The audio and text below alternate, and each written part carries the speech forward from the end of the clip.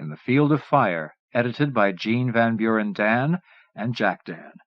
Copyright 1987 by Jeanne Van Buren Dann and Jack Dann. Narrated by John Stratton. This book was originally created for audio cassette playback. Any announcements concerning cassettes do not apply to this recording. This version contains markers allowing direct access to major portions of the book. Annotation. Collection of short stories in which 21 leading science fiction and fantasy authors write about Vietnam. Includes some classic works published earlier by Kate Wilhelm, Dennis Etchison, Gardner Dozois, and Brian Aldiss. A memorable anthology of the Vietnam experience. Strong language and some descriptions of sex. 1987.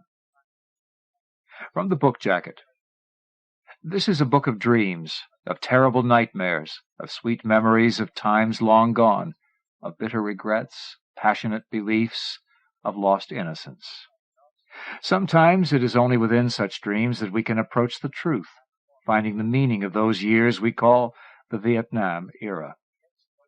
This is a collection of stories created out of the fire that seared a generation, that heated the crucible where our present reality was forged, that smolders still in the memories of everyone who lived through those turbulent years. 22 brilliant offerings from the finest fantasists writing today. Statements from the heart, bitingly honest, born in a genre that specializes in the creation of dreams, but reaching far beyond it with a perspective and a message that more conventional fiction cannot deliver. From the Central Highlands to the streets of Saigon to the refugee enclaves of Philadelphia, from the mid-'60s to the mid-'80s through a decade of denial, these are war stories from a war that was unlike any other, a war that in many ways has never ended.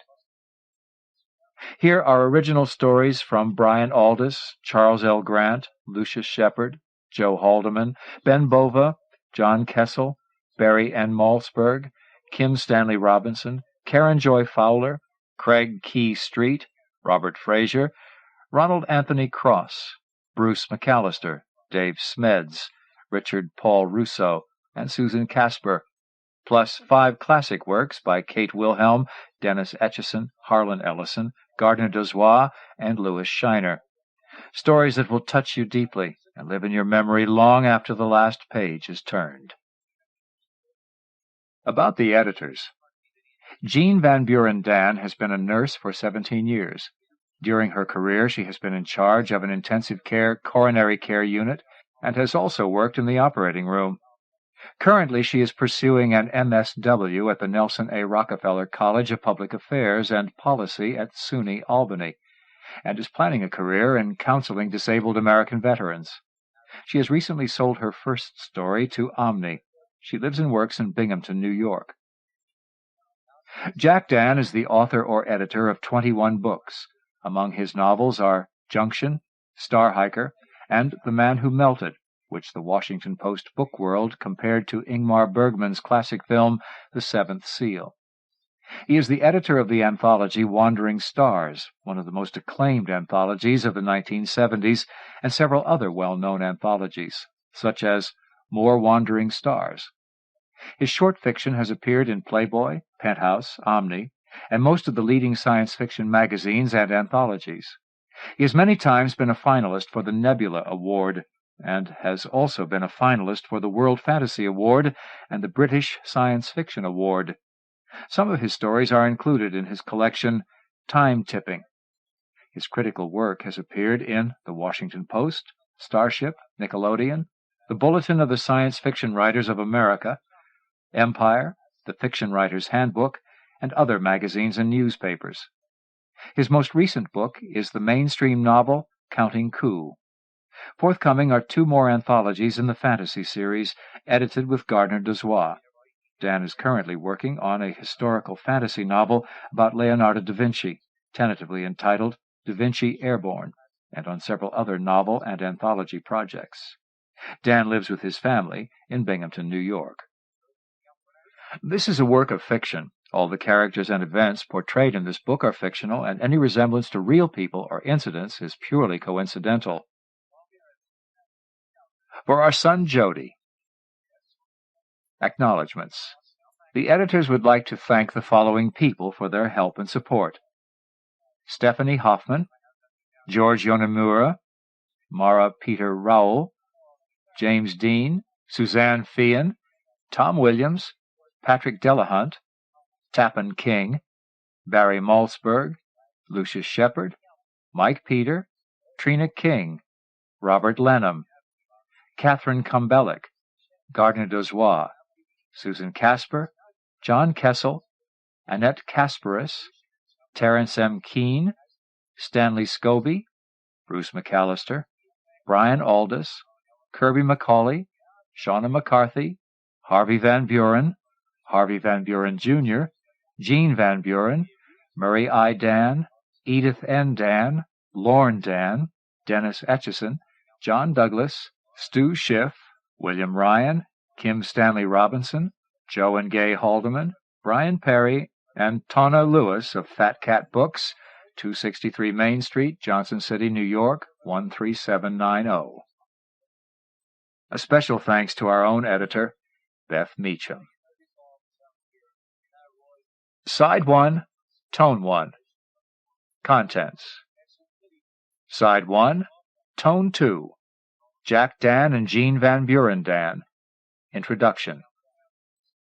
Side 1, Tone 3. Kim Stanley Robinson, The Memorial. Side 1, Tone 4. Lucius Shepard, Delta Sly Honey. Side 1, Tone 5. Craig Key Strete, The Game of Cat and Eagle. Side 2, Tone 1. Karen Joy Fowler, Letters from Home. Side 3, Tone 1.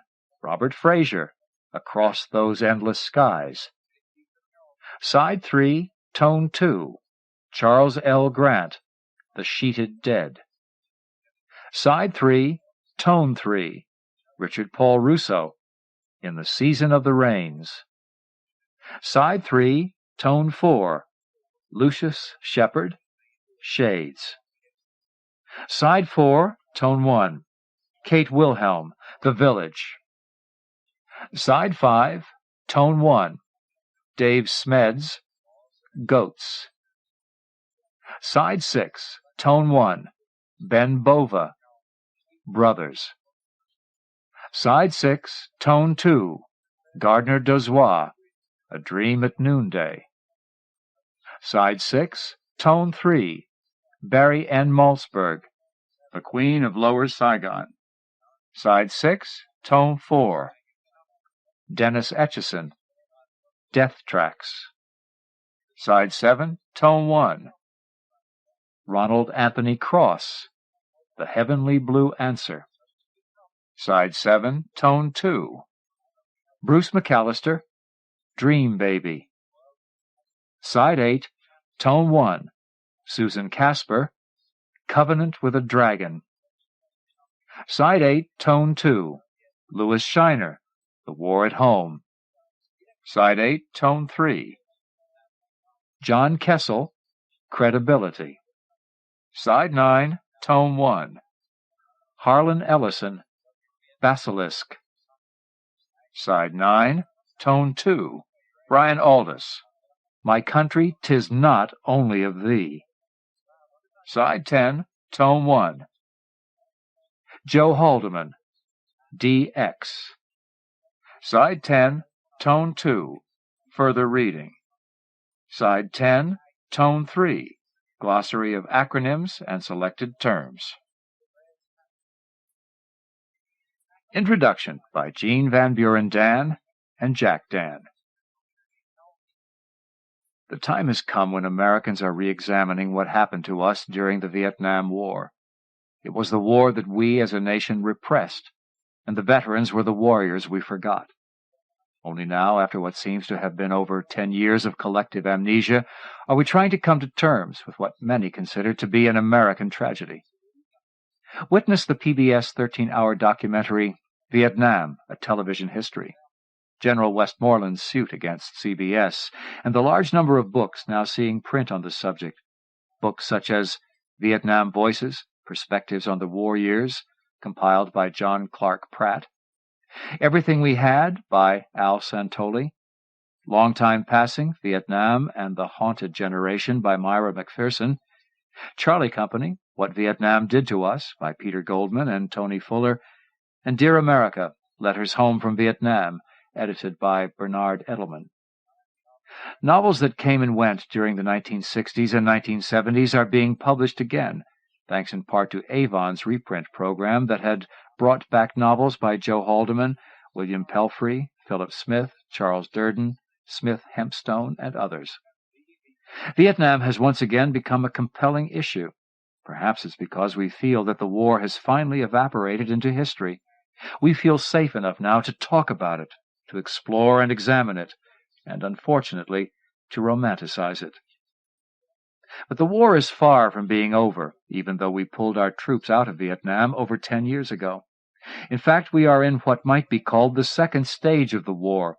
The first stage was the actual fighting, the mass demonstrations, the draft card burnings.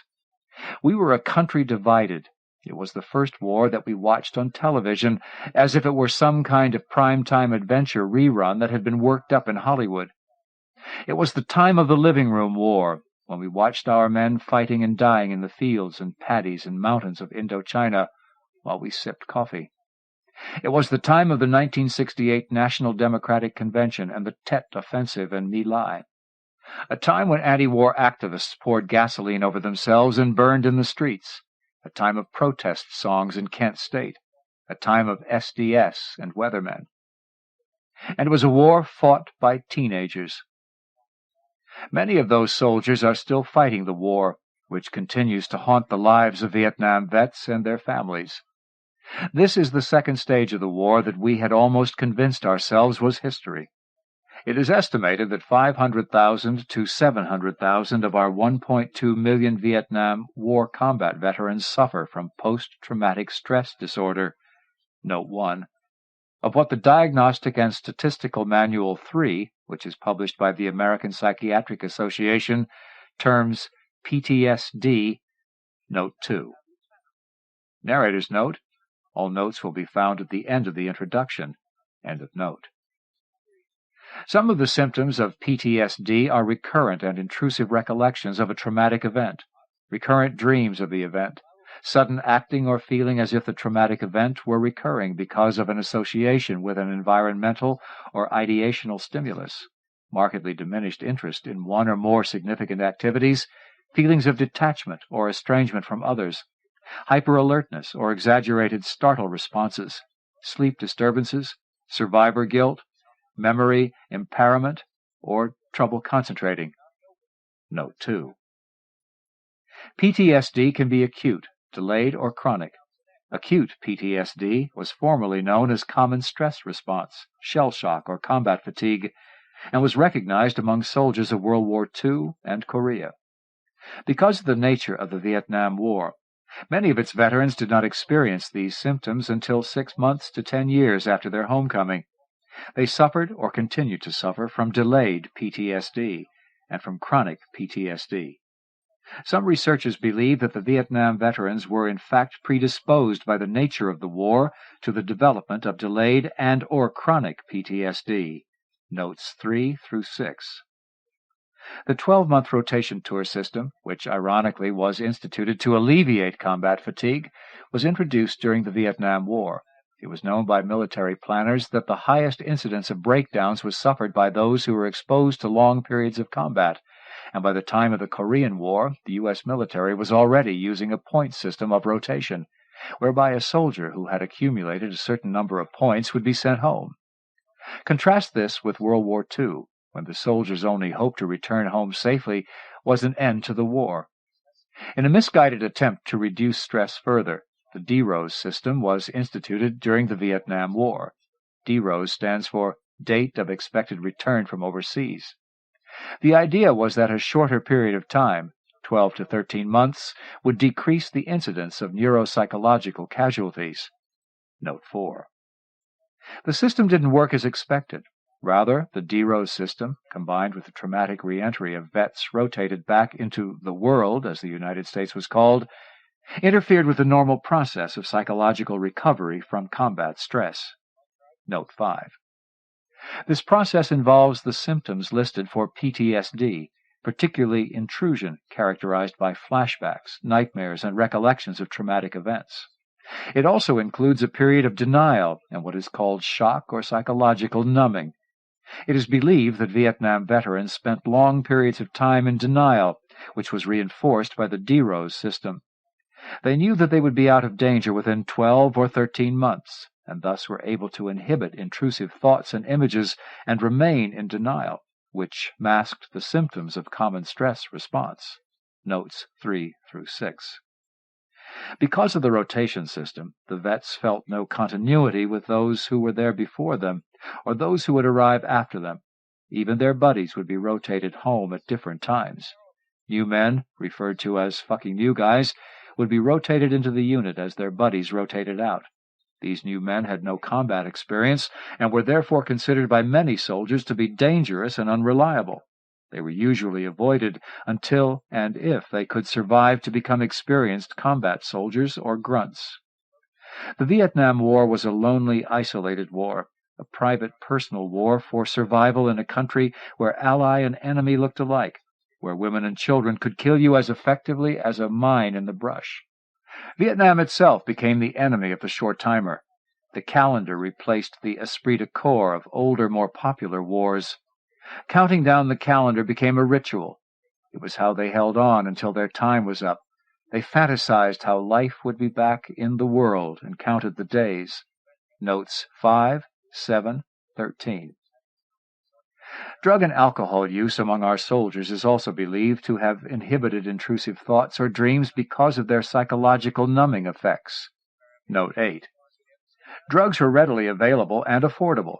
The heroin in Vietnam was 96% pure. Heroin in the United States is usually 3 to 10% pure. And a multi-dose vial could be purchased for about $2.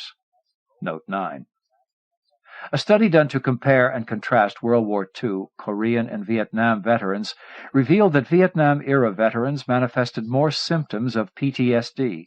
It was also found that they drank significantly more alcohol. Note 10. There are other factors that researchers believe play a role in the development of delayed PTSD. Many returned home within 72 hours or less after being in Vietnam, with barely any interlude from their war experience to the time when they were faced with routine daily activities. They experienced culture shock, and the normalcy of being home again only further prolonged their denial. It only took them hours to leave a country where, as Francis Fitzgerald wrote, all the laws of civilization were suspended. Note 11. This experience was especially traumatic for the Vietnam veterans who went to war as teenagers and were at a particularly vulnerable age, socially and psychologically. Not only may age play a role in predisposing a vet to PTSD, but research has demonstrated that Vietnam veterans whose fathers were in combat during World War II may be more prone to suffer a severe form of PTSD known as malignant post-Vietnam stress syndrome, which is life-threatening.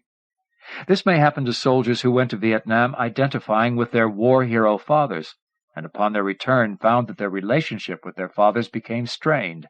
Note 12.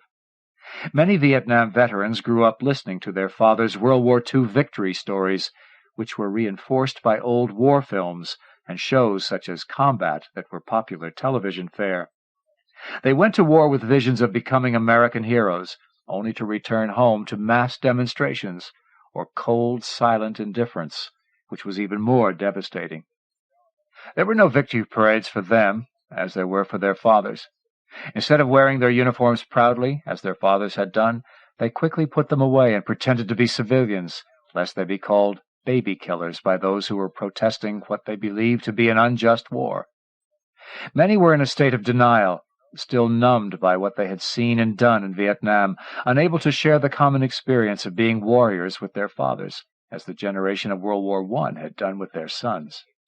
Instead, the bond between father and son was weakened by an ambiguous war, for self-loathing, bitterness, and hopelessness had replaced the Vietnam veterans' feelings of patriotism and heroism. Symptoms of PTSD can also be severe when the disorder is delayed and/or chronic if left untreated. A lack of understanding of this condition can lead to misdiagnosis and inappropriate treatment. Veterans who resent authority or who think their symptoms are abnormal may be reluctant to seek help. Many do not realize that the symptoms are normal reactions when stress of this magnitude is experienced. Vietnam veterans with PTSD do not suffer from a hopeless disorder. The Disabled American Vietnam Veteran Outreach Program is providing educational material and services regarding the diagnosis and treatment of PTSD, and group and individual therapeutic techniques have been developed specifically for Vietnam veterans and have proven to be beneficial.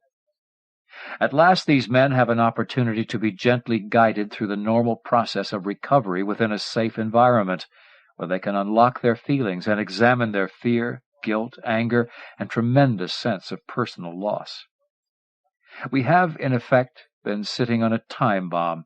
It is only now that we are becoming aware of a war that never ended. It has been repressed only to manifest itself in the violence and anxieties and sweat-soaked nightmares of a generation of veterans still suffering from the war. Vietnam-era veterans are 65% more likely to die from suicide as compared to those who avoided this war. Note 14. None of us are exempt from questions and guilt. While veterans question why they had to fight a politically and morally ambiguous war, former protesters wonder if they chose the best method of responding to it. Many non-veterans feel guilty because they did not serve with their friends and neighbors who were killed or wounded. The Vietnam War still goes on. Vietnam veterans don orange T-shirts that read, "Sprayed and Betrayed," while their wives wonder if their children will be born with birth defects or be predisposed to serious illnesses due to their husbands' exposures to Agent Orange. Families wait for loved ones who they believe are still prisoners of war, while remains of MIAs are returned, a few at a time. Refugees leave their ruined homeland and immigrate to areas like Arlington, Virginia, known as Little Saigon. Studies have indicated that the dreams of Vietnam combat veterans can in some cases reveal entirely different and more accurate accounts of this war than the dreamer's waking memories. Also, these recurring dreams change over time, taking the form of therapeutic drama. Note 15. Fiction itself is a kind of waking dream, an exploration of our fears and nightmares, and at its best it dips into our unconscious to grab at our demons and bring them screaming and bleeding into the light. It, too, can be a therapeutic drama that transforms the terrifying chaos of war into meaning. The Vietnam War was so psychologically cyclonic and horrific in its effect on individuals that perhaps the dark personal truth of their experience can best be reflected through the devices of metaphor and fantasy. Science fiction and fantasy specialize in the creation of worlds and dreams. We think that these dreams, written by the best in these genres, bring another level of meaning and truth to the war that we have all, in our own ways, experienced. Notes. 1.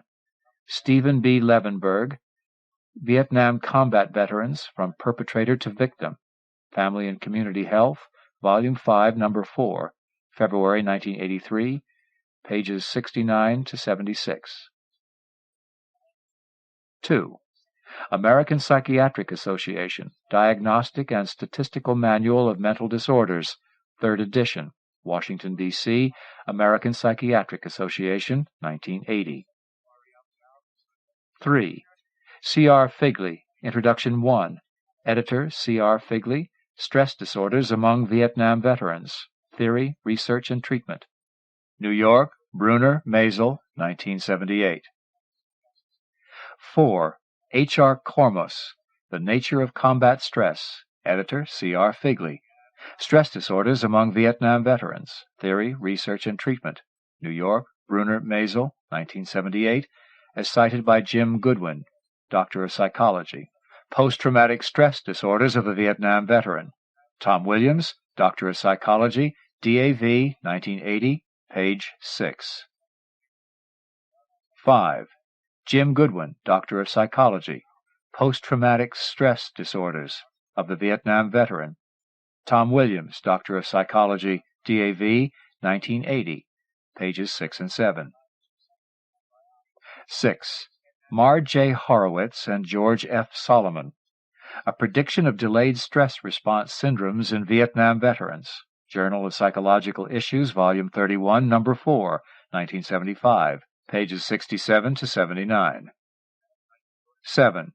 Bourne, Men, Stress in Vietnam. Boston, Little Brown, 1970, pages 12 to 42.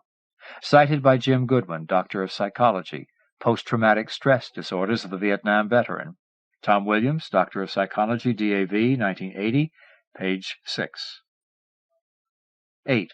Horowitz and Solomon, pages 67 to 79. 9. Paul Starr, The Discarded Army, New York, Charterhouse, 1973, page 116. 10. Marion D. Bloom and Others, An Assessment of the Treatment Needs of Vietnam-Era Veterans, Hospital and Community Psychiatry, Volume 35, Number 7, July 1984, pages 691 to 696. 11.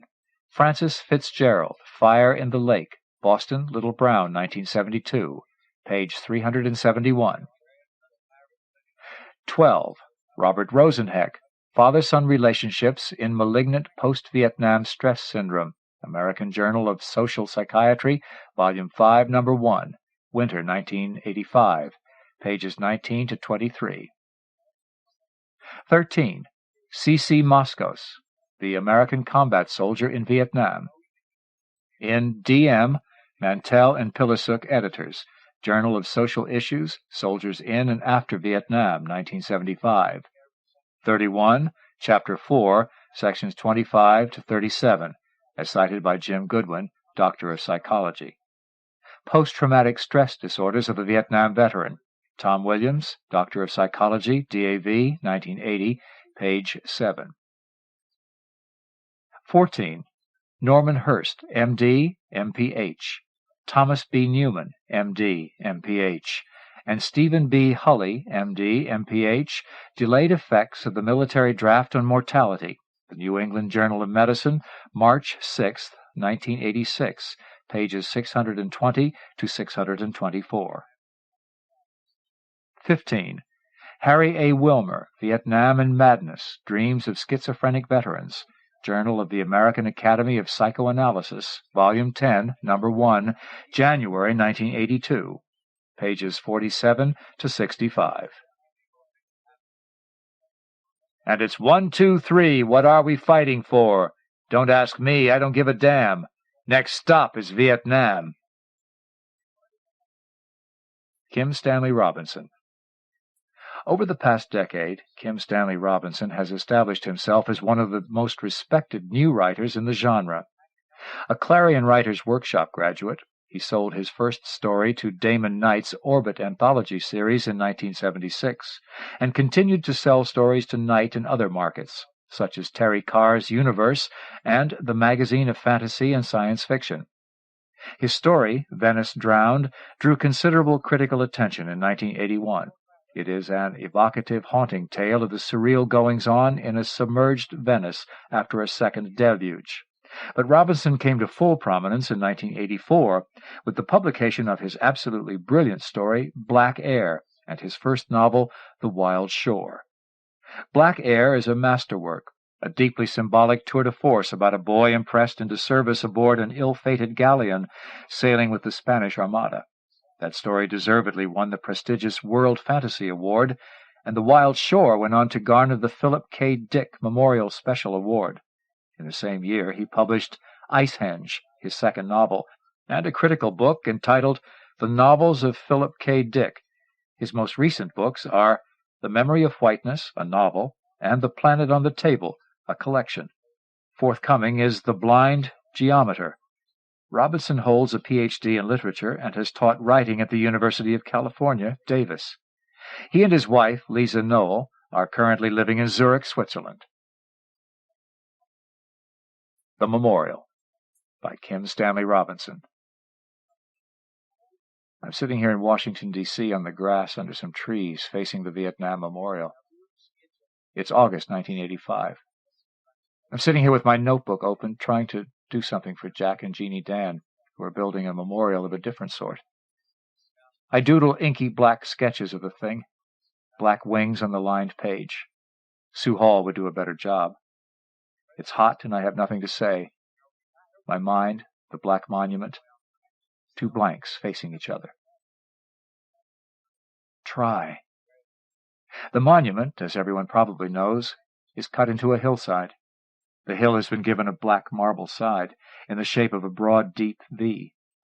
From where I sit, the 50,000 names are just tiny white lines, evenly marking the black. People walk down a sidewalk placed beside the wall.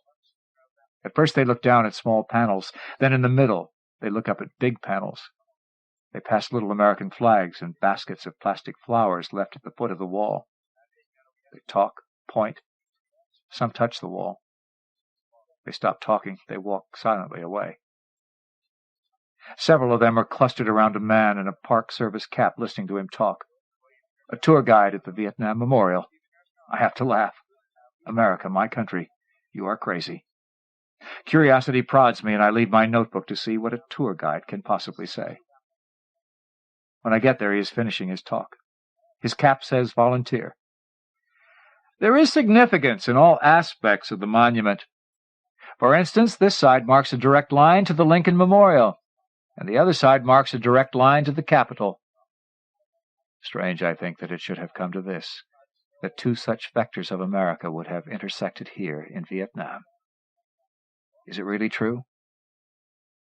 He guides us up one side of the thing as he talks.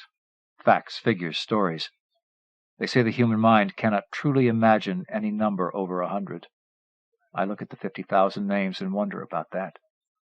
Dodger Stadium full of fans. Imagine all of them dead. One big car crash. I remember the car crashes I have seen. The metal twisted as if it were flesh. The flesh too horribly fragile to contemplate. Flesh broken as if it were only an idea. And I try to imagine walking through a landscape of car crashes, one every few minutes, going off to left and right of me, as in a Ballard nightmare, for day after day. My stunted version of the war. 50,000 car crashes. The guide helps an elderly couple to do a rubbing.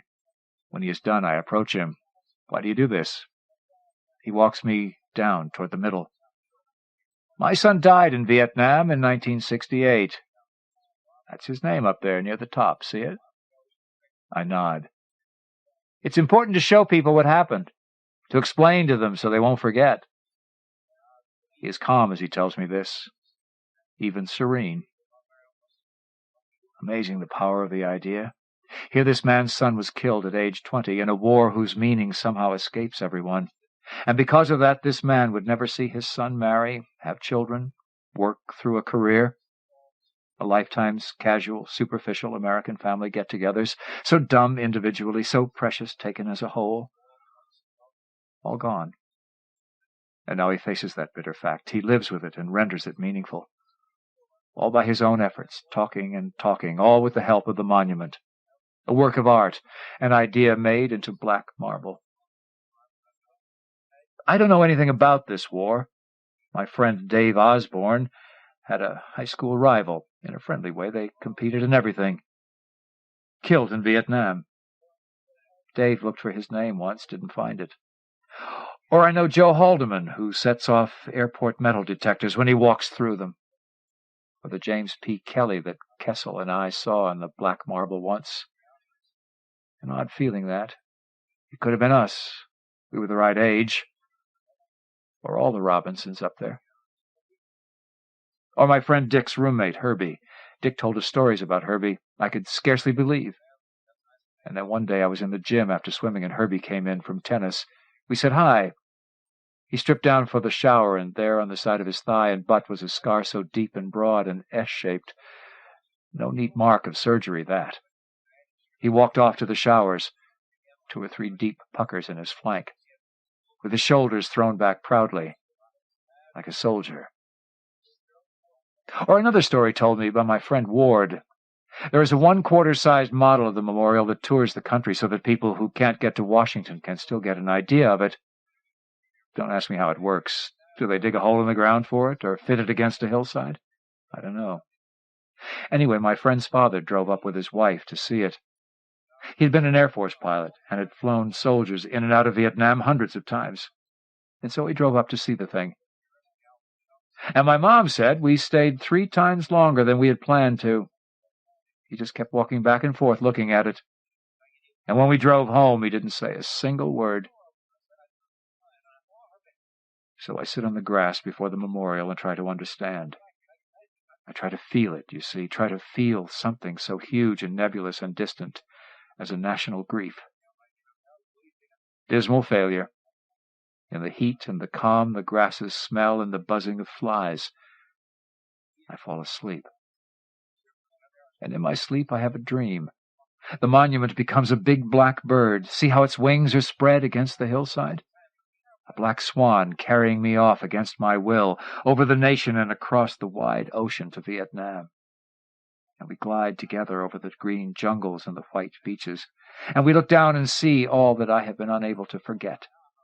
Jiggling TV images of a rat-a-tat combat. The Life magazine faces, the Vietnamese with the pistol to his head.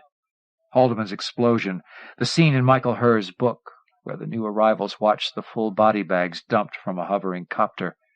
The nurse's account of her hospital work, the cover of Paul Fusel's book, with the soldier boy's face emptied by horror, collapsed, the ultimate witness of what war does to us. What that boy looks at, none of us can see, thank God. But we can see him, and the swan turns its neck to look back at me. It dumps me on the grass and soars back into the side of the hill, wings extended. Black marble scored with white lines. Each white line, each wasted life begins to talk, begins to tell its story in tiny whispers, so that in the aggregate they sound like crickets and the humming of flies. I wake up. The guide walks back and forth, explaining and explaining. People pass by slowly in the heat, looking solemn, even stunned. And suddenly I see that we all feel it, everyone there, and that therefore it must indeed mean something to be part of a nation. The power of the idea to render reality. National grief. It's a strange thought. But here we are.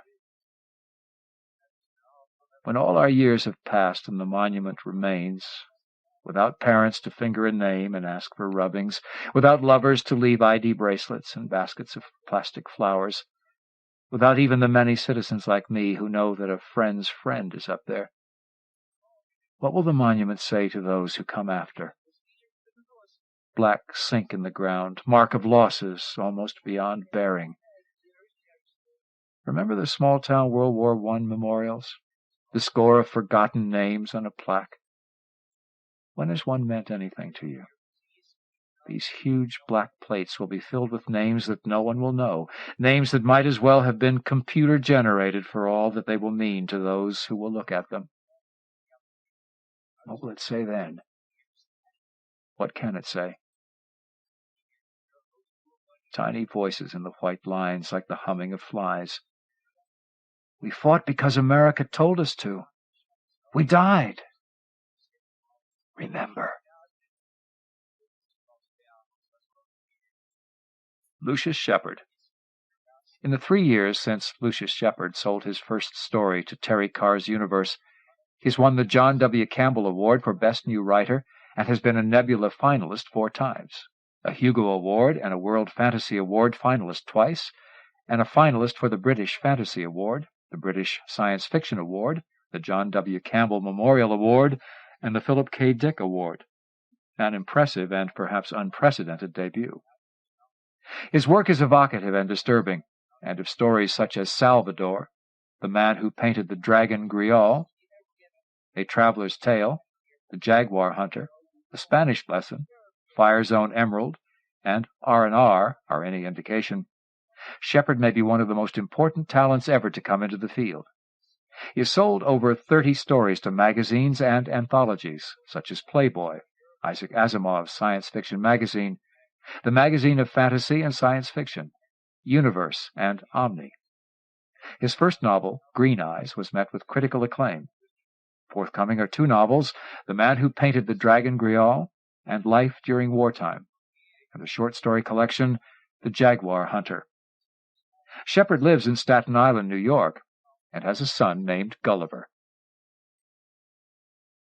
Delta Sly Honey by Lucius Shepard.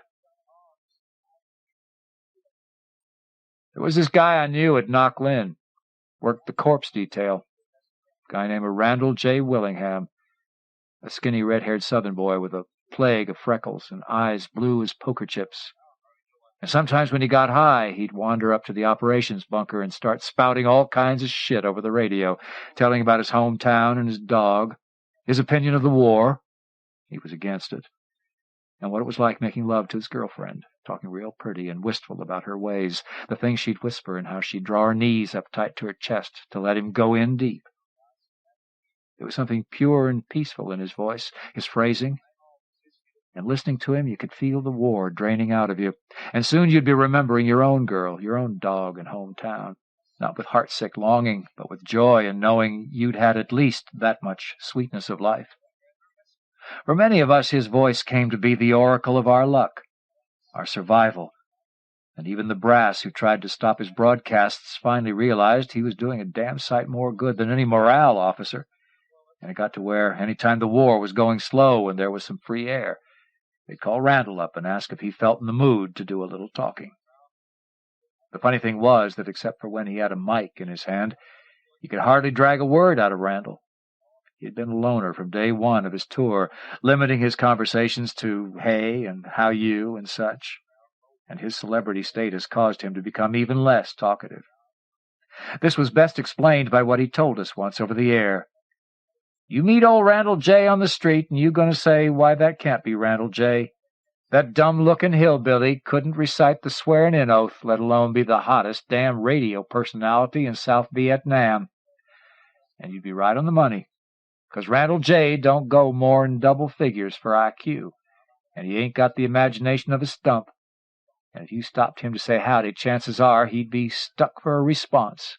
But let me tell you, when he puts his voice into a mic, old Randall J. becomes one with the airwaves, and the light that's been dark inside him goes bright, and his spirit streams out along Thunder Road and past the Napalm Coast, mixing with the ozone and changing into Randall J. Willingham, the high priest of the soulful truth and the holy ghost of the 60-cycle hum. The base was situated on a gently inclined hill set among other hills, all of which had once been part of the Michelin rubber plantation, but now were almost completely defoliated, transformed into dusty brown lumps. Nearly 7,000 men were stationed there, living in bunkers and tents dotting the slopes, and the only building with any degree of permanence was an outsized Quonset hut that housed the PX. It stood just inside the wire at the base of the hill. I was part of the MP contingent, and I guess I was the closest thing Randall had to a friend. We weren't really tight, but being from a small southern town myself, the son of gentry, I was familiar with his type. Fey, quiet farm boys whose vulnerabilities run deep, and I felt both sympathy and responsibility for him. My sympathy wasn't misplaced. Nobody could have had a worse job, especially when you took into account the fact that his top sergeant, a beady-eyed, brush-cut, tackle-sized Army lifer named Andrew Moon, had chosen him for his whipping boy. Every morning I'd pass the tin-roofed shed where the corpses were offloaded. It, too, was just inside the wire, but on the opposite side of the hill from the PX. And there Randall would be, laboring among body bags that were piled around like huge black fruit, with Moon hovering in the background and scowling. I always made it a point to stop and talk to Randall in order to give him a break from Moon's tyranny, and though he never expressed his gratitude or said very much about anything, soon he began to call me by my Christian name, Kurt, instead of by my rank. Each time I made to leave, I would see the strain come back into his face, and before I had gone beyond earshot, I would hear Moon reviling him. I believe it was those days of staring into stomach cavities, into charred hearts and brains, and Moon all the while screaming at him. I believe that was what had squeezed the poetry out of Randall and birthed his radio soul. I tried to get Moon to lighten up. One afternoon I bearded him in his tent and asked why he was mistreating Randall. Of course I knew the answer. Men like Moon, men who have secured a little power and grown bloated from its use, they don't need an excuse for brutality. There's so much meanness inside them, it's bound to slop over onto somebody. But thinking I could handle him better than Randall, I planned to divert his meanness, set myself up as his target, and this seemed a good way to open. He didn't bite, however. He just lay on his cot, squinting up at me and nodding sagely, as if he saw through my charade. His jowls were speckled with a few days' growth of stubble, hair sparse and black as pig bristles. "You know," he said, "I couldn't figure why you were buddying up to that fool, so I had to look at your records." He grunted laughter. "Now I got it." "Oh?" I said, maintaining my cool.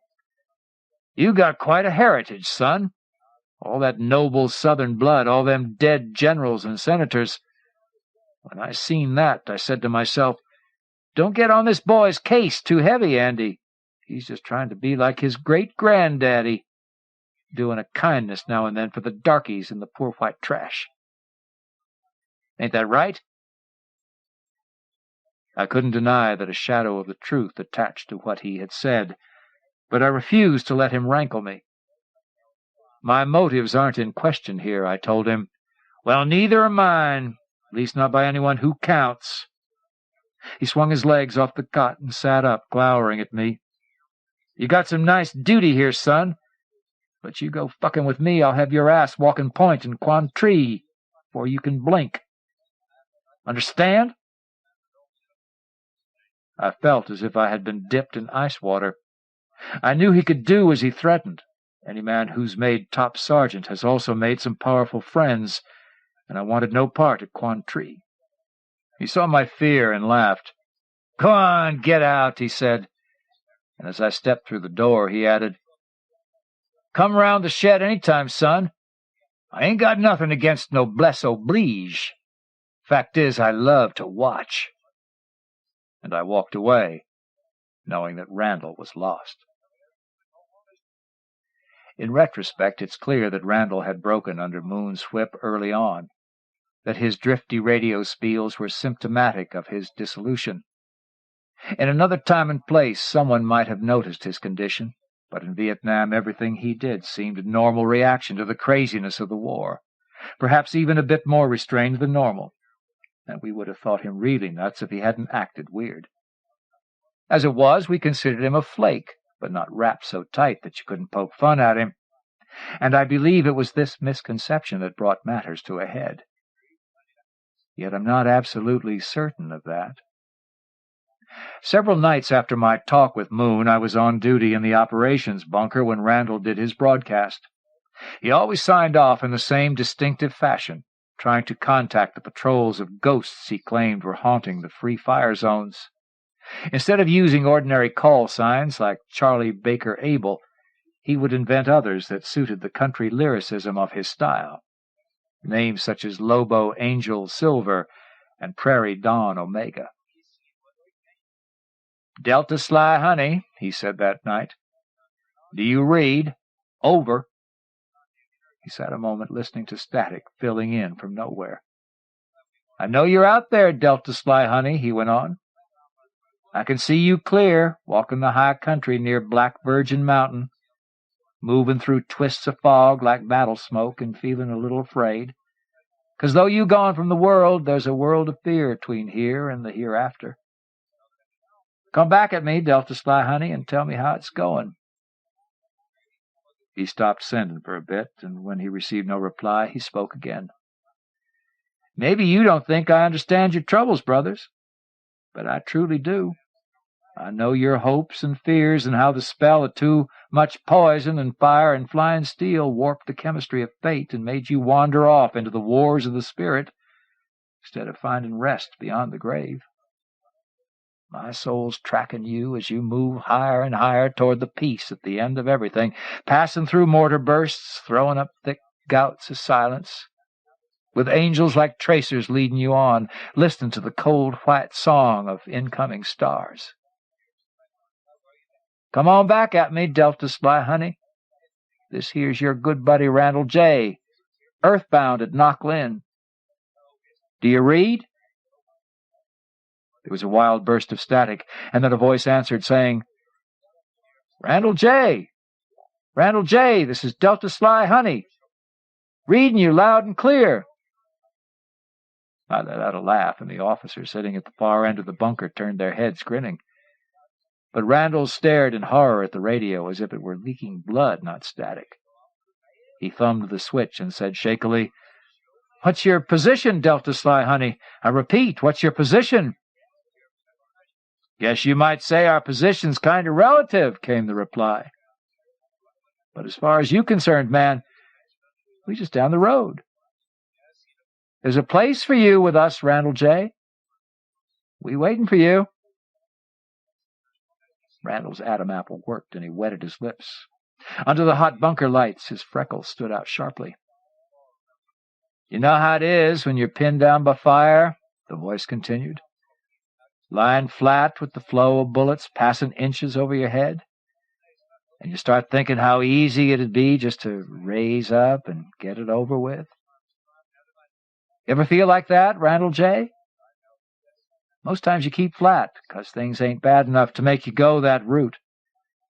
But the way things been going for you, man, what with sticking your hands into dead meat night and day—" "Shut up," said Randall, his voice tight and small. "And that asshole Moon fucking with your mind. Maybe it's time to consider your options." "Shut up!" Randall screamed it, and I grabbed him by the shoulders. "Take it easy," I told him. "It's just some jerk-off putting you on."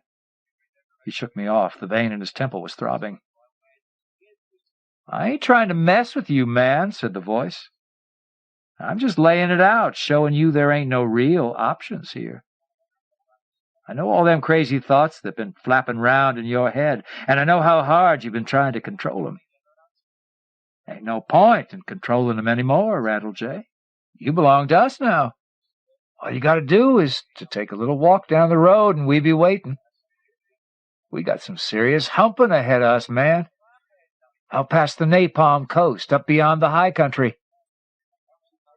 Randall bolted for the door, but I caught him and spun him around. He was breathing rapidly through his mouth, and his eyes seemed to be shining too brightly, like the way an old light bulb will flare up right before it goes dark for good. "Let me go," he said. "I gotta find him. I gotta tell him it ain't my time." "It's just someone playing a goddamn joke," I said. And then it dawned on me. "It's Moon, Randall. You know it's him putting somebody up to this." "I gotta find him," he repeated, and with more strength than I would have given him credit for, he pushed me away and ran off into the dark. He didn't return, not that night, not the next morning, and we reported him AWOL. We searched the base and the nearby villes to no avail, and since the countryside was rife with NLF patrols and VC, it was logical to assume he had been killed or captured. Over the next couple of days, Moon made frequent public denials of his complicity in the joke, but no one bought it. He took to walking around with his holster unlatched, a wary expression on his face. Though Randall hadn't had any real friends, many of us had been devoted to his broadcasts, and among those devotees were a number of men who, well, a civilian psychiatrist might have called them unstable, but in truth they were men who had chosen to exalt instability, to ritualize insanity as a means of maintaining their equilibrium in an unstable medium. It was likely some of them would attempt reprisals. Moon's best hope was that something would divert their attention, but 3 days after Randall's disappearance, a peculiar transmission came into operations.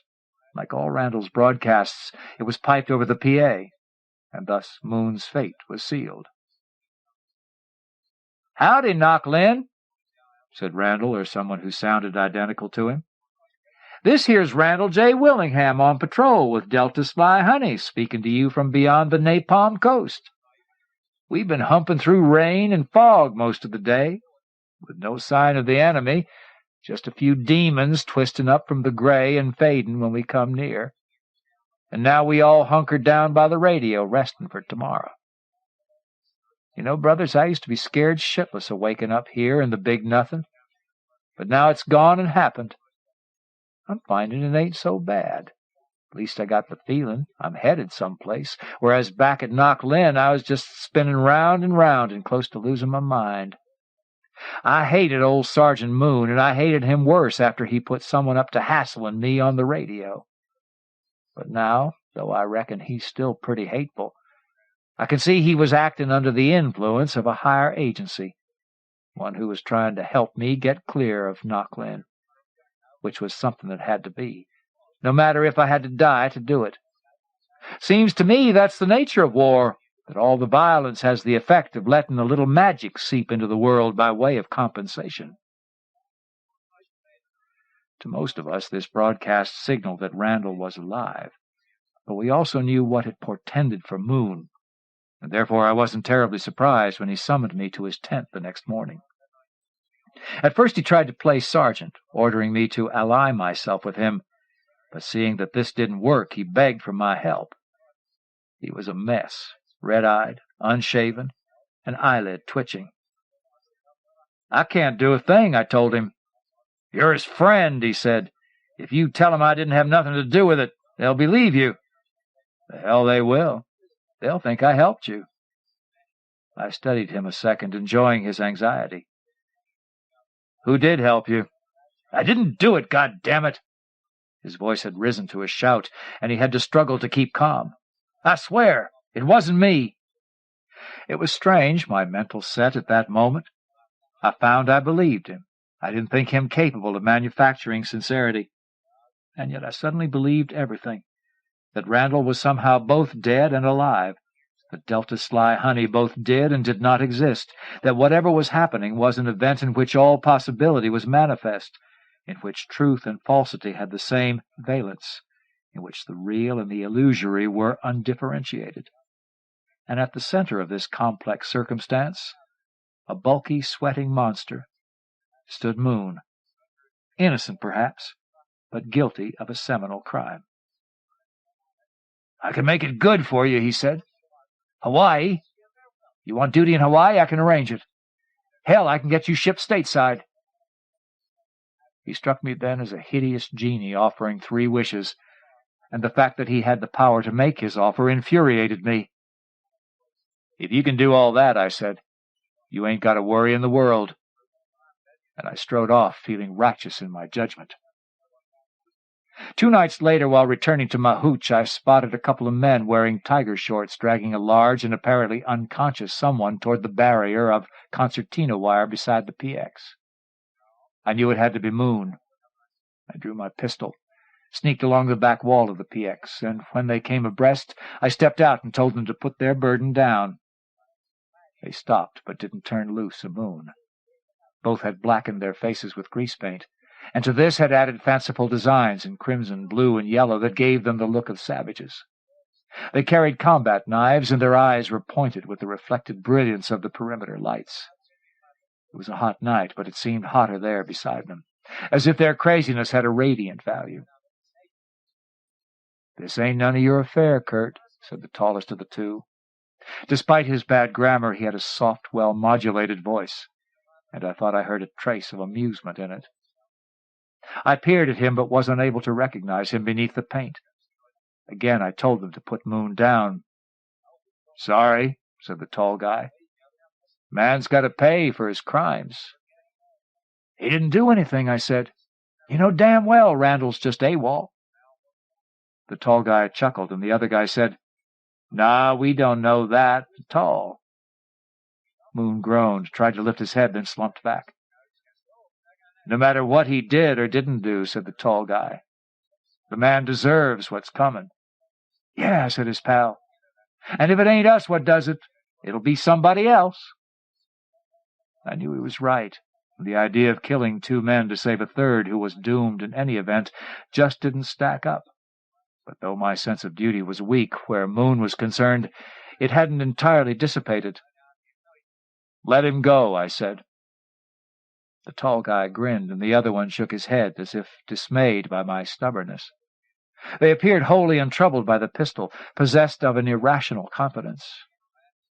"Be reasonable, Kurt," said the tall guy. "This ain't getting you nowhere." I couldn't believe his foolhardiness. "You see this?" I said, flourishing the pistol. "Gun, you know. I'm going to fucking shoot you with it. You don't let him go." Moon let out another groan, and the tall guy rapped him hard in the back of the head with the hilt of his knife. "Hey," I said, training the pistol on his chest. "Look here, Kurt," he began. "Who the hell are you?" I stepped closer, but was still unable to identify him. "I don't know you." "Randall told us about you, Kurt. He's a buddy of ours, old Randall is. We're with Delta Sly Honey." I believed him for that first split second. My mouth grew cottony and my hand trembled. But then I essayed a laugh. "Sure you are. Now put his ass down." "That's what you really want, huh?" "Damn right," I said. "Now." "Okay," he said. "You got it." And with a fluid stroke, he cut Moon's throat. Moon's eyes popped open as the knife sliced through his tissues. And that, not the blood spilling onto the dust, was the thing that froze me, those bugged eyes in which an awful realization dawned and faded. They let him fall face downward. His legs spasmed, his right hand jittered. For a long moment, stunned, I stared at him, the blood puddling beneath his head.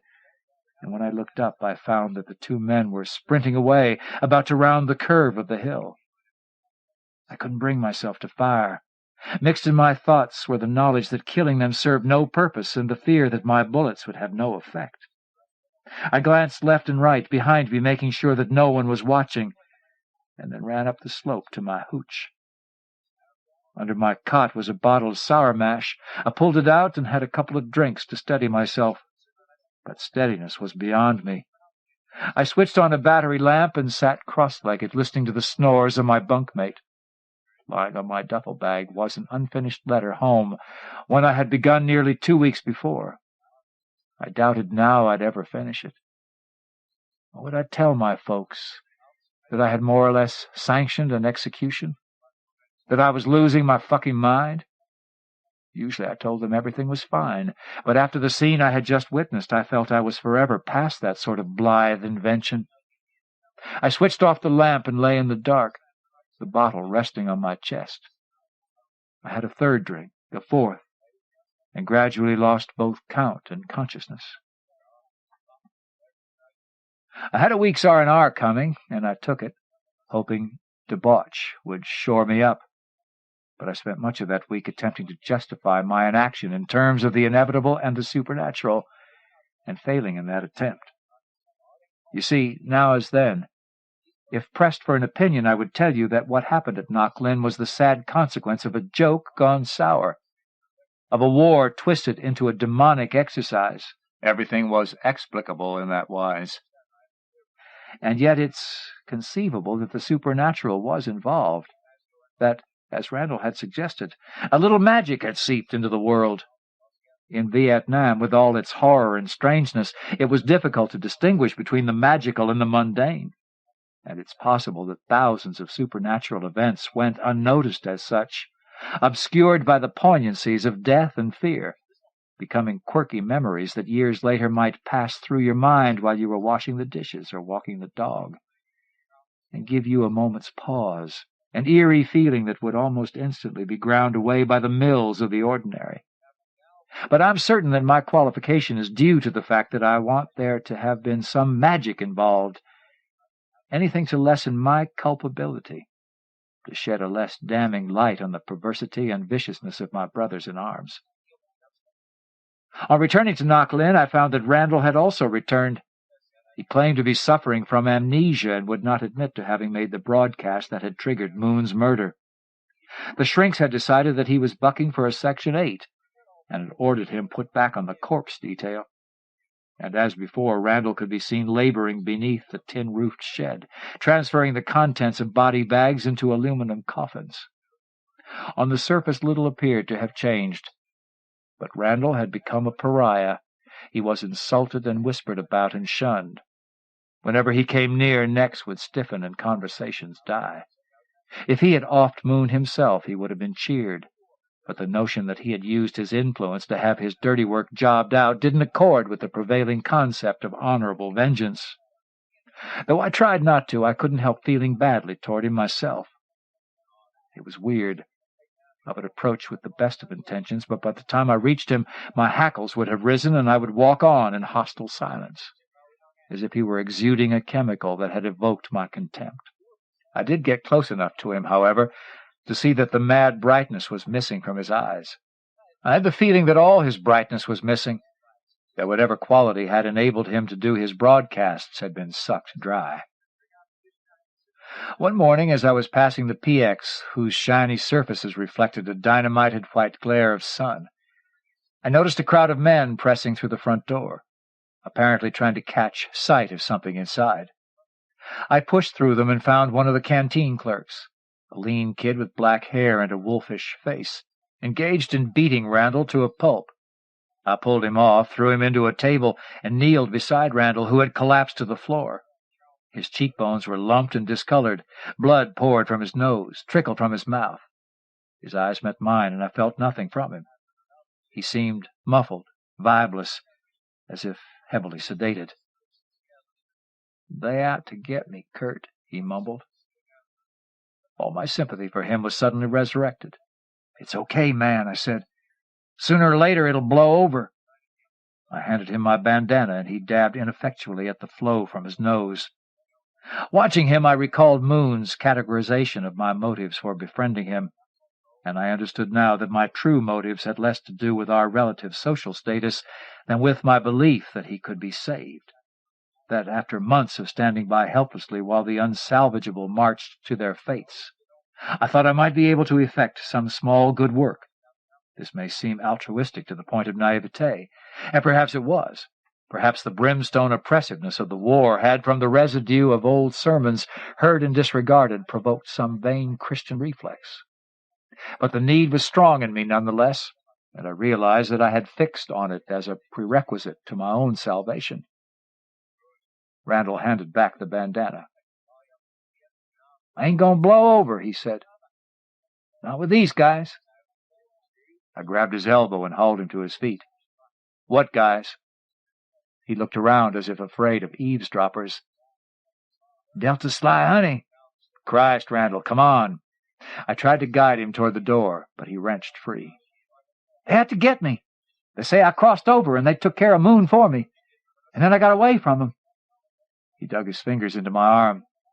"But I can't remember, Kurt. I can't remember nothing." My first impulse was to tell him to drop the amnesia act, but then I thought about the painted men who had scragged Moon. If they were after Randall, he was in big trouble. "Let's get you patched up," I said. "We'll talk about this later." He gazed at me, dull and uncomprehending. "You gonna help me?" he asked in a tone of disbelief. I doubted anyone could help him now, and maybe, I thought, that was also part of my motivation, the desire to know the good sin of honest failure. "Sure," I told him. "We'll figure out something." We started for the door, but on seeing the men gathered there, Randall balked. "What you want from me?" he shouted, giving a flailing, awkward wave with his left arm as if to make them vanish. "What the fuck do you want?" They stared coldly at him, and those stares were like bad answers. He hung his head and kept it hung all the way to the infirmary. That night I set out to visit Randall, intending to advise him to confess, a tactic I perceived as his one hope of survival. I'd planned to see him early in the evening, but was called back on duty and didn't get clear until well after midnight. The base was quiet and deserted feeling. Only a few lights picked out the darkened slopes, and had it not been for the heat and stench, it would have been easy to believe that the hill with its illuminated caves was a place of mild enchantment, inhabited by elves and not frightened men. The moon was almost full, and beneath it the PX shone like an immense silver lozenge. Though it had closed an hour before, its windows were lit, and, MP instincts engaged, I peered inside. Randall was backed against the bar, holding a knife to the neck of the wolfish clerk who had beaten him, and ranged in a loose circle around him, standing among the tables, were 5 men wearing tiger shorts, their faces painted with savage designs. I drew my pistol, eased around to the front, and, wanting my entrance to have shock value, kicked the door open. The 5 men turned their heads to me, but appeared not at all disconcerted. "How's she going, Kurt?" said one. And by his soft voice I recognized the tall guy who had slit Moon's throat.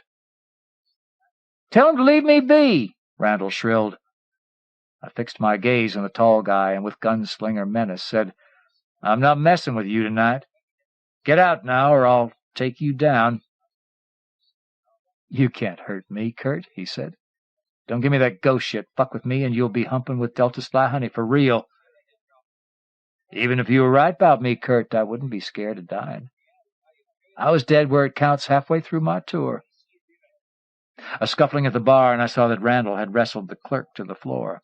He wrapped his legs around the clerk's waist in the scissors and yanked his head back by the hair to expose his throat. "Leave me be," he said. Every nerve in his face was jumping. "Let him go, Randall," said the tall guy.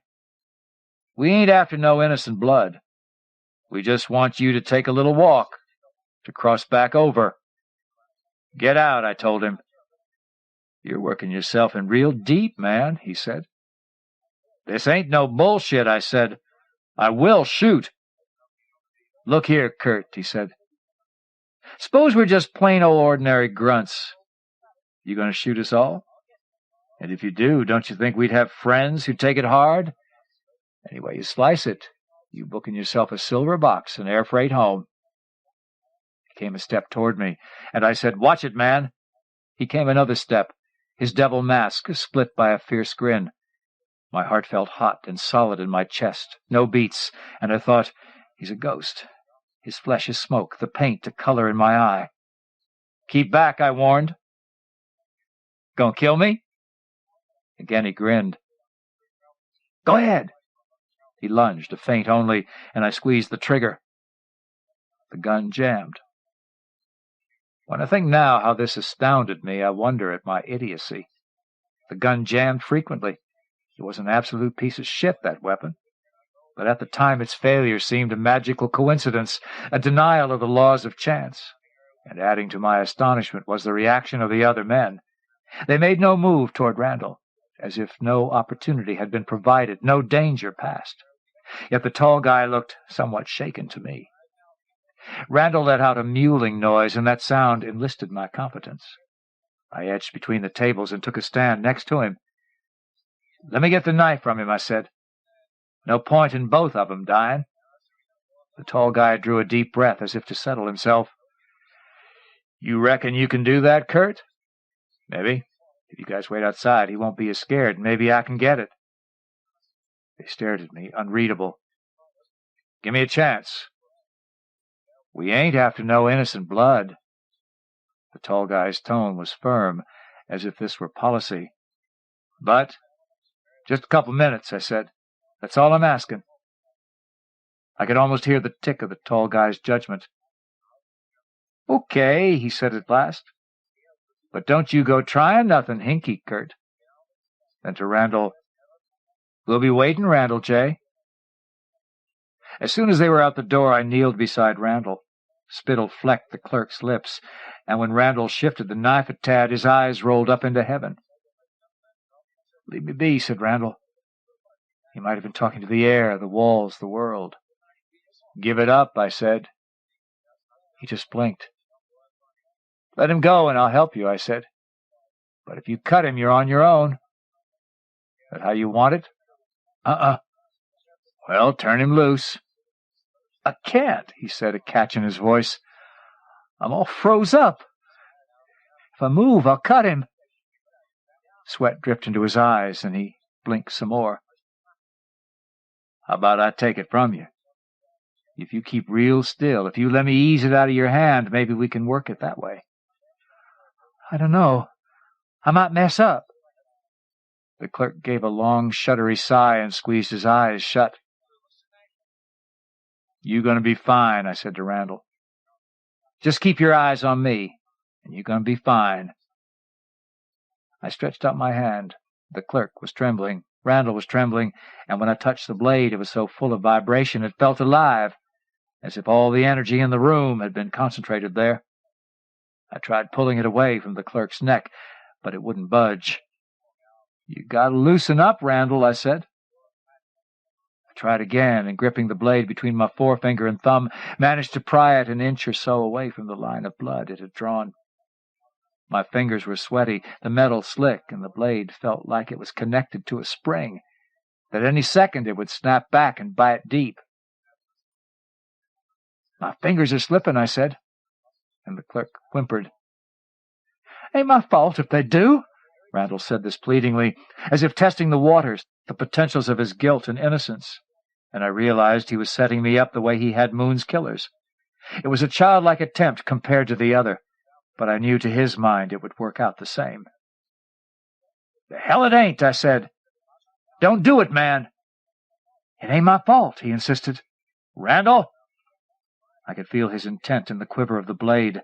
With my free hand I grabbed the clerk's upper arm, and as the knife slipped I jerked him to the side.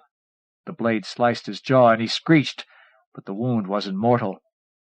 I plucked the knife from Randall's hand, wanting to kill him myself, but I had invested too much in his salvation. I hauled him erect and over to the window. I smashed out the glass with a chair and pushed him through. Then I jumped after him. As I came to my feet, I saw the painted men closing in from the front of the PX, and, still towing Randall along, I sprinted around the corner of the building and up the slope, calling for help. Lights flicked on and heads popped from tent flaps. But when they spotted Randall, they ducked back inside. I was afraid, but Randall's abject helplessness, his eyes rolling like a freaked calf's, his hands clawing at me for support, helped to steady me. The painted men seemed to be everywhere. They would materialize from behind tents, out of bunker mouths, grinning madly and waving moonstruck knives, and send us veering off in another direction, back and forth across the hill. Time and again I thought they had us, and on several occasions it was only by a hair's breadth that I eluded the slash of a blade that looked to be bearing a charge of winking silver energy on its tip. I was wearing down, stumbling, gasping, and I was certain we couldn't last much longer. But we continued to evade them, and I began to sense that they were in no hurry to conclude the hunt. Their pursuit had less an air of frenzy than of a ritual harassment. And eventually, as we staggered up to the mouth of the operations bunker, and, I believed, safety, I realized that they had been herding us. I pushed Randall inside and glanced back from the sandbagged entrance. The 5 men stood motionless a second, perhaps 50 feet away, then melted into the darkness.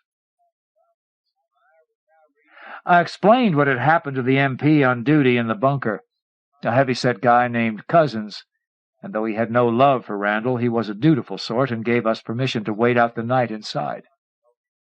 Randall slumped down against the wall, resting his head on his knees, the picture of despair. But I believed that his survival was assured. With the testimony of the clerk, I thought the shrinks would have no choice but to send him elsewhere for examination and possible institutionalization. I felt good, accomplished, and passed the night chain-smoking, bullshitting with Cousins. Then, toward dawn, a voice issued from the radio. It was greatly distorted, but it sounded very much like Randall's. "Randall J.," it said. "This here's Delta Sly Honey. Do you read? Over." Randall looked up, hearkening to the spit and fizzle of the static. "I know you're out there, Randall J.," the voice went on. "I can see you clear, sitting with the shadows of the bars upon your soul and blood on your hands. Ain't no virtuous blood, that's true, but it stains you all the same. Come back at me, Randall J., we got to talk, you and me." Randall let his head fall. With a finger he traced a line in the dust. "What's the point in keeping this up, Randall J.," said the voice. "You left the best part of you over here, the soulful part, and you can't go on much longer without it. Time to take that little walk for real, man. Time to get clear of what you done and pass on to what must be. We waiting for you just north of base, Randall J. Don't make us come for you." It was in my mind to say something to Randall, to break the disconsolate spell the voice appeared to be casting over him. But I found I had nothing left to give him, that I had spent my fund of altruism and was mostly weary of the whole business, as he must have been. "Ain't nothing to be afraid of out here," said the voice. "Only the wind and the gray whispers of Phantom Charlie, and the trail leading away from the world. There's good company for you, Randall J. Got a man here used to be a poet, and he'll tell you stories about the Wild North King and the Woman of Crystal. Got another fella, guy used to live in Indonesia, and he's full of tales about watching tigers come out on the highways to shit, and cities of men dressed like women, and islands where dragons still live. And there's this kid from Opelika. Claims to know some of your people down that way. And when he talks, you can just see that old farm boy moon heaving up big and yeller over the barns, shining the blacktop so it looks like polished jet. And you can hear crazy music leaking from the Dixieland Cafe and smell the perfumed heat steaming off the young girls' breasts. Don't make us wait no more, Randall J. We got work to do. Maybe it ain't much, just breaking trail and walking point and keeping a sharp eye out for demons. But it sure as hell beats Shepard and the dead, now don't it? A long pause. You come on, take that walk, Randall J. We'll make you welcome, I promise. This here's Delta Sly Honey. Over and out. Randall pulled himself to his feet and took a faltering few steps toward the mouth of the bunker. I blocked his path, and he said, "Let me go, Kurt." "Look here, Randall," I said. "I might can get you home if you just hang on." Home. The concept seemed to amuse him, as if it were something with the dubious reality of heaven or hell. "Let me go." In his eyes then I thought I could see all his broken parts, a disjointed shifting of lights and darks, and when I spoke I felt I was giving tongue to a vast consensus, one arrived at without either ballots or reasonable discourse. "If I let you go," I said, "be best you don't come back this time." He stared at me, his face gone slack, and nodded. Hardly anybody was outside, yet I had the idea everyone was watching us as we walked down the hill, under a leaden overcast. The base had a tense, muted atmosphere such as must have attended rainy dawns beneath the guillotine. The sentries at the main gate passed Randall through without question. He went a few paces along the road, then turned back, his face pale as a star in the half-light. And I wondered if he thought we were driving him off, or if he believed he was being called to a better world. In my heart I knew which was the case. At last he set out again, quickly becoming a shadow, then the rumor of a shadow, then gone.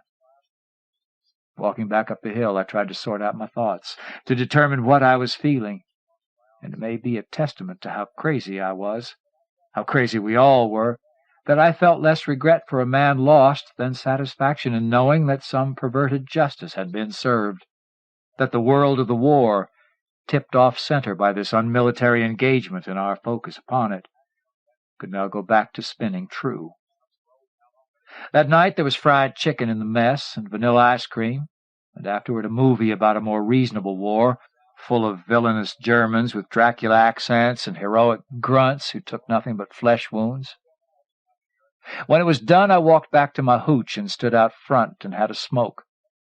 In the northern sky was a flickering orange glow, one accompanied by the rumble of artillery. It was, I realized, just about this time of night that Randall had customarily begun his broadcasts. Somebody else must have realized this, because at that moment the PA was switched on. I half expected to hear Randall giving the news of Delta Sly Honey, but there was only static, sounding like the crackling of enormous flames. Listening to it, I felt disoriented, completely vulnerable, as if some huge black presence were on the verge of swallowing me up. And then a voice did speak.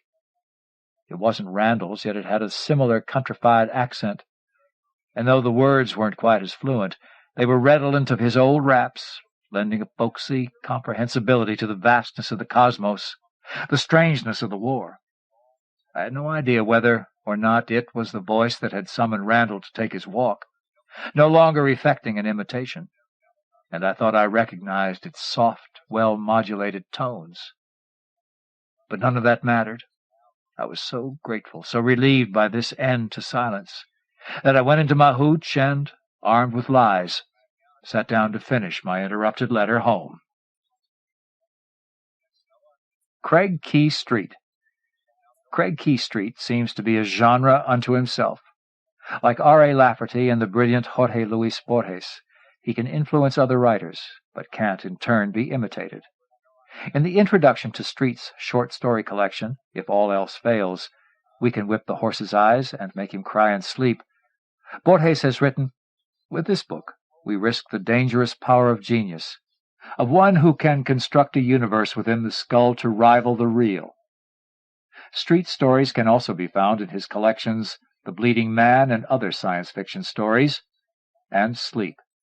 He has been a finalist for the Nebula and Hugo Awards.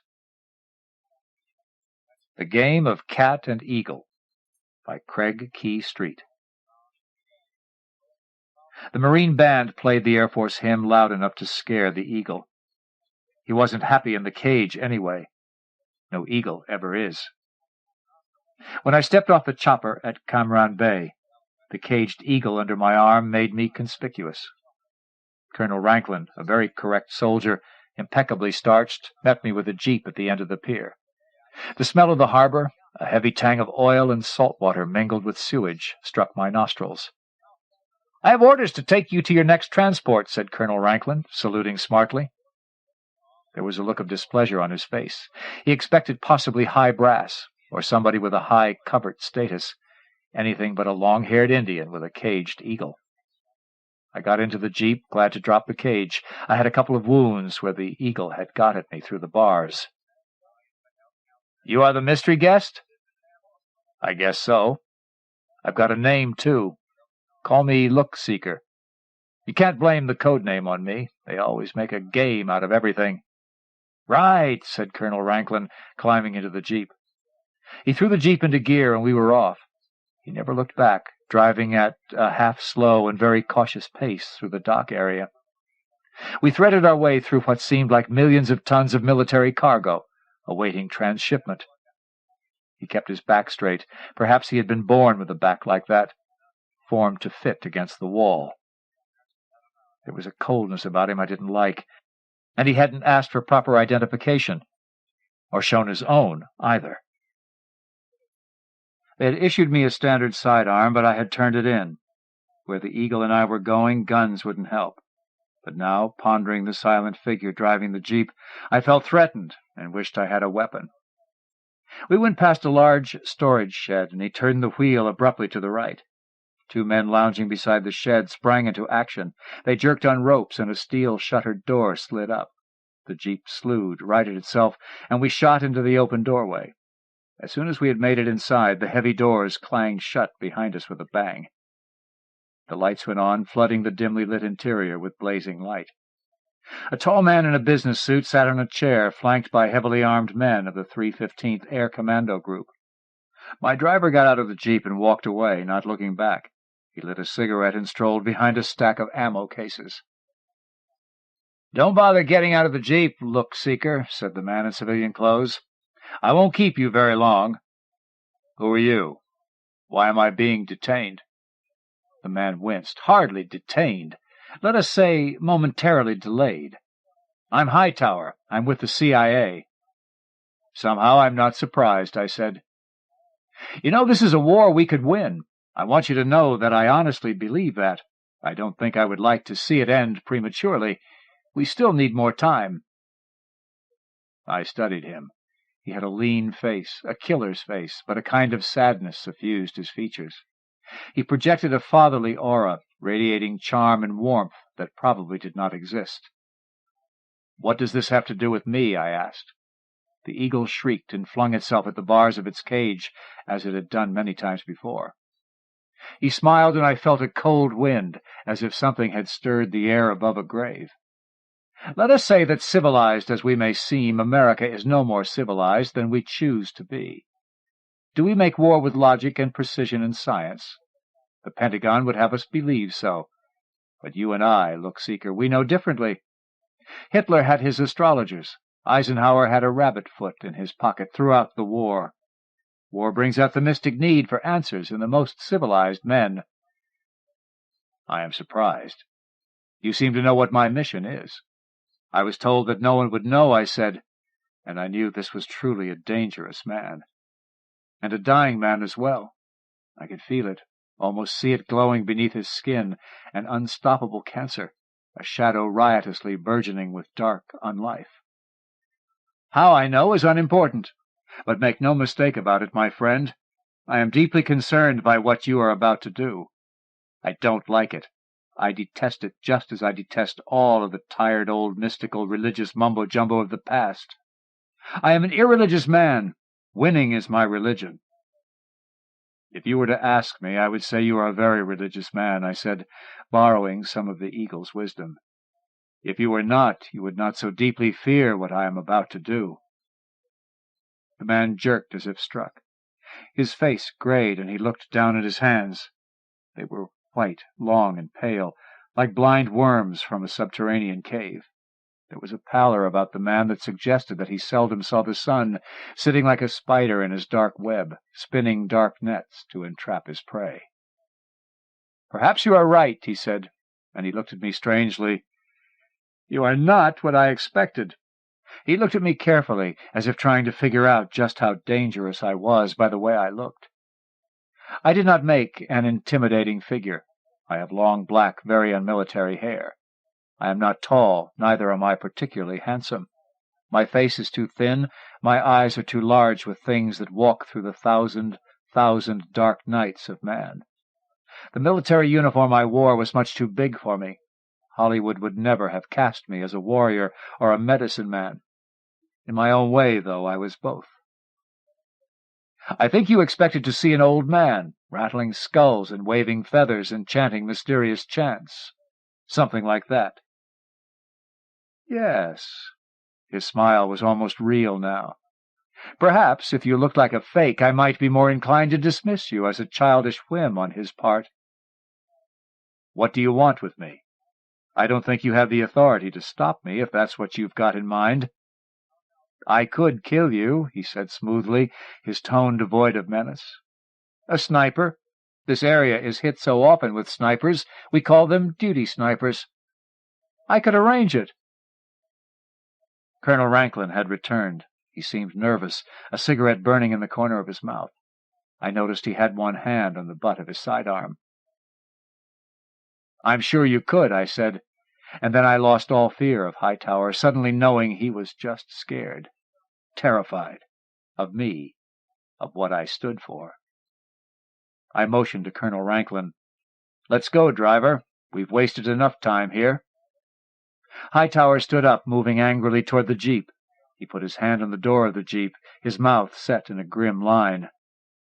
"I haven't said you could go yet. I haven't decided if you'll ever go." "Yes, you have." I felt sorry for him. "Because you want to know the answer as badly as the man who sent me. You'd kill me because you wanted to change the answer, that I believe. But you'd never kill me knowing that I may be the only one who can reveal the answer. You are more afraid of not knowing than knowing." Colonel Rankin now had his weapon out. Hightower turned and looked back at him. Rankin waited for an order. "Drive him," said Hightower. Rankin looked disappointed as he reholstered his gun. The heavy doors went up and Rankin got back into the jeep. Hightower put his hand on my arm like a supplicant seeking favor from the gods. "Don't tell anyone I talked to you. I'd appreciate it." The sadness was on his face again. "Who would I tell?" I said as the jeep began backing out of the shed. "I never met you, and if anyone asks why we're late, I'll tell them Colonel Rankin stopped to pay a visit to a whorehouse to pick up his laundry and have his back ironed straight in the usual military fashion." I heard Hightower laughing as we drove away. Even laughing, the man sounded scared. Rankin never spoke again. I knew he was a skilled assassin, and looking at him I looked to see how he would die. The great lizard spoke to me, and I saw Rankin in a bar, drinking with a Vietnamese whore. He thought she loved him. I looked up and saw a Vietnamese woman pull the pin from a grenade and toss it into the club. To save the girl, Rankin fell on the grenade. It was a good death for an assassin, a little honor for a man who had none. I made my next transport in time. Another chopper. On board I fed the eagle another chunk of raw meat. Ungrateful, the eagle expressed a preference for my fingers as I tried to thrust the meat through the bars of the cage. The eagle and I are not friends. My totem and my vision ally is a lizard, the ancient of reptiles, the eagle's enemy. Perhaps the eagle senses this and regards me as its enemy. Perhaps I am simply contaminated with too much contact with men. The unrelenting heat seemed to strike against us as the chopper sped toward my next jumping-off place. The chopper pilot noticed my discomfort. "Welcome to Sauna City," he said, waving his thumb to the left toward Da Nang as we passed near it. "At noon you can fry rice in your helmet while you're wearing it." "Any advice for a new recruit?" I asked. The chopper pilot looked at my dark skin, dark eyes, and slightly built body, and the uniform at least a size too big for me. "You'll pardon me saying so," he said in a lazy Texas drawl, "but you ain't exactly sporting a military look with the hair there, sport. Now, I see lots of long hair after you've parked here for a while, but you're the first greenie to arrive with it. You must be an Indian or a Mexican." "I could plead guilty to one of those," I said, looking back to see how the eagle was taking to the chopper ride. He seemed fairly quiet. I found that strapping his cage near an open door seemed to make him content. The air rushing in must have made him think he was flying. "So what?" "If I were you, Tonto or Pronto, or whichever you are, I'd practice looking as white as possible. Over here the weirdness swallows you. It's best to look like just one side, not two." We had arrived at our destination. I meant to ask him what he meant by that statement, but he got busy landing us, so I let it ride. He hunched forward over the controls as he brought the chopper in. I saw the spot on his back where the flak would catch him and tear his insides out. I jumped out the door of the chopper as soon as we touched down. "Eagle for eating, and do you ride it around?" said the pilot, as he began handing down the cage to me. "This not eagle, white boy. This is Texas chicken," I said with a grin. The pilot touched the doorframe of the chopper. "Hell, boy, you just rode in a Texas chicken. That scrawny thing?" The eagle got him by the hand and bit down hard. "Christ, he cut me to the bone," moaned the pilot, holding his bloody hand. "Good luck, Chief, and thanks for the Purple Heart." "First blood," I said under my breath to the eagle, with a smile on my face, and turned to look around at my surroundings. Behind me the chopper lifted off, driving the eagle in the cage wild again. I was on the helipad at Tan Son Nhut Air Base, temporarily assigned as a door gunner to the 145th. At least that was the paperwork designation that hid my real mission there. I heard a high-pitched whine and turned to see an F-100 taxi by on an adjacent runway. I wondered what the hell the chopper pilot had meant by what he had said. The weirdness swallows you. How does one look like one side and not two? I hadn't spoken it aloud, just thought it, but a voice answered, "He meant you look too Vietnamese." This came from a pilot sitting in the cockpit of a blunt-nosed Super Sabre, and you can bet your brown rear end that's no real asset here. Sure as hell some trigger-happy cowboy is going to nail your ass thinking you're a VC infiltrator in a good guy suit. Maybe you ought to curl your hair. Maybe they'll think you're a Jew with a severe tan." The pilot laughed. "Christ, I'm getting almost too funny to live." "How could you have heard what the chopper pilot said to me over the whine of the rotors? And how did you know I didn't understand what he meant?" "Welcome to Vietnam. It ain't what people say that you gotta hear, it's what they don't say that counts," said the pilot, giving me a double thumbs up and a wink. I spotted the chopper that was to take me to Ben Hoa. I turned to say thanks for the advice, lame as it was, to the pilot in the Super Sabre, but the plane was gone. Where it had stood was a burned hulk of a jet in a mortar crater. The wreckage was at least 6 months old. In spirit quests by the sacred lake of my people, after long fasts and much suffering, I have seen animal spirits that were not there, and sometimes the dead spoke to me, but never in the real world have the dead spoken to me. I looked all around me then, and I saw that I was in a place that was unlike itself. I looked in the old ways of my people. Where a tree stood, I saw not the tree, but its shadow. This was a shadow world, half-robed in the strange clothes of the dead, and alive only with things of another world. I approached the chopper I had been ordered to report to, staggering under the weight of cage and eagle. A line of bullet holes ran across the middle of the craft. Somebody had stuck plastic roses in the holes. I knew the pilot, by name at least. I saluted stiffly. Lieutenant Colonel J.N. Houghton regarded me with a strange look on his face. "Can the salute, Pinhead. You must be Lieutenant Look-Seeker. What the hell is it you do, boy? The brass said you were a very hush-hush secret weapon." "I'm sorry, I have been instructed to say that the information you have requested is classified." Houghton jumped out of his craft, circling it. "Okay, hi-hat me, I don't give a shit. Just get your classified ass in the chopper. I'm pre-flighting it. It won't take long, just a few extra minutes of insurance." "You a weapons specialist?" "I have been instructed to say—" I began. Shut the hell up with that crap, will you?" he growled. "Stow your equipment on board. If you don't know much about choppers, climb topside with me and I'll fill you in. Also, you can count the bullet holes on your side. If we come up with the magic number, we win a magic elephant, personally autographed by General Westmoreland himself." I stowed the cage in the back, and then I climbed up after him. He pointed out the rotor head, and then indicated a large retaining nut which holds the rotors to the mast. "Just thought I'd tell you, this dingus keeps it flying. If this what's-its comes off, we lose the blades and we take on the aerodynamic capabilities of a pregnant rock. We call the dingus the Jesus nut." "It won't come off," I said. "A Russian surface-to-air missile will down this chopper and fuse it in place." "What did you say?" Houghton had a strange look on his face. I turned away. I had spoken before I thought. So often with me I say things that I wish I could keep inside. But as these things so easily spring to my mind, also so easily do they spring to my lips. "You're a strange one, Look-Seeker," said Houghton. "How many bullet holes on your side?" "I count 10, 11, 14, I said. "Damn, there's only 22 on my side. Never going to break no damn records this way," said Houghton with a good-natured curse. We climbed down and entered into the chopper. I was already wearing a flak vest, but once inside the chopper, Houghton insisted that I put on a 15-pound chest protector of laminated steel and plastic. "Bet you never thought you'd ever be wearing an iron brassiere," said Houghton as he buckled himself in at the controls. The crew chief and door gunner fitted ammo belts into their M60 machine guns. I was given a flight helmet and settled it on my head.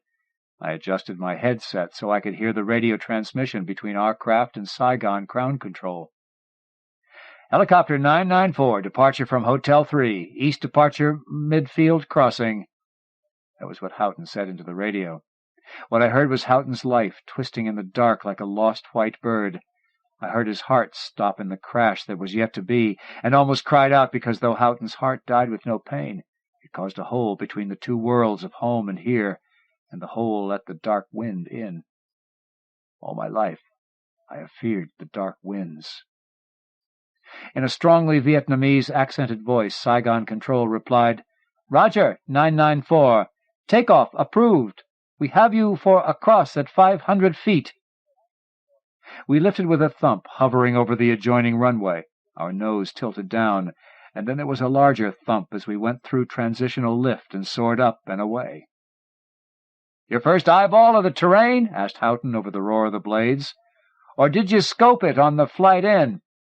I looked down at the land which I knew I would leave my bones in. I did not see what Houghton saw.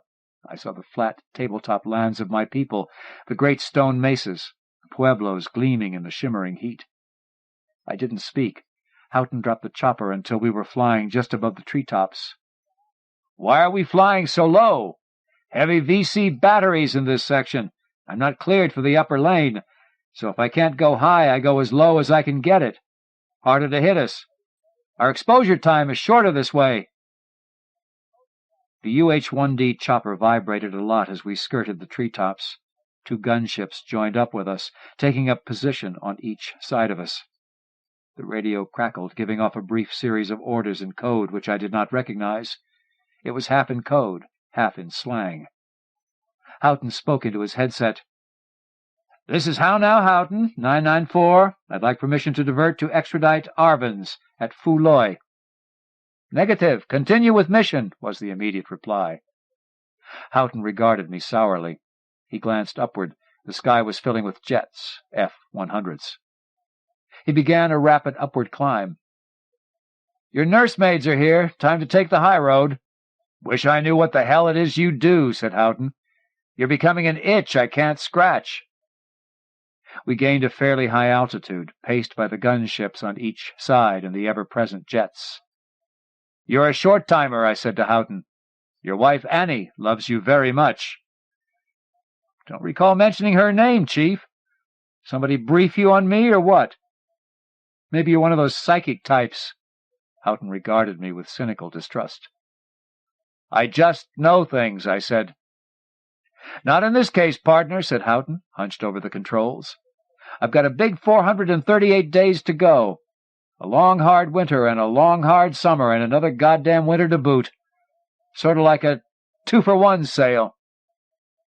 At times like this, when I know too much, I find myself growing quiet and cold and remote from life. Remote and cold because there is nothing I can do for those around me. Knowledge of what is yet to be is not always a way to change what is about to become. I knew in less than 10 days Lieutenant Colonel J. N. Houghton would die in a fiery helicopter crash. I knew his wife Annie, who hated war, would slowly drink herself to death and would know no other men in her life. And so 2 lives would burn in the crash of a helicopter in this place of shadows. Houghton spoke into his headset, talking to the bay door gunner. What's the good word from the back of the bus? This is Dr. Death in Basic Black here, talking this stuff at you, big pilot. I got 0 unfriendlies. I got rattlers on my sleeves, and we is A-fine and but ugly. Dr. Death was a huge black with gold teeth. Huge muscles threatened to burst the shoulders out of his olive-drab T-shirt. He wore a baseball cap decorated with chicken feathers and a huge button that said, I like Ike. He's dead. That's the meanest son of a bitch who ever squatted over a quad 7.62 machine gun. They tell me he shot his mother. Claims she was a VC infiltrator. He'll survive the war, but not the heroin, I said, and then wished I hadn't said it. I hadn't meant to. Houghton shook his head. You are a little too weird to live, if you ask me, Big Chief. How about you do me and mine a favor and lay off the heavy gloom and doom? Sure. I grinned at him. Maybe it's just Indians are naturally pessimistic. Probably has something to do with losing a whole continent. Hey, how come I gots to ride shotgun on this here wild-ass chicken? The damn thing just bit the hell out of me, said Dr. Death. That's an eagle, numbutt. It's on the cargo manifest, and it's classified top secret, so keep your paws off it. It's worth more than you are on this mission, snapped Houghton. I could tell Houghton wanted to ask me about the eagle, but perhaps he knew I couldn't tell him anything. Listen, since I'm going to be the last to know, maybe you can tell me what kind of traffic we're heading for, asked Houghton. I know even less than you do. All I know is I'm to join up with a unit called the 145th at a place called Fouloy. You ain't been out to fight no war yet, Big Chief. You smell green to me. So where do they get off calling you a secret weapon? Some kind of super skunk? Is that it, Big Chief? You lift your legs and squirt smell juice on old Uncle Ho Chi Minh?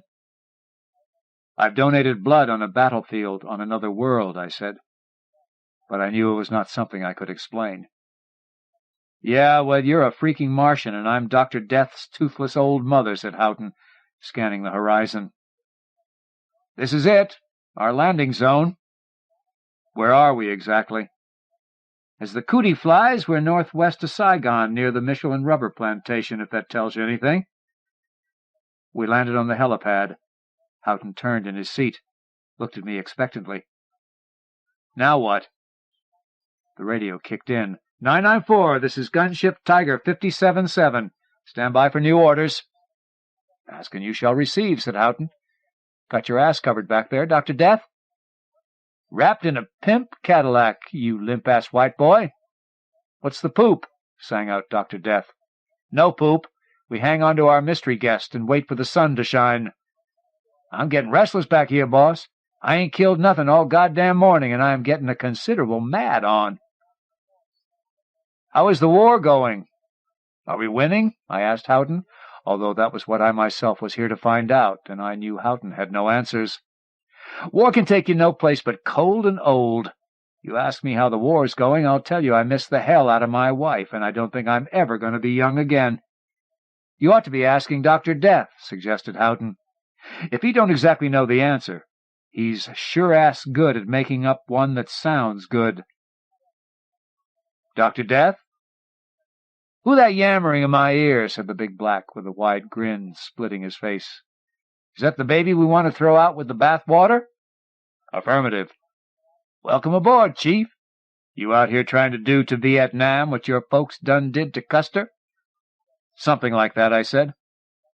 How do you think the war is going? Just like a waitress with her legs crossed and her arms folded. The friggin' service here's terrible. Houghton smiled and jerked his thumb back at Dr. Death. His name is actually Jackson Jackson, but Dr. Death suits him better. Unwise to try to unconnect him with his own label. Ain't saying he's mean, but his pockets are full of teeth donated by second place in arguments with him. Sounds mean, I said. I spoke into the headset. Once a tribesman, Elk Shoulder, fought many enemies single-handed. As many as the bar could hold, I guess. He said he didn't like the damn white man music on the jukebox. Survived the fight without a scratch. He grabbed some guy's head, tore the legs off a bar stool, and beat on his head right along with the music, singing he don't know exactly what because he don't speak any English. But no matter, 'cause he's got the rhythm down, that's for sure. And he walked off where somebody else would have died. If you get the rhythm, it said, you can walk off. When you talk, I hear the same rhythm.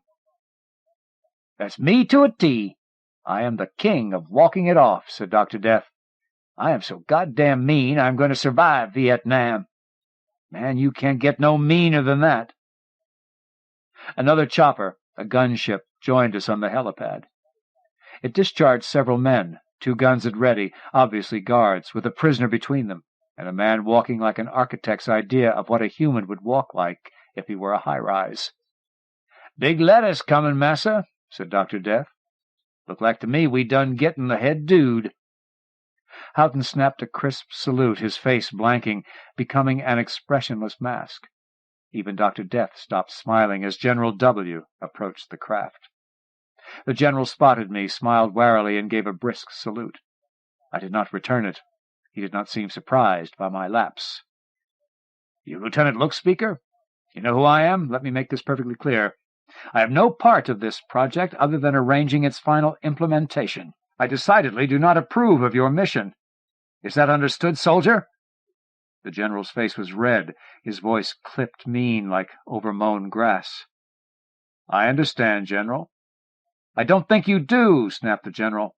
In any case, I am delivering for interrogation purposes, or rather for what I assume is interrogation purposes, the highest-ranking VC prisoner we've got. His name and rank is... I don't need to know that. Will you need an interpreter? Asked the general. It wasn't mentioned, but I have prepared for the contingency.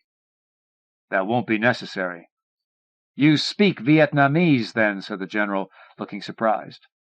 I shook my head no. I'll find out what I want to know from him anyway. It doesn't matter if I can't understand his language. What's important is that I understand his dreams. The general contained his fury, but it was an effort. Through clenched teeth, he said, I have been instructed to make a chopper and crew available to you with unrestricted flight plans.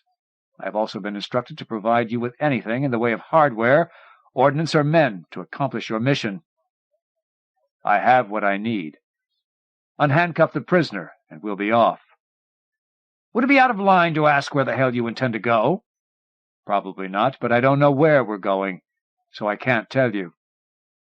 The general looked troubled. Is it true, the rumors, what they say about you? I smiled. I don't know what you're talking about, sir. I gave him a sloppily executed salute, my hand coming off my nose like an inept karate chop. That seemed to be the final straw for the general. He barked commands at the guards, who unhandcuffed the prisoner and helped him up into the bay door of the chopper. The general spun on his heel and marched stiffly off like a man going to his own execution. Houghton shook his head. Bloody M-effing Christ! I don't know what you're up to, Chief, but anyone who can twist the old man's mammaries in the wringer has sure got my vote. Dr. Death regarded the prisoner balefully. Hey, do I got to babysit and protect our ass, too? Houghton turned to me. He ought to be tied up. You can't trust the bastards any farther than you can—" "No need."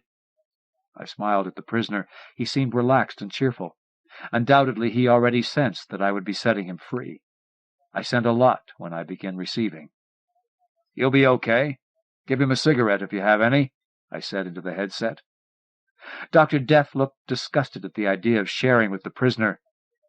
"Man, I got bullets extra I could spare. But smokes, you must be funning."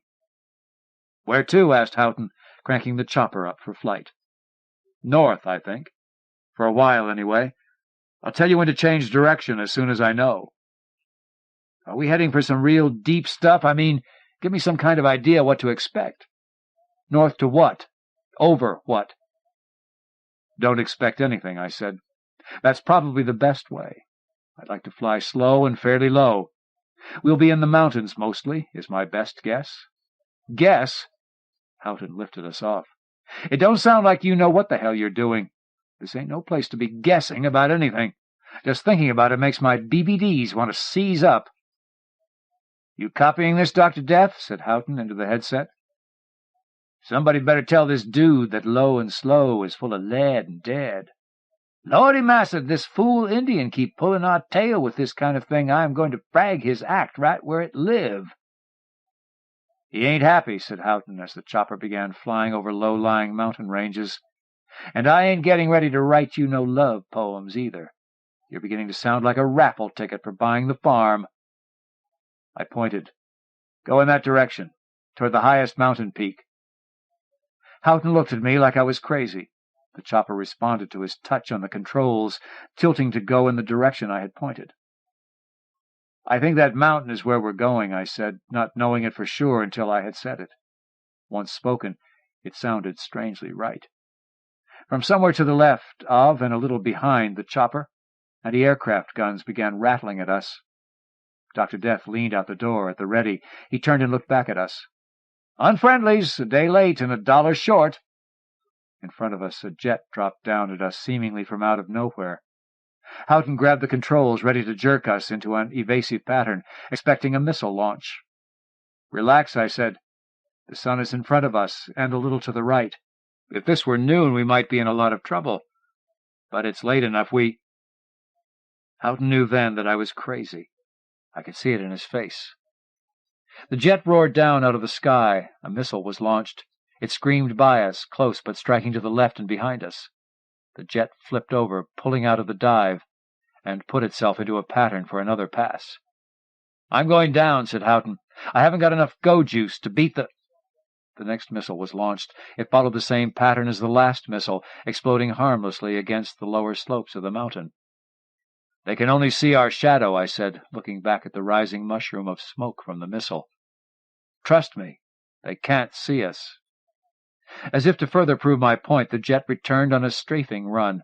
It streaked down beside us and laid a perfectly executed fire pattern across our moving shadow. Houghton muttered something under his breath and made the sign of the cross. "I don't understand it. I must be stoned on my effing ass."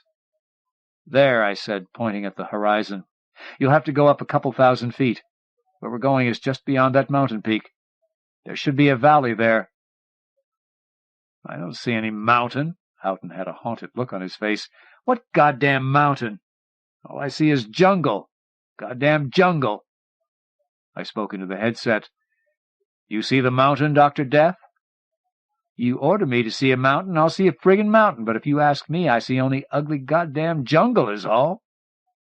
The big black had a firm grip on his machine gun, as if its proximity gave him security of some kind.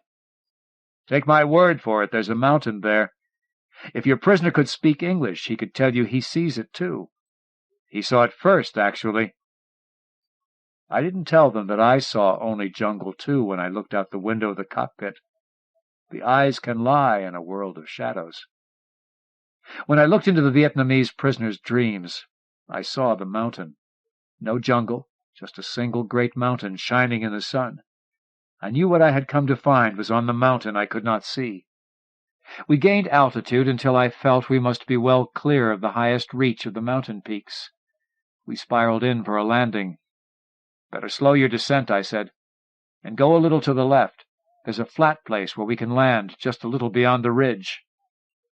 "I don't know what you're smoking, Tonto," snapped Houghton. "I don't see a ridge. I don't see anything except jungle." I had my eyes closed, my eyes going inward. I could see the mountain as clear as I could see my hands. "Just humor me," I said. "Make a descent slow and gradual. Just kind of drift down. I'll tell you when we're on the ground." Houghton complied with murder in his heart. There was a soft thump, and our descent halted. "Hey, what was that?" said Houghton. "We've stopped moving." "I know it looks like the ground is still a long way down, but we've actually landed. Turn the engine off. Once you step outside, everything should be all right." Dr. Death leaned out the bay door, looking down. "Hey, how now? My underwear is seizing up on me back here. Tell me you ain't going to shut the engine off." I opened the door and jumped out of the chopper. Dr. Death shrieked, "Houghton, the man done killed himself!" As I stepped out, I saw only the ground thousands of feet below me, but once my feet hit, I saw the mountain. Houghton stared at me, his face showing a considerable strain. "I'm standing on the mountain!" I shouted over the roar of the blades. "Shut the engine off!" Houghton shut it down. Dr. Death stared down at the ground, a look of absolute terror on his face. "Everybody out," I said as the whine of the blades subsided. "You can only see the mountain when you're on it." The Vietnamese general smiled and walked calmly past Dr. Death. The black pivoted, brought his gun up to cover him. With a smile, the general stepped out of the bay door and dropped down. He fell a few feet, then stopped. Dr. Death shook his head, rubbed his jaw once as if trying to erase the whole crazy thing, then said, What the hell? You only live once." He jumped out of the chopper. He nearly dropped his weapon. "Christ on crutches! I'm on a goddamn mountain!" Houghton climbed out slowly, hesitated a second or two before putting his foot down on what seemed like air. He, too, saw the mountain. "I don't understand it. There's no mountain here. It's not on any of my maps. There's not supposed to be anything here but jungle and swamp." "Where the hell are we?" said Houghton. "If this mountain has never been mapped, somebody has really screwed the pooch. It doesn't make sense to me. Somebody has to have seen it before. It's too big to damn well miss." "No American has ever been here before. We are the first and maybe the last," I said, reaching through the back door and dragging out the eagle cage. "But what is this? How come we couldn't see it until we stepped out on it?" asked Houghton. "Vietnam is the land of shadows. America is fighting a war against something it cannot feel, cannot see or sense." "What are we doing here, Chief?" said Dr. Death. "This place gives me the shrieking freakings. I have been sent to find out if America can win this war. Now that I've found this mountain, I think I'll soon know the answer." "That where the eagle comes in?" asked Dr. Death. "Everything is so messed up here, the craziest answer got to be the most logical one." "Yes, that's why the eagle is here. That's why we're all here. We've come all this way just to play the ancient game of cat and eagle." The V.C. general turned and spoke to me. I nodded and pointed up the slope of the mountain, then smiled at him. "What'd he say?" asked Houghton. "I thought you didn't understand his lingo." "I don't know the words, but I understand the sense of it. We've got some climbing to do. The general has graciously agreed to lead the way." "He'll lead us right into an ambush," snarled Dr. Death. "No way I'm going to follow him. I want him walking ahead of me, but just so I can keep my gun aimed at his goddamn—" "He is free to go at any time," I said, "and he knows that." "Are you authorized to let him go?" asked Houghton. "Or shouldn't I be asking?" "I have no choice. This is a strange place we are in. You'll see what I mean. For one thing, I don't think your weapons will work here." "Say what?" said Dr. Death. "What kind of craziness are you talking about, boy? If I aim at something, it's dead." "Not here. Hand me your weapon. I'll demonstrate." "You find yourself your own weapon, boy. This one is done occupied." Houghton reached into his flak jacket and started to pull out a .45 pistol. I waved the pistol away. "Okay, if you don't believe me, try to shoot me." Dr. Death looked at Houghton. Houghton shrugged. Just aim at me and fire." Dr. Death just stared at me. I looked at Houghton and nodded. Houghton took the pistol, extended it two-handed until it was pointed at my head. "You get what you asked for in this man's—" He pulled the trigger. Nothing happened. Houghton dropped the pistol. "Okay, you've proved your point. Where do we go from here?" "We leave the weapons behind. We've got a bit of a climb ahead of us. I don't know how far we've got to go or what's waiting for us when we get there. I don't think the General knows either. He's never been here awake before, so most of what he knows of this place is only half-remembered or very hazy." "I don't go nowhere without my weapon," said Dr. Death. "The eagle is our only weapon, and if you don't believe in the strength of the eagle's heart, this last part of the journey may not be for you. There is no dishonor in not going." "Man, you have got to be kidding. You can't kill no VC with a friggin' eagle. I don't want no part of this action." "Then stay with the chopper," I said. "You can stay too, Houghton, if you want to. There's really no need for you to go." Houghton scowled, straightened his shoulders, and looked up at the ridge ahead of us. "I'm going to see what's on the other side." I nodded approvingly. Houghton was a brave man, but if I were going into combat, I would rather have had Dr. Death at my back. Houghton would walk into the unknown, pretending not to be afraid. Only Dr. Death, who believed only in his weapons, had enough fear to be truly brave. He fought scared and therefore more truly alive than Houghton, who tried to bury his fear. He set off at a brisk pace until the going got rough. "There should be a trail here somewhere, but the General doesn't remember where it is." Houghton looked uneasy. "Sounds weird, but since you mentioned it, I think the trail is to the left about 100 feet. Don't ask me how I know, it just seemed to pop into my head." I turned and walked in the direction Houghton had indicated. I saw the trail. "Glad you came along," I said. "This will save us hours." The General walked up the trail ahead of us. He acted like a man in a dream, eyes nearly closed in sleep, stumbling like a robot up the path. He had the look of a sleepwalker. The path came to a fork. The General stopped and looked back at us. He motioned first to the left and then pointed his finger at his chest.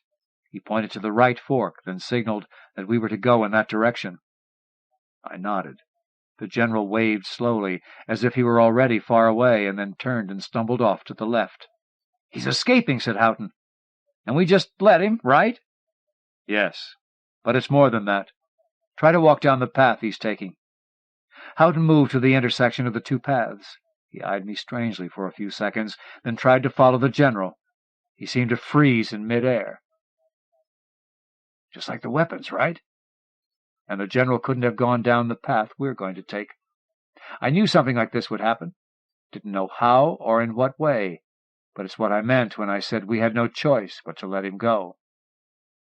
I think I can say with 100% accuracy that I am scared out of my freaking gourd, said Houghton. "I'm not that far away from the screaming—" I interrupted. "I feel worse than you.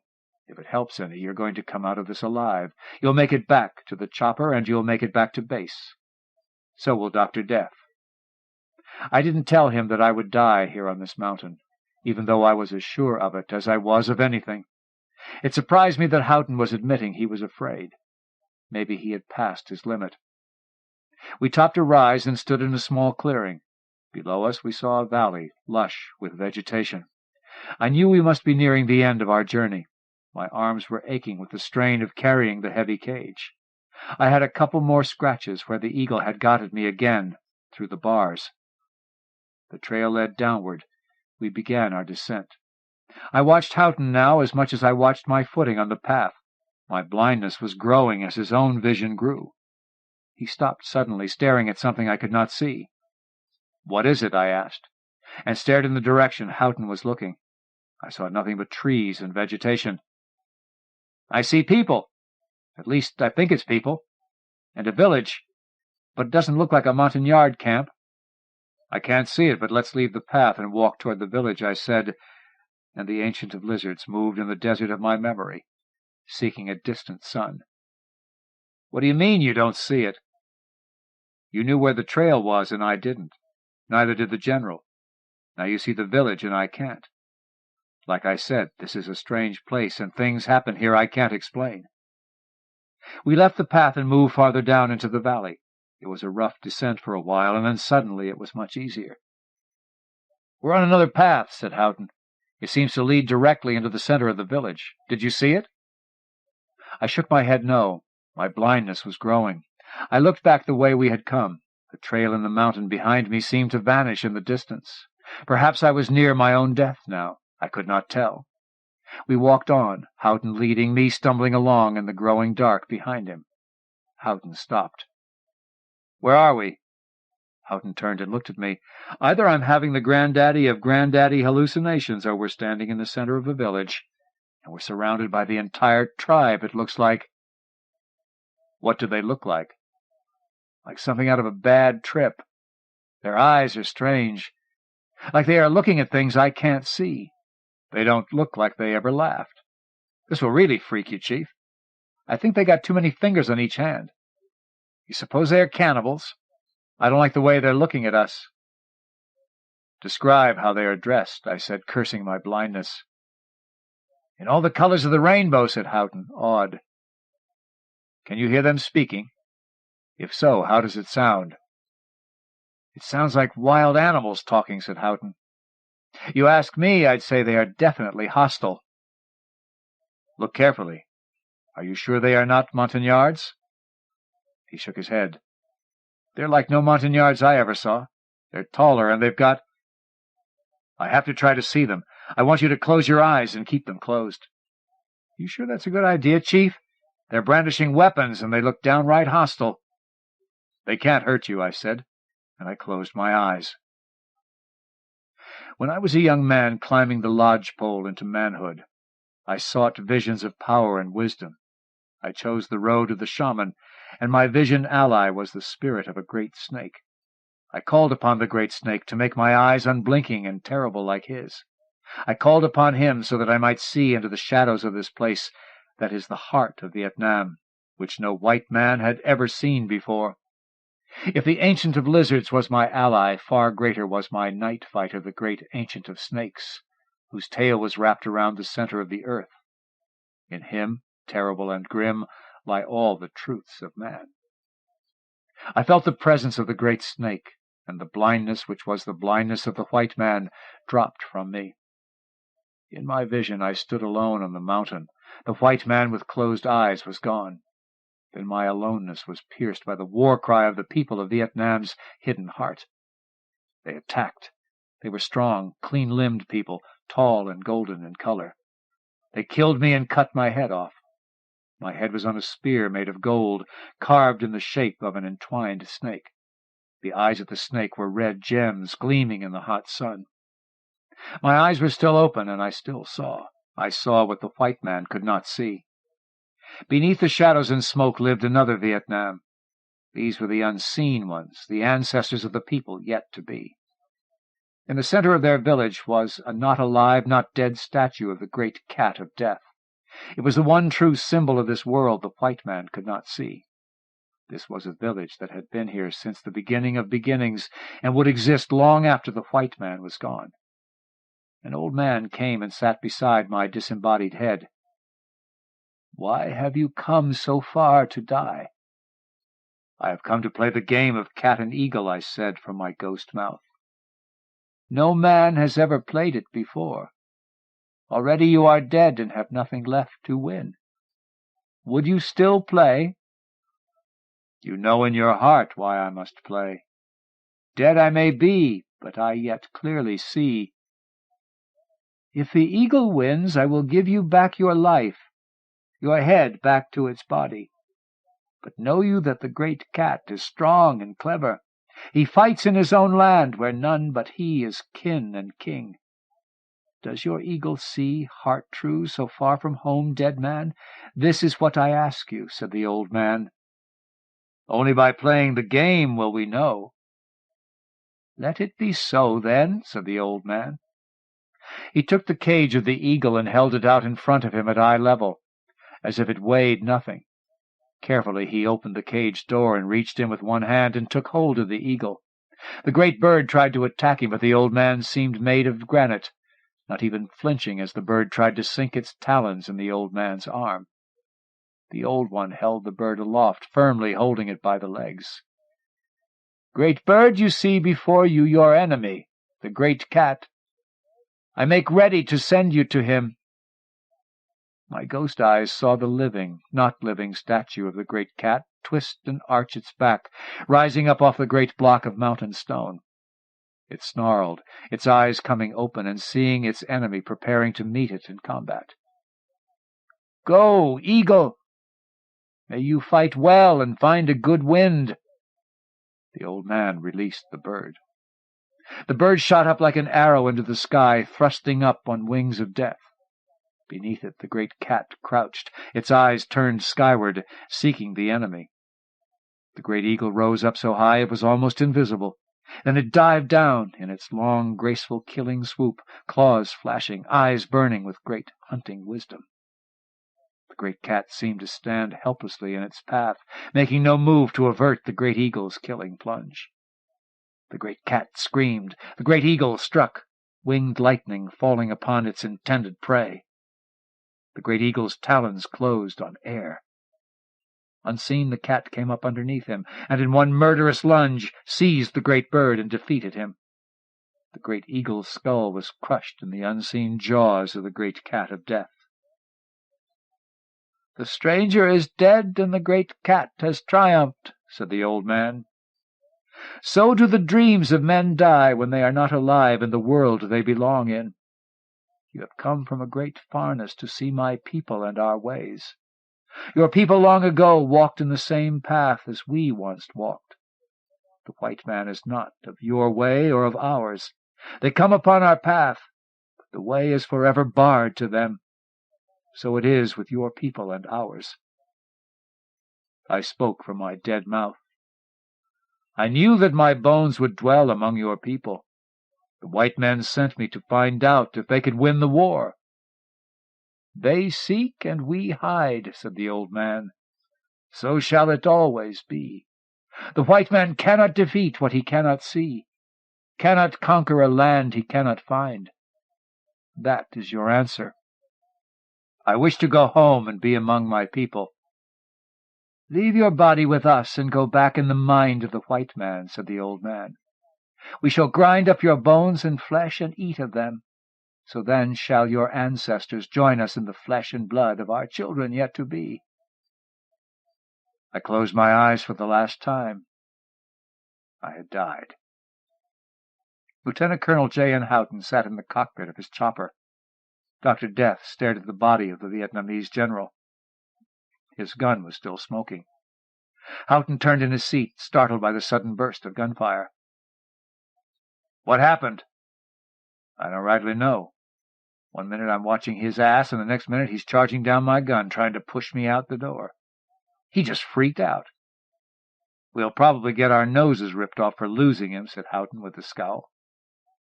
"And Jesus, the bastard must have killed the eagle. I don't know how, because I had my eye on him all the time, but this damn bird is sure dead.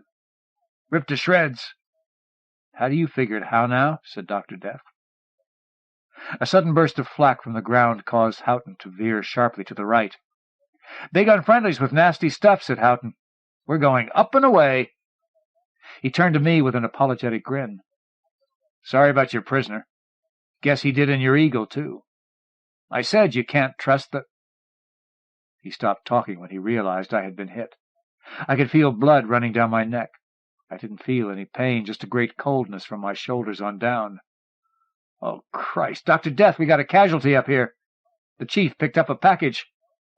"Head for home, how now? We got us a blown gig for damn sure," cursed Dr. Death, leaning out the bay door, his heavy machine gun spitting angry death at the jungle below. Houghton increased the chopper's speed as he spun in a wide turn, heading back for base. Houghton spoke into the radio. "This is 994 on the Look-Seek run. We've got one dead VC and mystery guest wounded. We must abort. Requesting medical assistance."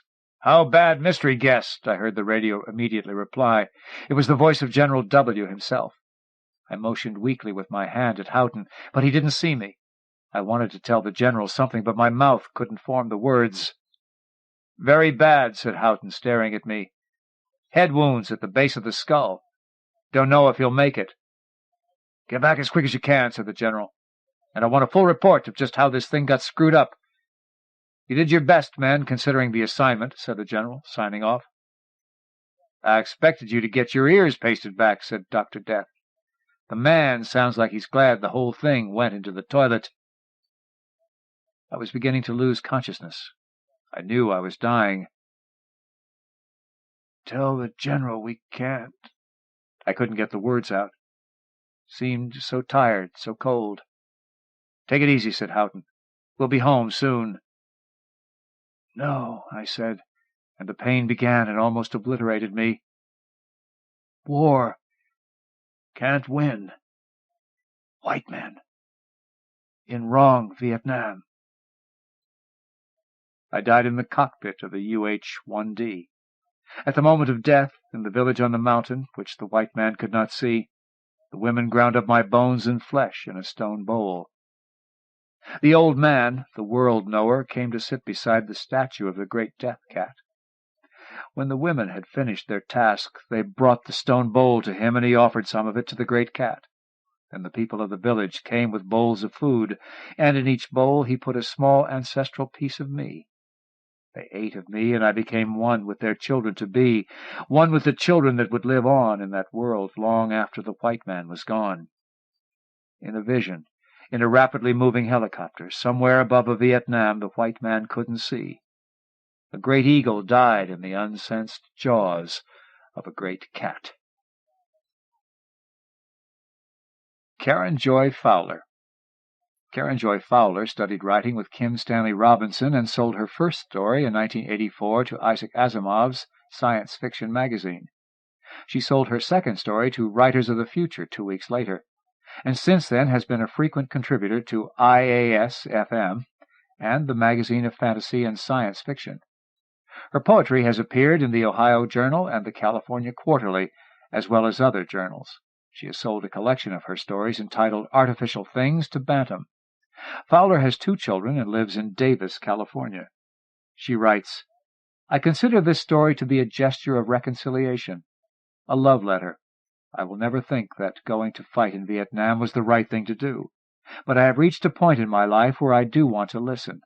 I do think those of us around my own age were defined by Vietnam in ways those much older and much younger will never understand, which leaves us only each other to turn to for understanding." Letters from Home by Karen Joy Fowler. "You want to end the war and stuff, you got to sing loud." Arlo Guthrie. Footnote: Alice's Restaurant by Arlo Guthrie, copyright 1966-1967 by Appleseed Music Incorporated. All rights reserved, used by permission. End of footnote. I wish you could see me now. You would laugh. I have a husband. I have children. Yes, I drive a station wagon. I would laugh, too. Our turn to be the big kids, the grown-ups. Our turn to be over 30. It astonishes me whenever I stop and think about it. It has to be a joke. I miss you. I've always missed you. I want us to understand each other. I want to tell you what I did after you left. I want to tell you what I did during the war. Most of all, I want to tell you the truth. This is what makes it so difficult. I have learned to distrust words, even my own. Words can be made to say anything. I know this. Do you? Much of what I will tell you actually happened. You will be able to identify these parts, or you can ask me. This does not mean, of course, that any of it is true. Even among the people who were there with me are some who remember it differently. Gretchen said something once which echoed my own feelings. "We were happy, weren't we?" she said, "in spite of everything." We made each other happy. Ill-advised, really, this putting your happiness into other people's hands. I've tried it several times since, and it's never worked again. But when I repeated this to Julie, she was amazed. "Happy?" she asked. "How can you say that? I was so fat. I was being screwed by that teaching assistant, and screwed is the only word that applies. There was a war, don't you remember?" Can I tell you what I remember about the war? I remember the words. Vietnam was the language we spoke. Secret bombings, the lottery, Vietnamization, self-immolation. Ho, ho, ho, Chi Minh. Peace with honor, peace at any price, peace, peace, peace. Somewhere, I imagine, on the other side of the world, these words meant something. Somewhere they had physical counterparts. Except for the last set, of course. If peace has ever had a physical value anywhere, none of us has been able to find it. But the other words correspond to something. There was a real war going on, and in many ways we were untouched by it.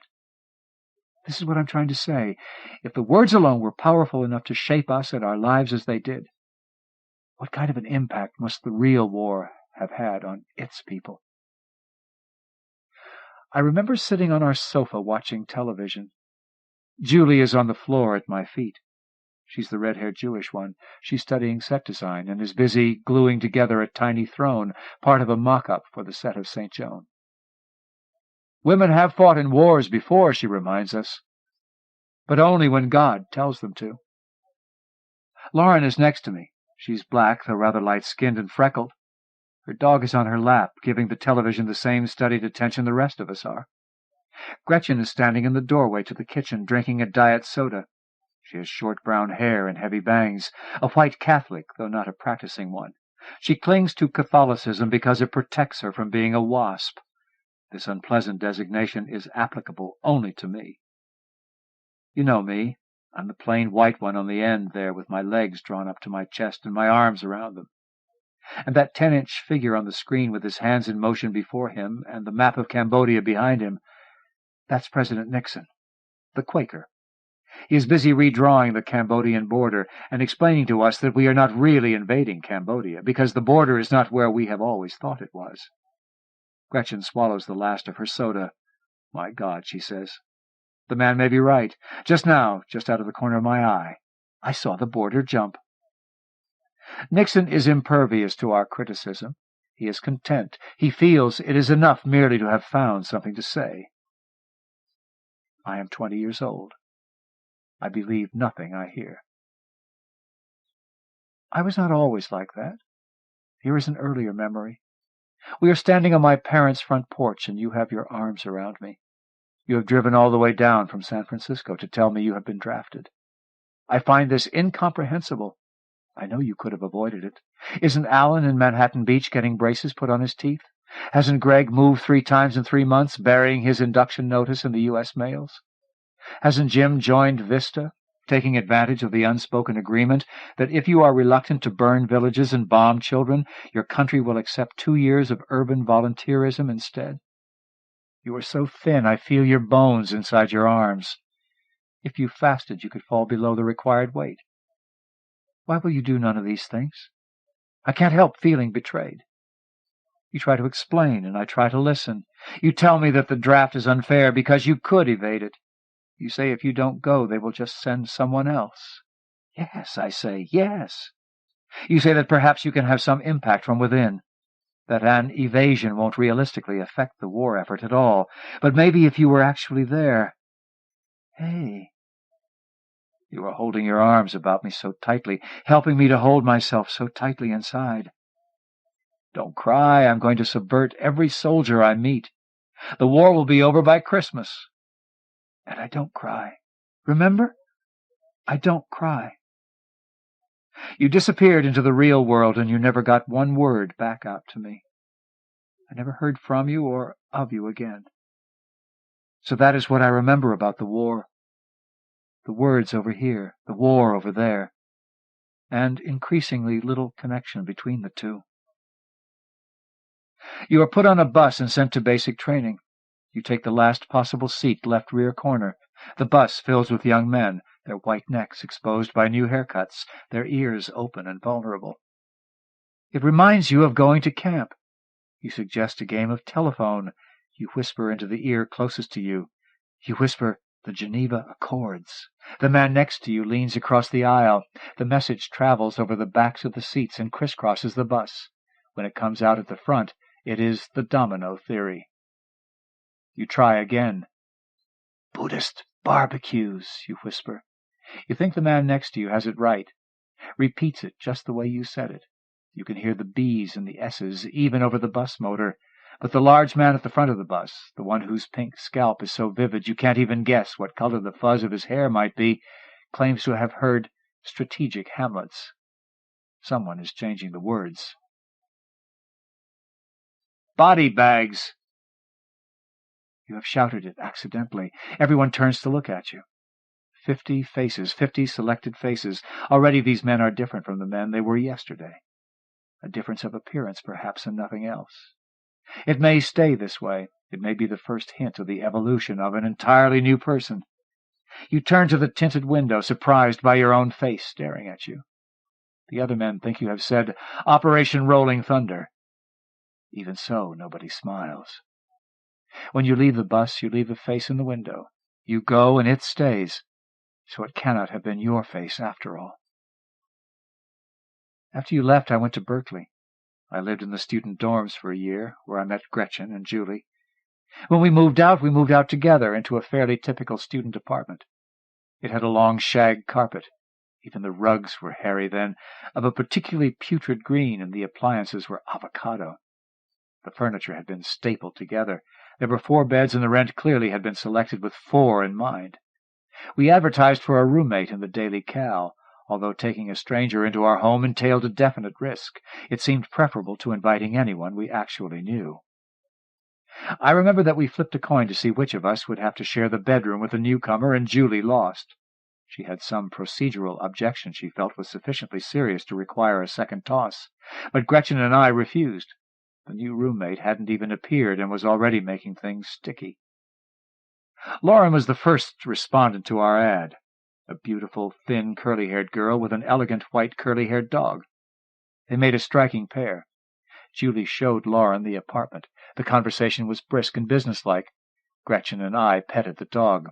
When Lauren left, Julie had said we would take her. I was unsettled by the speed of the decision and said so. I had no objections to Lauren, but I'd envisioned interviewing several candidates before making a selection. "I'm the one who has to room with her. I should get to choose." Julie held out one long strand of her own red hair and began methodically to split the end. Julie was artistic and found the drab apartment painful. Initially, I believe she wanted Lauren mostly for decor. Lauren moved in the next day. Immediately objectionable characteristics began to surface. If I'd had your address, I would have written long complaints. "She dresses with such taste," I would have said. "Who would have guessed she'd be such a slob?" Lauren's messiness was epic in its proportions. Her bed could hardly be seen under the pile of books, shoes, combs, and dirty dishes she left on it. She had to enter it gingerly at night, finding small empty spaces where she might fit an arm or a leg. She would sleep without moving, an entire night spent in the only position possible. "She's late wherever she goes," I would have written, not by minutes or quarter hours, but by afternoons. On her night to cook, we eat in front of Johnny Carson. Then I would have divulged the worst complaint of all. "She talks baby talk, to the dog, which is tolerable, to her boyfriend, which is not." Lauren's boyfriend was a law student at Bolt. He was older than us, big, and wore his hair slicked back along his head. Of course, no one wore their hair like that then. There was a sort of mafioso cut to his clothes, an intensity in his eyes. I never liked being alone with him, but Lauren called him Owly, and he called her his sugar bear. "It is absolutely sickening the way you two go on," I told her, and she was completely unabashed. She suggested that, although we didn't have the guts to be as upfront about it as she was, we probably all talked baby talk to our boyfriends, an accusation we strenuously denied. We had no boyfriends, so the point was academic. Owly studied judo as well as the law, and there was always a risk, opening some door, that you might find him demonstrating some hold to Lauren. Sickening, like I said. I would have finished my letter by telling you, if you could only meet her, you would love her. Well, we all did. She was vivacious, imaginative, courageous. She removed some previously unnoticed tensions from our relationships. Somehow with 4 the balance was better.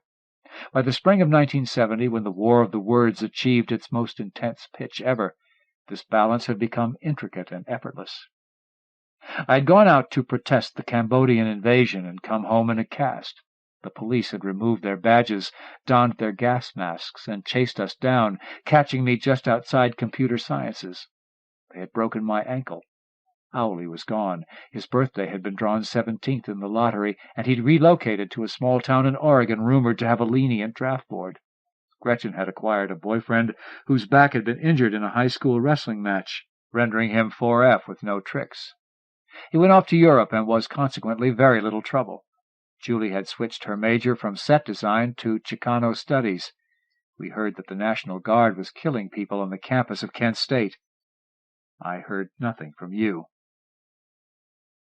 You are in a small room, a cell. It is cold and the walls are damp stone. You sit cross-legged like a monk on the thin mattress and face the wall. There is so much moisture you can imprint your hand in it. By 10 a.m. the prints disappear. The sun has reached the wall, but it still is not warm. If you were sure no one would come to look, you would levitate yourself into the sunshine. You are thinking of me. How much I expected of you. How stupid I am. I probably believed you could end the war by Christmas. You can imagine me believing that. Even now I am probably working out long chain-letter calculations. If you subvert 4 soldiers every day, and they subvert 4 soldiers, and they subvert 4 soldiers, how many days will the war last? When will you come home? Do I expect miracles from a prison cell? Why should you provide them? You make a decision. You decide to be warm. You exhale your warmth into the air. It rises to the ceiling. It seems to disappear.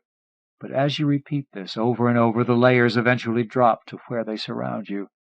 When you leave the cell, you will leave it filled with your heat. It is a small room. Any man can accomplish a small task.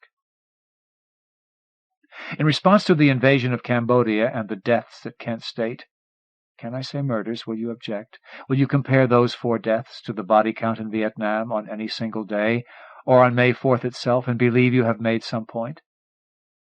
UC Berkeley suspended classes. When they recommenced, they had been reconstituted. They were now supposed to be directly relevant to the single task of ending the war in Southeast Asia. I will not pretend to you that there was no opposition within the university to this, but a large segment of the campus made this commitment together. We would not continue with our lives until the war was over. At the same time, Nixon made his own pledge to the American people. He promised them that nothing we could do would affect policy in any way. The war of the words took on a character which was at once desperate and futile, a soul-dampening combination we never shook free of.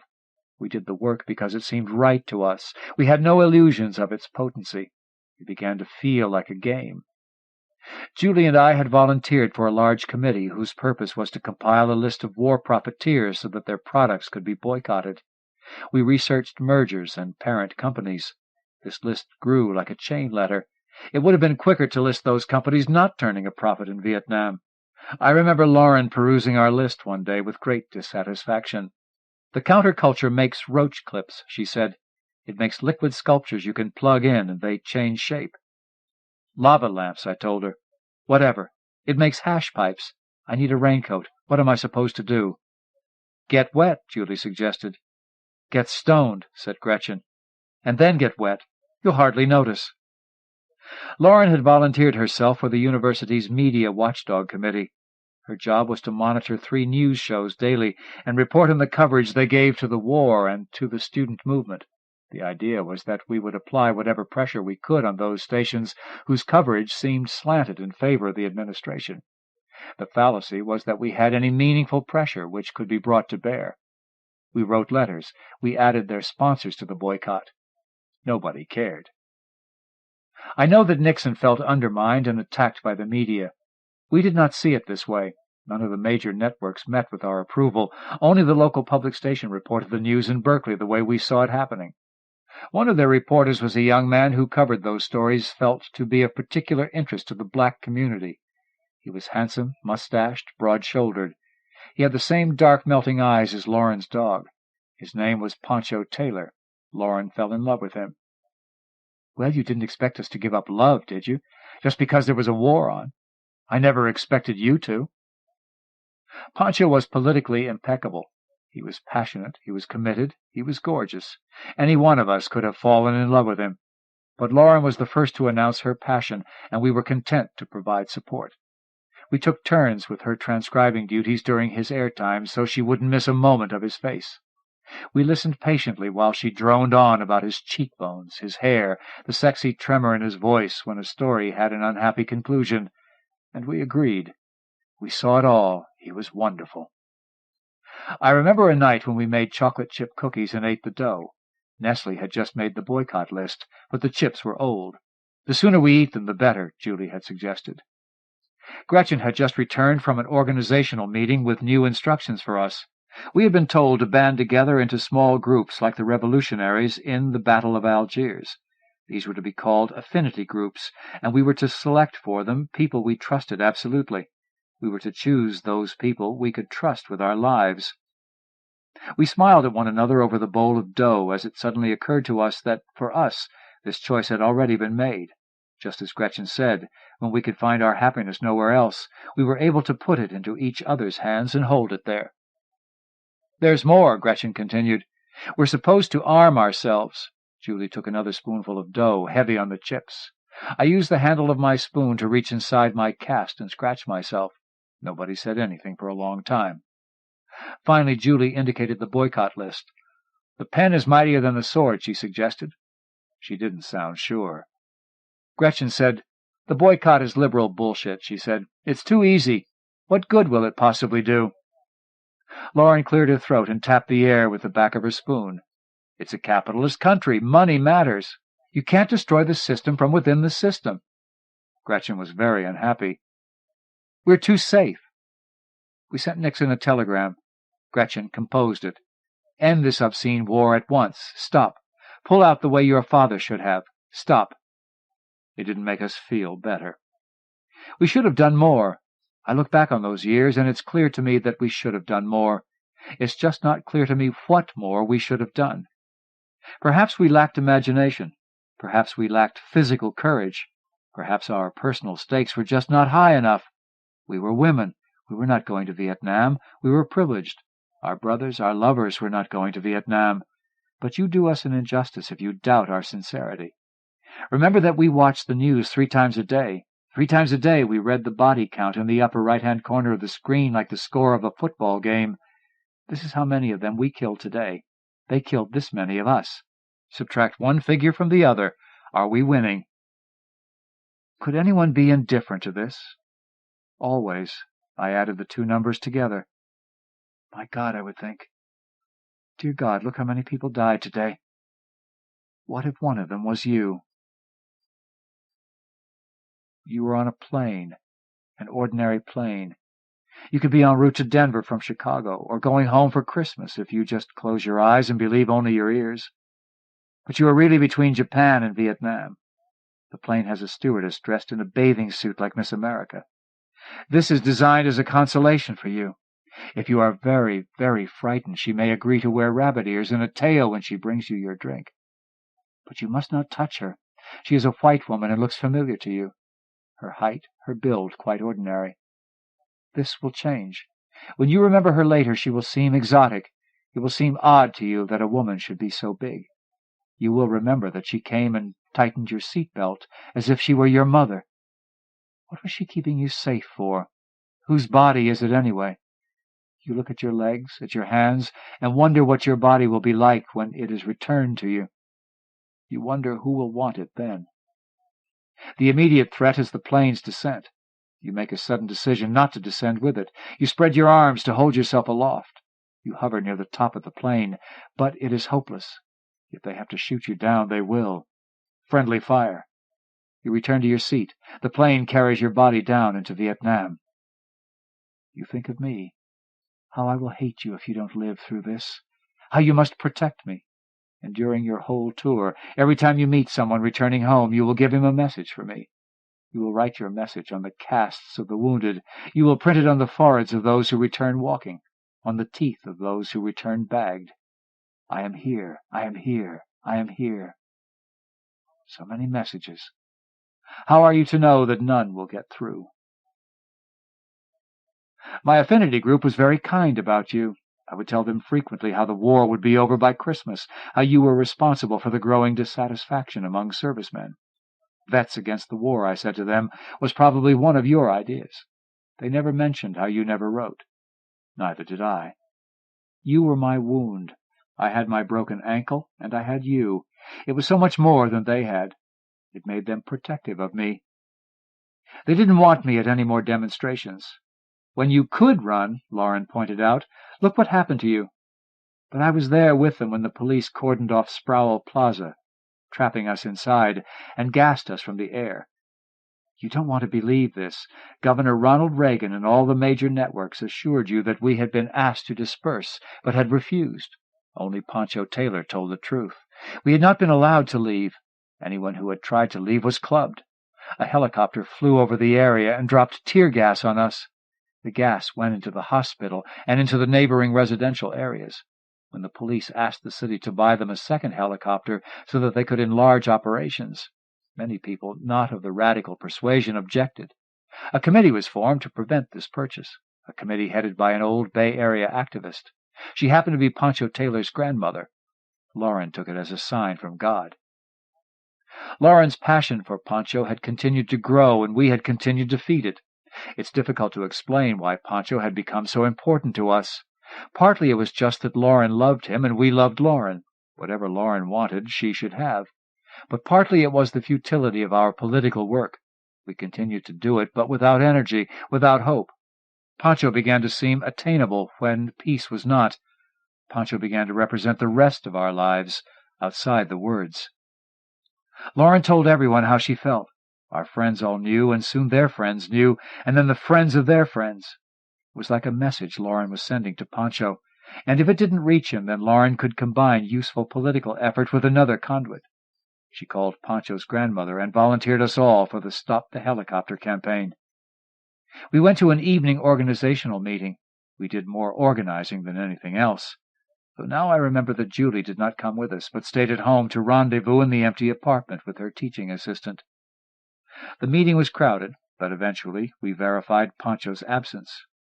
After interminable discussion, we were told to organize phone trees, circulate petitions, see that the city council meeting, scheduled for the end of the month, was packed with vocal opponents. Lauren couldn't even get close to Pancho's grandmother. When we returned home, Julie was drunk. Her lover had failed to show, but Mike, a friend of mine, had come by with a bottle of wine. Julie had never known Mike very well or liked him very much, but he had stayed the whole evening, and they had gotten along wonderfully. Julie had a large collection of Barbra Streisand records we refused to let her play. Mike had not only put them on, but actually cried over them. "He's a lot more sensitive than I thought," Julie told me. Mike denied it all. He was so drunk he wove from side to side, even sitting down. He tried to kiss me and landed on my shoulder. "How did the meeting go?" he asked, and snorted when we told him. "Phone trees." He lifted his head to grin at me, red-faced, unshaven, wine-soaked breath. "The old radicals are even less ballsy than the young ones." I picked up one of his hands. "Do you think it's possible," I asked him, "for a revolution to be entirely personal? Suppose we all concentrated on our own lives, filled them with revolutionary moments, revolutionary relationships. When we had enough of them, it would be a revolution." "No." Mike removed his hand from mine. "It wouldn't. That's cowardice talking. That's you being liberal. That's you saying, let's make a revolution, but let's be nice about it. People are dying. There's a real war going on. We can't be incremental." "Exactly," said Gretchen. "Exactly. Time is as much the issue as anything else." "Then we should all be carrying guns," said Julie. "We should be planning political assassinations." "We should be robbing banks," said Mike, "or printing phony bills." Mike had been known to pass a bad check or two. Though he never needed the money, he was an auto mechanic by day, a dope dealer by night. He was the richest person we knew. "Lauren," he called, and Lauren appeared in the doorway to the kitchen. "I came here tonight because I have a surprise for you." He was grinning. "If it's dope, I'm not interested," said Lauren. "Nor am I solvent." "What would you say," Mike asked, "if I told you that right now, right at this very moment, I have Pancho Taylor's car sitting in my garage waiting for repairs?" Lauren said we would go right over. Pancho had a white convertible. Lauren loved it. She sat in the driver's seat because Pancho had sat there. She sat on the passenger side because that was where she would be sitting herself. I discovered an old valentine in the glove compartment. Lauren was torn between the despair of thinking he already had a girlfriend and the thrill of finally discovering something personal. She opened it. "Love and 100 smooches, Deborah." Lauren read it aloud disapprovingly. "This Deborah sounds like a real sap." "Pancho seems more and more to be the perfect match for you," I added. The valentine had one feature of incontrovertible value. It had Pancho's address on it. Lauren began to copy it, then looked at us. "What the hell," she said, and put the whole thing in her purse. "I had no address for you, you know. I mean, in the beginning I did, and I probably should have written you first. Since I hardly talked to you when you came to say goodbye. Since I didn't cry. I did miss you. I kept thinking you would write me. And then later, when I saw you wouldn't, it was too late. Then I had no address. I couldn't believe you would never write me. What happened to you? Even our senators sent me form letters, more than I got from you. Dear, fill in name. Well, here I am in Vietnam. The people are little and the bugs are big, but the food is Army, and that means American. As far as I can see, Saigon has been turned into one large brothel. I go there as often as I can. It beats my other way of interacting with the locals, which is to go up in planes and drop Willie Peter on them. Man, those suckers burn forever. I made my first ground kill yesterday. Little guy in a whole lot of pieces. You have to bring the body for the body count, and the arm came off right in my hand. We were able to count him 6 times, which everyone said was really beautiful. Hey, he's in so many pieces he's never going to need any company but his own again. The dope is really heavy-duty here, too. I've lost my mind. Listen, I gotta go. We're due out tonight on a walk-through with ARVN support, and you know what they say here about the ARVN. With friends like these, ugly little buggers. Dust off the women. I'll be home by Christmas. Love you all. Fill in name. Now you're angry, I hope. Who am I to condemn you? What do I know about the real war? Absolutely nothing. Gretchen says you're a running-dog imperialist. She thinks she met you once before you left, before she knew me, at a party at Barbara Meyer's. In Sausalito? I don't think it was you. She waited a long time to tell me about it. I was married before she told me. I don't think it was you. So it took Lauren 2 days to formalize her final plan. It was audacious. It was daring. It had Lauren's stamp all over it. Mike called when Pancho came in and picked up his car. This was our signal to start. It was Lauren's night to cook dinner, and she saw no reason to change this. She had bought the ingredients for cannelloni, a spectacular treat she made entirely from scratch. It required long intervals, she claimed, when the dough must be allowed to rest. During one of these rest periods, she fixed herself up, and Julie drove her to San Francisco, where Pancho lived. Julie returned in 40 minutes. She had only stayed long enough to see Lauren safely inside.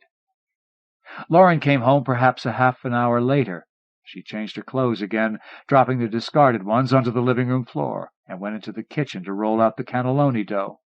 We sat around her at the kitchen table, chopping the onions, mixing the filling, stuffing the rolls while she talked.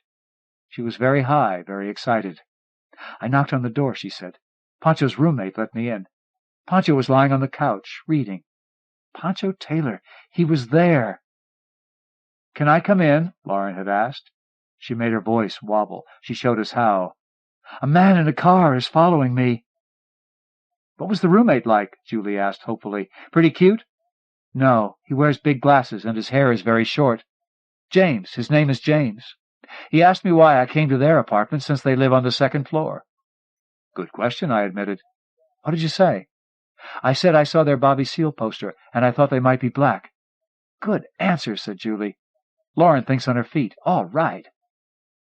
There's nothing wrong with glasses, Gretchen objected. Lots of attractive people wear glasses. She cut into an onion with determined zeal. Maybe he's gay, she said. No, said Lauren, he's not. And it wasn't the glasses. It was the competition. Pancho is so... We waited while she searched for the word worthy of Pancho. Magnetic, she concluded.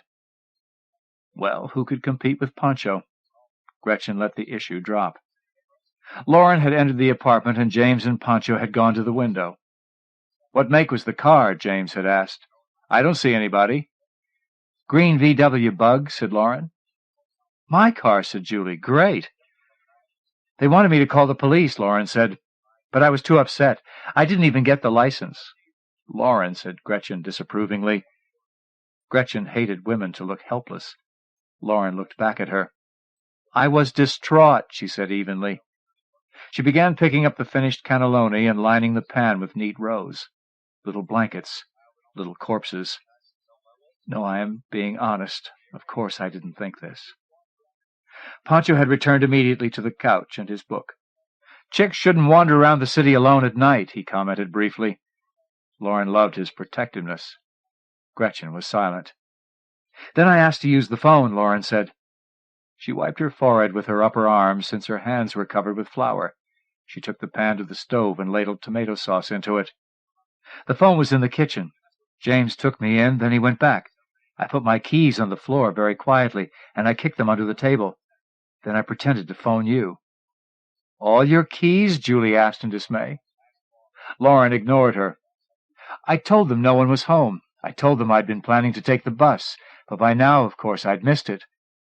All your keys? I asked pointedly. James drove me home. Damn, if he hadn't been there. Lauren slammed the oven door on our dinner and came to sit with us. What do you think? She asked. Is he interested? Sounds like James was interested, said Gretchen. You left your name with your keys, I said. Name, address, phone number. Now we wait.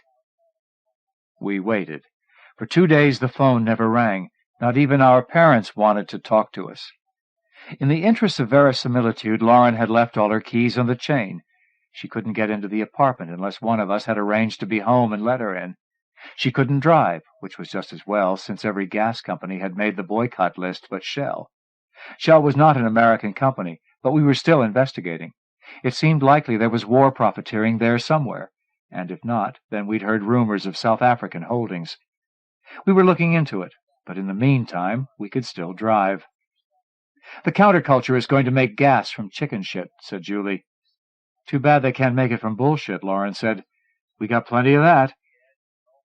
Demonstrators had gone out and stopped the morning commute traffic to protest the war. It had not been appreciated. It drove something of a wedge between us and the working class. Not that the proletariat had ever liked us much. I told our postman that more than 200 colleges had closed. BFD, he said, handing me the mail. Nothing for me. You are on the surface of the moon, and the air itself is a poison. Nothing moves, nothing grows, there is nothing but ash. A helicopter has left you here, and the air from its liftoff made the ash fly and then resettle into definite shapes, like waves. You don't move for fear of disturbing these patterns, which make you think of snow, of children lying on their backs in the snow until their arms turn into wings. You can see the shadows of winged people in the ash. Nothing is alive here, so you are not here, after all, on this man-made moon where nothing can breathe. You are home and have been home for months. Your tour lasted just over a year, and you only missed one Christmas. You have a job and a wife, and you eat at restaurants, go to baseball games, commute on the bus. The war is over, and there is nothing behind you but the bodies of angels flying on their backs in the ash. Pancho never called. We went to the city meeting on the helicopter, all four of us, to help the city make this decision. The helicopter was item 7 on the agenda. We never got to it. Childcare had been promised, but not provided. Angry parents dumped their children on the stage of the Berkeley Community Theater to sit with the council members. A small girl with the sun painted on her forehead knocked over a microphone. The conservative council members went home. Berkeley. Lauren found Pancho and James in the dress circle. Pancho was covering the meeting. Lauren introduced us all. By the way, she said carefully, you didn't find a set of keys at your house, did you? I lost mine, and that night is the last I remember having them. Keys? Asked Pancho. No. Something in his smile told me Lauren must have overplayed herself that evening. He knew exactly what was going on. If you do find them, you will call me. Of course. Julie drove us home, and I made Lauren a cup of tea. She held my hand for a moment as she took it from me. Then she smiled. I thought we were boycotting Lipton's, she said. It's a British tea. I stirred some milk into my own cup. That should be all right, shouldn't it? "Have you ever heard of Bernadette Devlin?" Gretchen asked. We never saw Pancho again, except on TV. On June 29th, he told us all American forces had been withdrawn from Cambodia. Your birthday, so I remember the date. Not a bad lottery number, either. So I always wondered, were you really drafted? Did you enlist? Pancho lost his job about the same time Nixon lost his. Some network executive decided blacks didn't need special news, so they didn't need special reporters to give it to them. Let them watch the same news as the rest of us. And apparently Pancho's ability to handle generic news was doubtful. The network let him go. Politically, we regretted this decision. Privately, we thought he had it coming. God, it was years ago. Years and years ago. I got married. Lauren went to Los Angeles and then to Paris, and now she's in Washington writing speeches for some senator. Hey, we emerged from the war of the words with some expertise. Gretchen and Julie had a falling out and hardly speak to each other now. Only when I'm there. They make a special effort for me. Julie asked me recently why I was so sure there ever had been a real war. What proof did I have, she asked, that it wasn't a TV movie of the decade, a miniseries, a maxi-series. It outraged Gretchen. Don't do that, she snapped. Keep it real. She turned to me. She said she saw you about a month ago at Fisherman's Wharf in San Francisco. She said you had no legs. It doesn't alarm me as much as you might think. I see you all the time, too. You're in the park pushing your kids on the swings, and you've got one hand and one hook. Or you're sitting in a wheelchair in the aisle of the movie theater watching The Deer Hunter. Or you're weighing vegetables at the supermarket, and you're fine. You're just fine. Only it's never really you. Not any of them. So what do you think of my war? At the worst, I imagine you're a little angry. My God, I can imagine you saying, you managed a clean escape. You had your friends, you had your games. You were quite happy. Well, I promised you the truth. And the truth is that some of us went to jail. Damn few, I know. Some of us were killed, and the numbers are irrelevant. Some of us went to Canada and to Sweden, and some of us had a great time. But it wasn't a clean escape, really, for any of us. Look at me. I'm operating all alone here with no affinity group, and it seems unnatural to me. It seems to me that I should be surrounded by people I'd trust with my life. Always.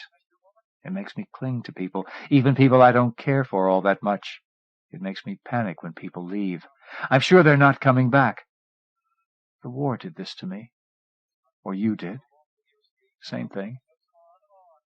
What did the war do to you? Look how much we have in common, after all. We both lost. I lost my war, you lost your war. I look today at Vietnam and Cambodia and Laos, and I feel sick inside. Do you ever ask yourself who won? Who the hell won? Your war. I made it up, of course. It was nothing like that. Write me. Tell me about it, please. If I have not heard from you by Christmas, I have decided to ask Lauren to go to the monument and look for your name. I don't want to do this. Don't make me do this. Just send me some word. I am 35 years old. I'm ready to believe anything you say. Robert Frazier. Robert Frazier is well known in science fiction circles as a poet. After attending the Iowa Writers' Workshop in Iowa City, he began publishing his poetry, and his work can be found in Galaxy, Amazing, Isaac Asimov's science fiction magazine, Analog, the magazine of fantasy and science fiction, Light Years and Dark, A Spadeful of Space-Time, Science 86, Portland Review, and Pacific Quarterly. His first collection, Peregrine, was published in 1978. Forthcoming are two collections of poetry, Perception Barriers and Co-Orbital Moons. Winner of the Risling Award in 1980 for his poem Encased in the Amber of Eternity, Frazier was a longtime editor of Star Line and the Speculative Poetry Review, and is the editor of the collection Burning with a Vision, Poetry of Science and the Fantastic. He lives in Nantucket, Massachusetts. Across Those Endless Skies by Robert Frazier. Cowboy was all hopped up and fried to the gills on them little white pills, as he often put it, the first time he saw the big choppers. Near Delat, his patrol had stopped on a ridgeback haloed with defoliated trees that looked for all the world like a twisted mass of cables and brake lines. So Cowboy propped his gaunt, wiry body against a hunk of standing deadwood, pulled his helmet down over his bat ears and peach-fuzz black hair, and buzzed off into space. As he traced a yellowed fingernail along the trigger on his M16, and along the fine pinstripes he'd applied to the stock with painstaking care, the choppers plowed over the next hill and hovered above the shimmering rice paddies and the nameless villes between. There were 4 in a diamond formation, sausage-shaped Chinook 47s with blood-red running lights. A dark mica-flecked haze of purple exhaust surrounded them like a ragged cloak, and the low moan that accompanied them, like that of some unearthly herd rumbling across a celestial highway, sent a lightning bolt of fear spiking down his spine. Cowboy shook his head to clear out the cobs. When he looked back, they were gone. He popped a couple more Dexies from a useless gunmetal lighter he kept stashed in the recesses of his baggy fatigues, and went back to fingering his M16. You see, pills were a way of life for him. They made the extraordinary seem ordinary. He'd started with painkillers back in Fitchburg when Pa beat him at night, and twice on Sundays.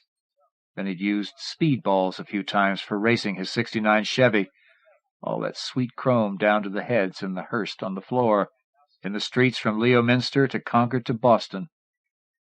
In Nam they became a necessity. They began to shape a dreamland for him there, a haven apart from which he'd steer clear one day, tack some Purple Heart or some such thing to the mantel next to the old man's bowling trophies, and blow his past off in a cloud of monoxide. He'd sure be happy to dust off his mechanic's tools. Maybe he'd even follow up that lead on an assembly line job in Detroit.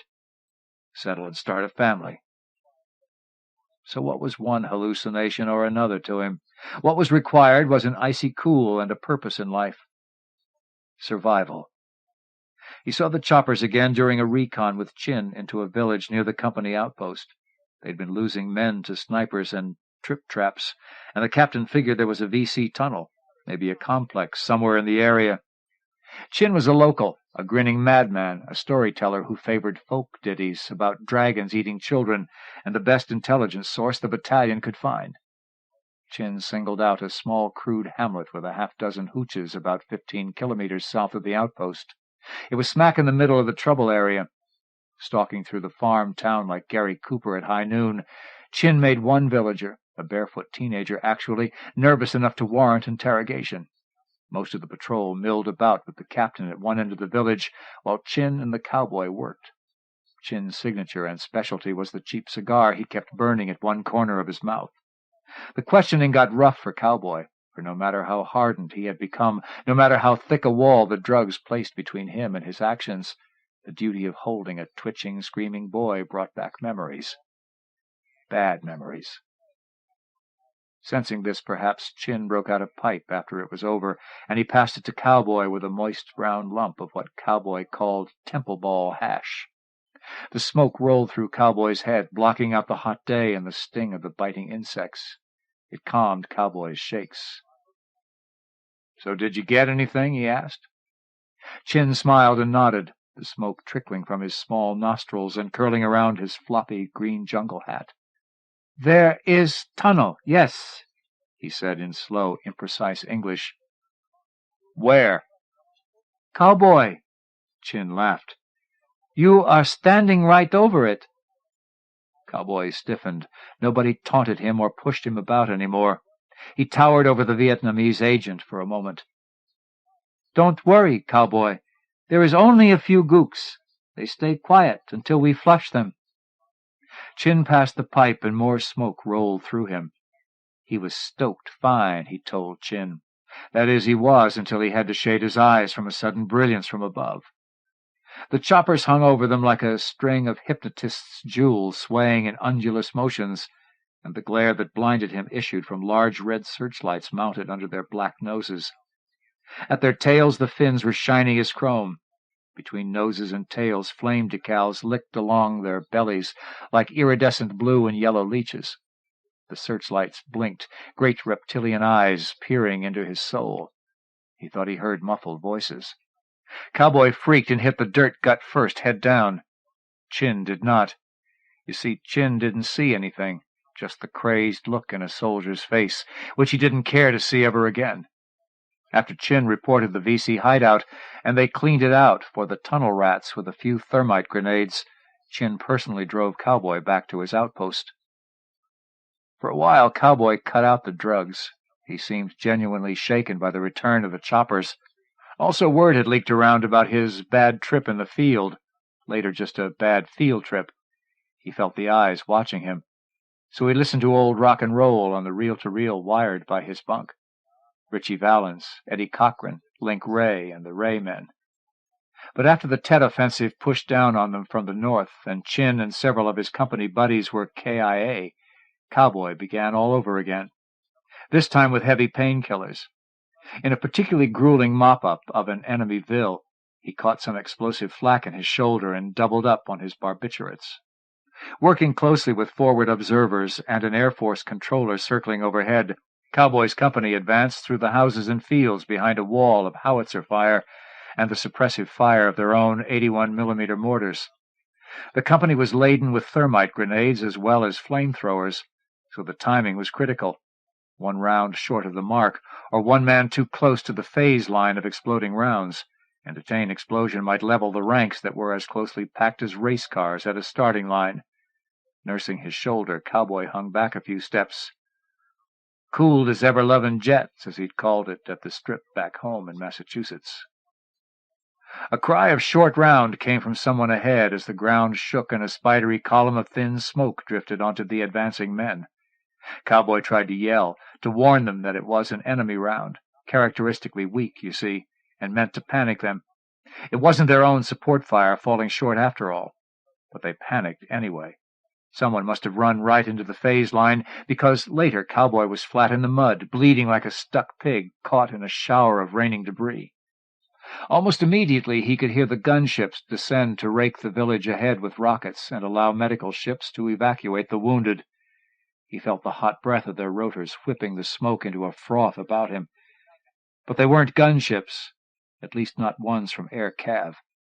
Their black noses peeked out of the brown haze above him. Searchlights blinked wildly.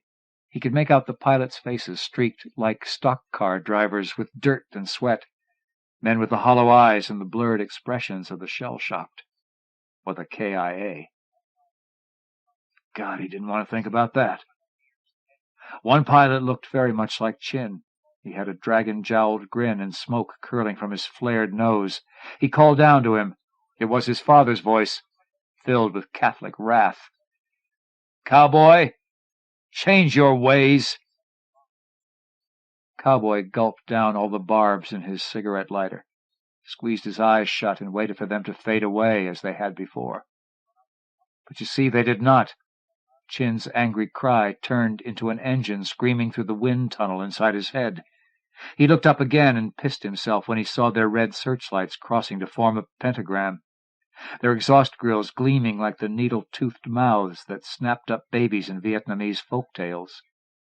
Slowly, ever so orderly and without mishap, the choppers, edged in foxfire, landed at the 5 points around him with stretcher-bearing zombies waiting in the open bays, waiting to take him under their wings of smoke and away across those endless skies, waiting to take him into a war zone where fighting continued without a break, or a leave, or a discharge, and where death and rebirth were in constant flux, a dark high that he could ride, as he once said in a wishful yet absurd complaint about the quality of Vietnamese dope, without ever having to turn off the ignition.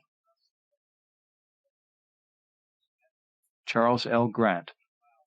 Charles L. Grant began his career as a science fiction writer, winning 2 Nebula Awards for his stories A Crowd of Shadows and A Glow of Candles, but then turned to the horror genre, where he has exerted considerable influence, both as a writer and an anthologist. He created and edits the popular Greystone Bay series of chronicle novels, and his continuing anthology, Shadows, is easily one of the most important forums for the best work being produced in the genre. Grant won a World Fantasy Award as editor of the original Shadows collection, and also won 2 more for his novella Confess the Seasons and his short story collection Nightmare Seasons. Stephen King has called him one of the premier fantasists of our time. His stories have appeared in the Magazine of Fantasy and Science Fiction, Analog, Amazing, Fantastic, Orbit, Dark Forces, the Arbor House Treasury of Horror and the Supernatural, and many other magazines and anthologies. Some of these stories are collected in Nightmare Seasons and Tales from the Night Side. His novels include the Ox Run series, Tea Party, Night Songs, The Pet, and the best-selling The Nestling. He has also edited the anthologies Terrors, Nightmares, and Fears, among others. Grant lives in New Jersey with his wife, the writer Catherine Potasic. The Sheeted Dead by Charles L. Grant. The overcast lay in gray strips over the valley, pale where the sun nearly broke through the clouds, darker where the rain clung in ragged, stubborn patches, and bulges so dark they could have been black, hanging low and rolling, spun and flayed by a wind that carried with it a charge of lightning. It permitted no shadows, only a darkening of color. It made the green hills taller because it drifted so low, and each morning it murdered hope that the chill would be gone, the chill that had no business in the valley in June. And on the 6th day of the overcast, Gregory walked the road toward town, down the broken white line without checking behind him, because there was no fear of traffic, no need to watch for trucks, no caution necessary. He wasn't going to die. He kicked a large chunk of gravel over to the shoulder, followed it with his gaze, and looked into a field beyond a barbed wire fence, rusting and sagging. No cows grazed, no horses walked, no plow, no tractor. A lone crow lifted from the newly green, weedy furrows and circled a few times before settling again. Not a cry, not a warning, not a snap of a wing. Black feathers and black eyes, feeding on the dead. On the other side it was the same, the quiet intensified by the sight of a small farmhouse surrounded by small trees. Nothing moved there either, inside or out. Silence. Nothing moved on the hillside where he knew they were waiting. Weapons aimed, sights trained. And when he turned to look for help, he was alone on the road, in the heat, in the open. No one left to watch him but the watchers on the hill. He cleared his throat and pulled his hands from his pockets, let his arms swing until he found himself marching. A lopsided smile broke the rhythm, slowed it, and he kicked another stone, spinning around as he did, to walk backward to be sure he was really alone. Where is everybody? Not that it mattered, but where the hell are they? The smile snapped off as he snapped a salute to the crow in the farmhouse and broke into a trot that brought him to another house 10 minutes later. Freshly painted, empty, a fern in a hanging pot, twisting in the wind. And silence. He listened and he ran, easily, though he felt a sharp pain in his side and heard, as if muffled in a pair of cupped hands, the slap of his soles, the touch of his heels, the rasp and wheeze of his breath when his lungs finally protested, and finally he slowed, and slowed further, to walk with a trembling hand pressed hard to his waist and stare at the wooden bones of a scarecrow, with nothing left to guard. A breeze rippled its tattered sleeves, shivered the brim of its floppy hat, and Greg saw a corncob still pinned to the cloth, a rifle at the ready, and he closed his eyes against the sound when the wind shook the cob free, and the cob fell to the ground, and there was nothing the thing could do but stand there, limp and dark.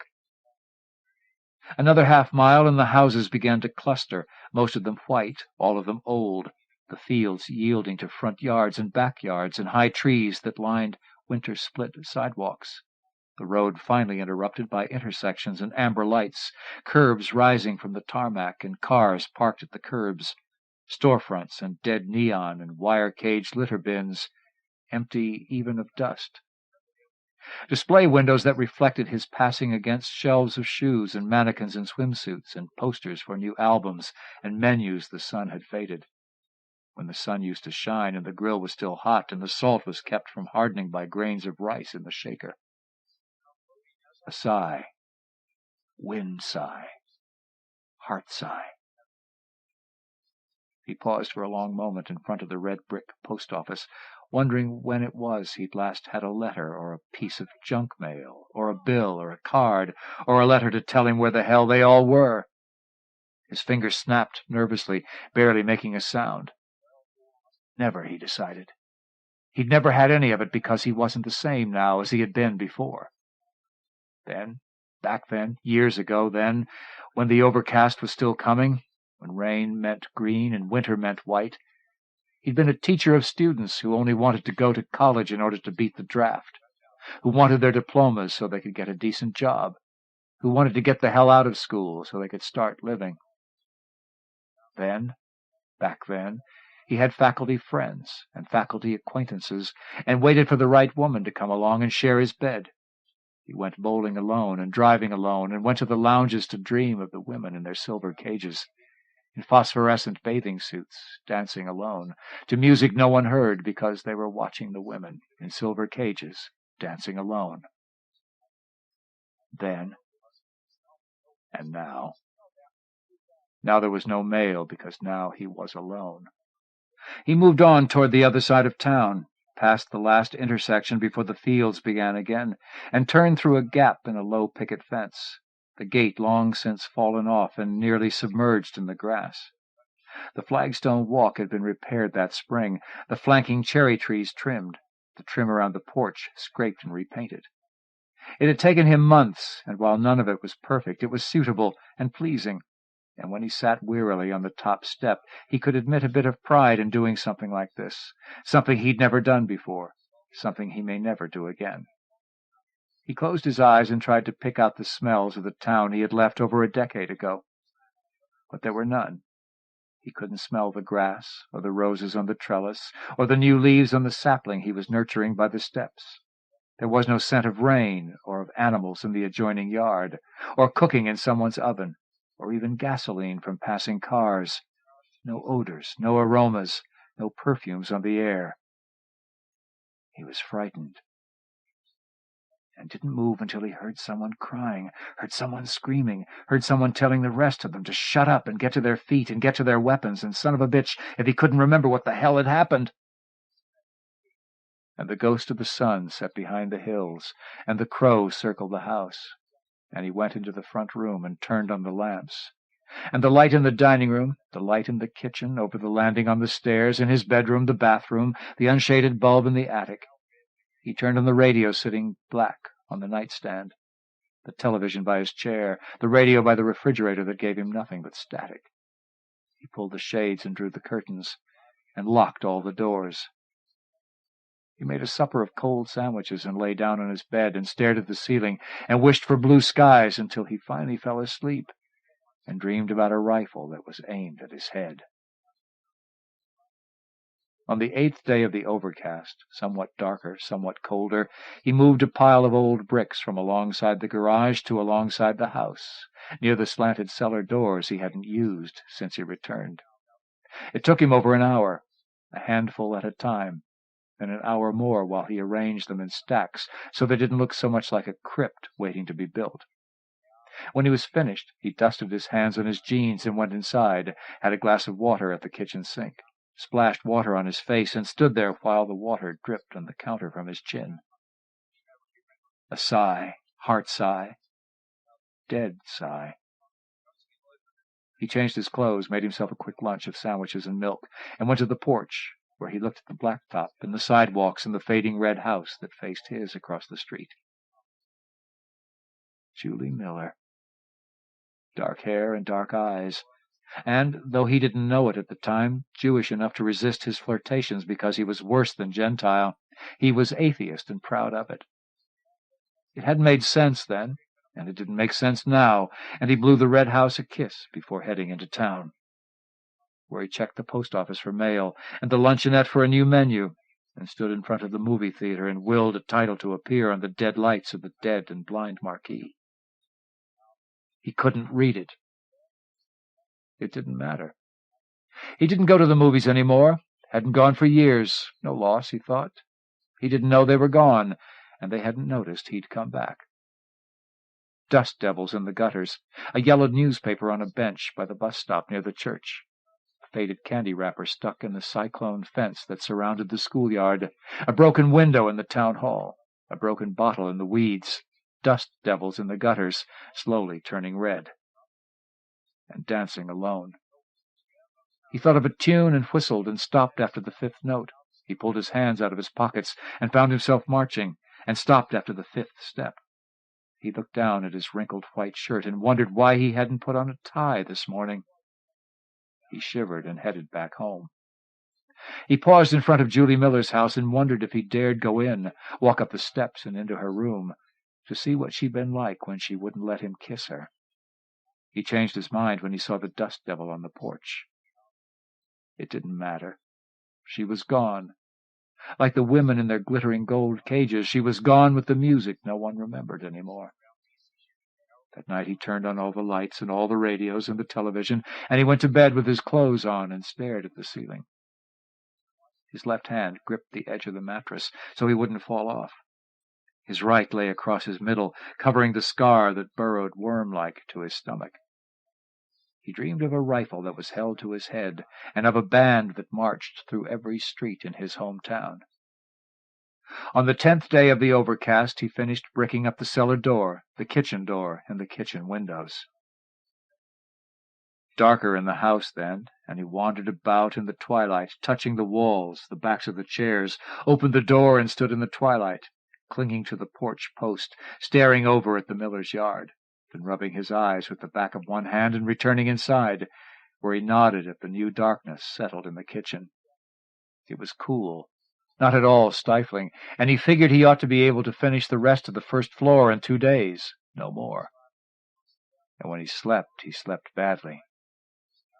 The marching band passed his house, cornets and trumpets and trombones and drums and sousaphones and glockenspiels, and a majorette in a white skirt that barely reached her knees, and a whistle that shrilled the change in music, and a car driving behind with the top down and the driver grinning, and the corpse in the back seat waving an American flag. He woke, covered in perspiration, grimaced at his sour smell, and took a long, cold shower. He paid no attention to the scar on his stomach. He was used to it. It had been there for a decade, and a few years more, and once in a while a woman saw it and asked him how he got it, and he would tell her he'd been in a knife fight when he was a child. Cold porcelain, cold water pounding the hell out of his shoulders, echoing through his helmet, spraying from the wheels of the Jeep in a continuous outward wave, making the steering wheel slippery because the top wasn't up, making visibility impossible because the sun hadn't shone in over a week. Cold water, cold food, cold noise of a convoy slipping between the hills that should have been green because of the season, and were gray in the fog that the rain carried with it. Trucks and jeeps and troopers and ammunition and food and clothing, and the flash of orange on the hill and on the road ahead and just behind his eyes. When the light bulb finally blew and the bathroom went to twilight, and he grabbed the edge of the sink, jaw tight, lips back, knees locked, stomach rolling. He went downstairs and had breakfast, and halfway through a barely scrambled egg he heard the horn. A car horn. And the chair toppled to the floor when he jumped to his feet, stared toward the front, stared at the bricked-up door and windows. Jesus Christ, he thought, and ran out to the porch. Mr. Miller was raking up the leaves in his yard, a pile in the gutter smoldering and smoking. When he saw Greg, he waved, and Greg waved back, slipped his hands into his pockets, and went out to the sidewalk. "How's it going?" he called. "I could be younger," the old man said with a laugh. "Julie around?" The old man, white shirt, suspenders, baggy brown trousers, battered sneakers on his feet, shrugged elaborately. "Who's to know, huh? She's a big girl, she tells me." He shrugged again, a little faster, then grinned and waved the rake. "Save me, Greg. Save me, for God's sake. Marry her, please, and get her the hell out of my house." They laughed, and he decided it would be a good time to pick up some milk, some bread, a few more cans, before he finished working on the house. He walked, then, and winced at the traffic that filled the downtown streets. There were so many people, he thought. God, where'd the hell they all come from? After struggling with 2 housewives, he didn't know for possession of the last cans of soup on the corner market shelf. He found a few more things he thought he'd need, paid for them, hefted the bag, and crossed over to the post office. His box was empty. As he walked down to check on what was playing at the theater tonight, he was nearly knocked over by 2 kids on skateboards, one of them plugged against the world by earphones and a hip radio, the other laughing an apology that sounded more like a sneer. Greg held his breath, the sure cure for his temper, then moved on, shaking his head and wondering what the little bastards would be like when they grew up. Chuck Pringle was on the ladder switching the titles on the marquee when Craig walked up. "Hey, Chuck, when you going to show Gone with the Wind?" Pringle, his stomach resting against the grid to keep him from falling, didn't laugh. He looked down and scowled. "You college guys are all alike, you know it? You think a little class will make me a fortune." He dipped into the tray of letters, pulled one out, and shook it at him. "You gotta have tits, Goodman, don't you know that by now? Tits for the guys, a little cock for the broads. I show anything else, I go broke, right?" Greg nodded and listened for 5 more minutes, learning as he did every time he asked the question about the hardships of running a theater that didn't belong to a national chain, of the state of the film industry from the managerial point of view, and the state of the country's teenagers. "On the other hand," Pringle said, "You're Gone with the Wind didn't have any tits, you know. And a man my age, man, he can't get enough of that." "Right," Greg said, turned around and walked away. There were no newspapers at the luncheonette or the drugstore, so he brought his groceries home, put them away, and went out to the garage to get more bricks for the windows. When he was finished, there was only the front door left, and he had to save that until the upstairs was done. He showered. He ate dinner. He sat on the front porch drinking a beer and watching the sunset, and didn't move at all when he saw the lion in Miller's yard. He blinked, put the beer can down on the top step, and looked again. Over there, in Julie Miller's yard, frowning because, if it was there, he still ought to be able to see it. It had been big enough, teeth, mane, tufted tail, muscles working in a lean frame that would worry an elephant to death if the lion were hungry enough. But it was gone now, or it had never been, and he couldn't explain to himself why he just didn't get his butt in gear and walk over there. It wasn't that he was afraid he might find prints in the dry grass, that he might smell something or hear something. He was afraid of not knowing and of knowing too much. He stood slowly and walked slowly into the house, into the new twilight where the windows reflected nothing but the ghost of his passing. The telephone rang just before he went to bed. When he answered it, positive it was only an electrical storm in the area that had found him and was taunting him, he heard someone breathing and asked who it was. "Me," said Julie. "I was wondering if you wanted to go to the movies tonight." His arms ached from lifting and holding the bricks. There was mortar under his fingernails and dust in his hair, despite the shower he'd taken. "I'm beat," he said, smiling at the wall. "I won't be much company." "If I wanted company," she said, "I would have asked one of Father's friends." "You going or not?" "Give me 10 minutes to clean up." 5, she said. "It's almost time." "Ah, Jesus, Julie, give me a break." "Men," she said, laughing, and rang off. He couldn't remember ever moving so damned fast in his life. It was almost as if he were flying across the road and into the ditch, listening to the mortars, to the trucks blowing up, to the guns, to the shouting, to the whistles, to the wind, to the rain that blinded him because his goggles had been knocked off when the shell knocked him from the Jeep. And he felt dizzy, too dizzy just from running so hard, and he looked down and realized he still had his stupid slippers on. He slapped himself across the cheek, changed into his shoes, and ran outside, just in time to see a meteor shower turn the sky green. He stood on the walk, open-mouthed, moaning his pleasure now and then, grunting when one seemed to be heading straight for him. He almost ducked, explained to himself how ridiculous that was going to look, and hurried to the curb when the light show was over. The windows in the Miller house were dark. None of the street lights worked. A single streak of green flew over the house, over the hill behind, and left the stars to themselves, pallid and unwinking. "Damn," he said, picking up a pebble and throwing it across the street. "Damn! You should have just gone, you stupid jackass." and saw the lion again. Maybe he thought Julie's got herself a new pet, and laughed aloud at the preposterous notion that her father would let anything larger than his old Skye Terrier through the front door. The lion turned the corner of the house and vanished in the high weeds that grew and tangled with the hedge. Dust devils in the street, born in the night wind. "Where are you?" he asked softly. "Where did you go?" On the 14th day of the overcast, he decided to go to the school, just to see how things were going. He looked in at his old classroom, walked through the principal's office, sat in the auditorium for nearly an hour, and listened to the seniors practicing their graduation speeches. In the gym, he watched a ragged, good-natured game of basketball between the male and female faculty. In the cafeteria, he swiped an ice cream bar from the freezer beside the cash register, and in the teacher's lounge he saw a man he knew vaguely, from the math department maybe, who grabbed his hand and grinned. "Jesus H., it's Greg Goodman! Christ, man, where the hell have you been?" "Away," he said, and left through the shattered side door, walked slowly across the football field, and stood on the top row in the wooden visitors' bleachers. "Where are you?" he asked, as if speaking to an old friend. "Please, where are you?" And didn't wait for the answer. He ran down the seats, ran across the field, didn't stop until he'd reached the main street and saw the parade. The band, horns and drums. The marchers, young and smiling. A cage on a flatbed pulled by a silent tractor. The lion standing, unmoving, its mane falling in clouds. The car with the honored guest, rusted and wheezing.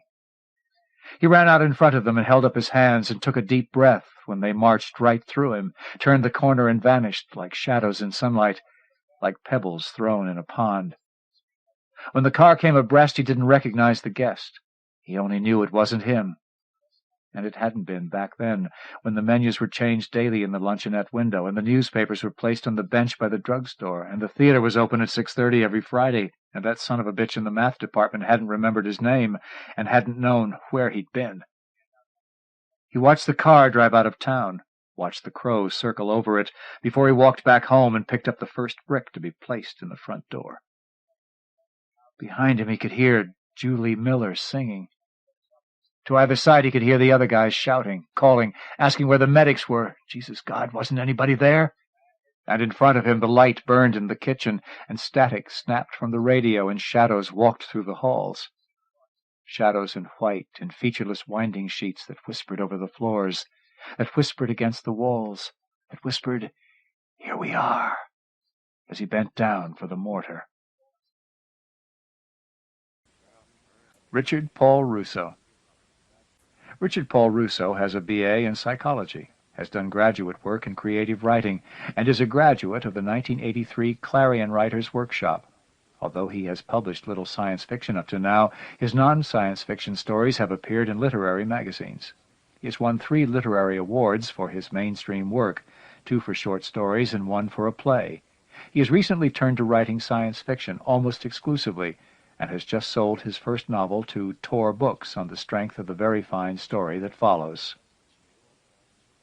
In the Season of the Rains, by Richard Paul Russo.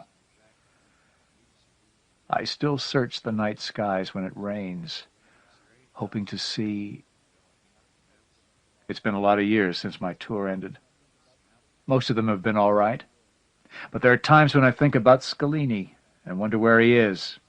And there are times when I wish I'd gone with him. First there was a heat, wet and heavy and solid around us. Then there was the stifling lush growth of the jungle, choking the air with its humid breath. And finally there was the rain. Monsoon season had just begun. The rains came and did not seem to leave. Even though they stopped during the day, the air was so humid and we sweated so heavily, we hardly noticed the difference.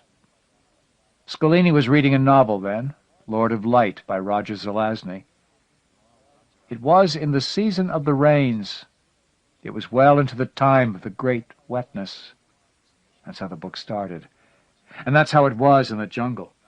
Scalini used to quote those lines over and over at us as we humped through the paddies and over the dikes and into the dense trees and brush and tall grass, weapons turning hot and slick in our hands, the heat leaching water and energy and life from us. "Fuck you, Scalini," Spider called. "No more." "It was well into the time of the great wetness," Scalini yelled back. "I'm going to pound your face into the fucking great wetness you don't shut the fuck up."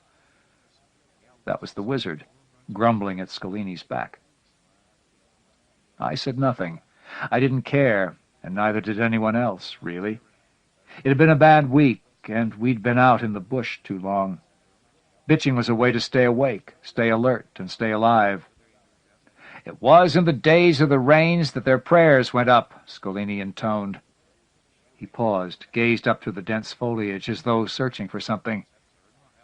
"Except there's nothing to pray to." He spat violently and lapsed into silence. It didn't rain all afternoon, but we never dried out, and the sun boiled up a constant steamy heat from the jungle. We found the mines and the booby traps on the trails, though, and no one was killed or injured that day. Just miserable. Near dusk we came across a silent, deserted village, half a dozen empty, rotting hooches, a ville that wasn't even on the maps. No signs of locals, no signs of VC. Relief and disappointment collided. We were sick of being shot at, picked off by mines, with no way to strike back. We dug in for the night. Scalini and I carved our foxhole deep in the grass and mud and clay, then ate sea rations as the rain started in again with the falling darkness. The wind kicked up, whipped the rain in under our ponchos. "I want out of this hellhole," Scalini said. I didn't answer. What was I supposed to say? Most of us wanted out, but there was a desperate intensity to his voice and a strange distance, as if he was already partially gone. Still, I thought he was new, just 2 months in country, and I'd probably been the same myself once. He went on guard, leaving me alone in the darkness. I sat in the wet foxhole, unable to sleep. Waking dreams came and went, mingling with the reality around me until I couldn't distinguish between the two. It didn't matter. I was used to it now, and it no longer bothered me much. What still bothered me, though, was that I could not remember what Megan looked like. We were the same age when I left, talking about marriage, but now I felt I must be at least 10, 15 years older than she, and I could not call up the image of her face. I thought she had light brown hair, but was it long or short, straight or curly or wavy? Hazel eyes, probably. But that's what my own were, and maybe I was confusing hers with mine. Her mouth, her nose, and chin, all the rest was a blank. I was still trying to call up a picture of her face, and still failing, when Scalini slid down into the foxhole, scattering mud everywhere. "Fucking Sahara! You're not going to believe what I saw out there!" His voice was a hissed whisper, broken by heavy panting. "Try me." "I don't know, man. A flying saucer. A spaceship, something like that." "You've been reading too much of that science fiction." No, I saw it, man. A fucking spaceship. Just above the trees, kind of silent and shimmering. A weird shape. A blue-green glowing and pulsing into black, like it was shifting in and out of existence." "You dropped that acid you've been saving?" "No, goddammit! I'm telling you, Sahara, it's for real." He grabbed his helmet with both hands and slammed it into the mud. "Shit, I saw the fucking thing! I saw it!" "Basketball ship," I tried. "Maybe something doing recon. I don't know." Scalini didn't answer. He picked up his helmet, dumped out the mud and water, then held it out to let the rain wash it clean. Distant mortar fire was barely audible, muffled by the rain. Scalini stood and put on his helmet. He was the only one who wore the damn thing. "Gotta get back out," he finally said. "I'm still supposed to be on watch." "Hey, Scalini," I started, but he was already climbing out of the foxhole, and a moment later he was gone. We were supposed to check out of Ville the next afternoon, but we had to get through the morning first. The rain stopped just after sunrise, and damp, sweltering heat rode in on us again. The clay trail was slick and littered with mines, which we located and exploded, one after another. All morning we were harassed by sniper fire. No one was hit, but nerves were shot. Just after midday, during a lull, we stopped to eat, and Scalini pulled out Lord of Light again. It was his second or third time through, and the book was falling apart in the dampness. He read silently for a few minutes, then quoted to us again. A light rain was falling upon the building, the lotus and the jungle at the foot of the mountains. For 6 days he had offered many kilowatts of prayer, but the static kept him from being heard on high. Ain't that the fucking truth, said Fishbone. Scalini nodded and resumed reading to himself. Hey, Rocket Man, Wizard said. Scalini looked up. Who, me? Wizard grinned. Yeah, you with the outer space books. You want to keep reading that stuff out loud, that's just fine. Maybe the dinks will shoot at you instead of me. We all laughed, and Scalini smiled. He put the book away, and we started back onto the trail. The afternoon was worse than the morning. The heat baked us, and sniper fire was continuous. Fishbone missed a tripwire, triggered a booby-trapped grenade. Somehow he saw it, or heard it roll out into the trail, yelled, and everyone dove for cover. Fishbone got a footful of metal, but it wasn't going to kill him, and he grinned and laughed, waiting for the dust off, knowing he was going home. Hey, Scalini, I said. There's your way out. I pointed at Fishbone's foot. I thought about it, he said, serious. Too goddamn risky. End up like Bristol. He shook his head and gazed into the sky, far away again. As we neared the Ville, the jungle went silent on us. Spider was on point and slowed us to a crawl. We waited for the ambush, and were surprised when it didn't come. Hot and tense, we crept forward. The Ville was quiet in the heat. Pigs snuffled through the mud, and a dog whined. Old women chewed betel nut, squatting in the shade of the hooches, and grinned at us with dark, red-stained teeth. A baby cried, and we marched in. The village search was rapid and thorough. We cleared out the hooches, herded all the old men, the women, and children into a clearing. Interrogations were brief, repetitive, and fruitless. We found tunnels. The lieutenant was talking with 2 sergeants, trying to decide whether to search or blow. Someone else made the decision for them. Fire in the hole! A voice cried out. A few seconds later, 2 muffled explosions shook the air, then 2 more. Fire in the hole! Again, and 2 more paired explosions. When the lieutenant walked over to the tunnel mouths to see who dropped the grenades, there was no one around. He stood in silence, staring at the ground. 3 men dragged a young woman into an empty hooch, and I walked away so I wouldn't hear it, so I wouldn't see them when they came out. We continued to search the hooches, tearing baskets apart, smashing pottery, knocking over rice-filled urns and spilling the rice out through the doorways. A dog yelped when somebody kicked it, and someone else knifed a squealing pig. Chickens squawked, and I thought I could hear the cries of a woman. Crazy Carl was with the villagers. He started slapping the old men with his open palm and screamed into their faces. Wizard marched a pig past them, then blew it away with his shotgun. 2 old women started to laugh, thinking it was supposed to be funny. But when they saw the look on Wizard's face, they stopped. The lieutenant huddled in conference with the 2 sergeants, standing in the shade, letting things go, trying not to notice, which was fine with everyone. I spotted Scalini in the brush, squatting with his back against a tree. He'd covered his ears with his hands, and his eyes were closed. I walked over to him, knelt at his side. Behind me the noise continued unabated, the splintering of wood, the smashing of crockery, the smacking of Crazy Carl's hands, the grunting and squealing and whining and crying of people and animals, one indistinguishable from the other. I tapped Scalini on the shoulder, and he jerked back, grabbing for his rifle, eyes snapping open. When he saw it was me, he settled back with a long, drawn-out shudder. "I've had it," he said. We shared a cigarette and listened to the operation winding down. As the noise level dropped, the heat seemed to grow. The air became thick, stagnant, and hard to breathe. Before long, we were ready to move out. Incredibly, the Zippo lighters did not appear, and the thatched roofs did not go up in flames.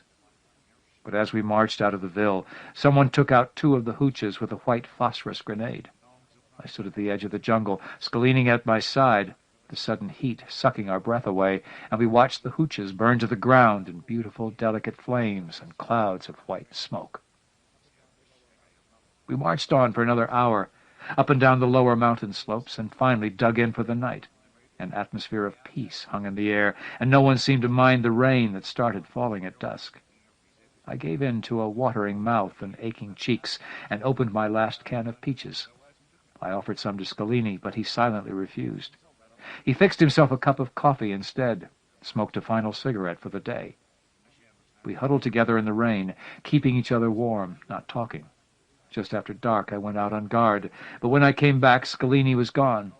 The foxhole was cold, and I sat under the poncho, wet and shivering, wondering where the hell he'd gone, and wondering if he'd ever come back. The rain continued, the night went on, and I could not sleep. When Scalini dropped into the foxhole long after midnight, I knew there would be another story. He was breathing heavily, and even in the darkness I could see a flush to his skin. "Christ," he said after a few minutes, and nothing more. "Don't tell me you saw flying saucers again." "No. I mean, yes, but more than that. Sahara, I saw them. Jesus Christ, they were aliens. It is a spaceship. They're from another goddamn world." "Scalini, it's probably a trick. A helicopter disguised as a—" He shook his head vigorously, cutting me off. "They weren't human, Sahara. They weren't human. No fucking way it was a disguise, man. They were—" He shuddered and shook his head. "It was weird, Sahara. I'm telling you, it was too fucking weird." "So tell me, Scalini." We crouched under our ponchos, the rain still falling, and he started. "I'm sitting here, watching and listening. I get these funny feelings, like some kind of strange vibrations going through me. I know it sounds crazy, but they were there, shaking inside me, telling me things." "Like what?" "Like I had to go back to the Ville, the one we hit." "You didn't." "I did. I crawled out of this damn hole and started back along the trail. I don't know, somehow I knew it'd be clear. Nothing new planted. I could just head on down it, and I'd be okay. And I was. Made my way mostly by feel. The vibes were still inside me, and I felt like I was in tune with the jungle, with whatever was out there." He paused and blew into his hands a few times. I wanted to tell him he was losing his goddamn mind, but I couldn't. I said nothing, and he went on. "The village was silent. Not even the animals made a sound. Spooky, Sahara, real spooky. So I didn't go in. I stayed in the trees, and I circled the Ville, watching for movement, listening hard. Nothing except the rain. No fires. Everyone asleep or dead. Then I saw them. 4 of them came out from between the huts, glowing like the ship I saw last night. They were taller than anyone I've ever seen, 7.5 feet, and thin, like they had no meat on their bones. 2 legs and I guess 2 arms, long rubbery things, with something like hands attached. They were pale, with dark spots and patches of hair all over their bodies, and long heads with huge dark eyes. But I couldn't tell if there was any mouth or nose or ears, only more of the splotches and chunks of hair. There was the blue-green glow around them, just like the ship. And it pulsed, sometimes going into black, so that for a second they would disappear, then shift back. The rain didn't seem to touch them. It was only after a couple of minutes I realized they weren't alone. 3 of the villagers were with them, walking just behind them as they moved away from the Ville. One, I think, was the woman those shits took into the hut today, and the other 2 were old men.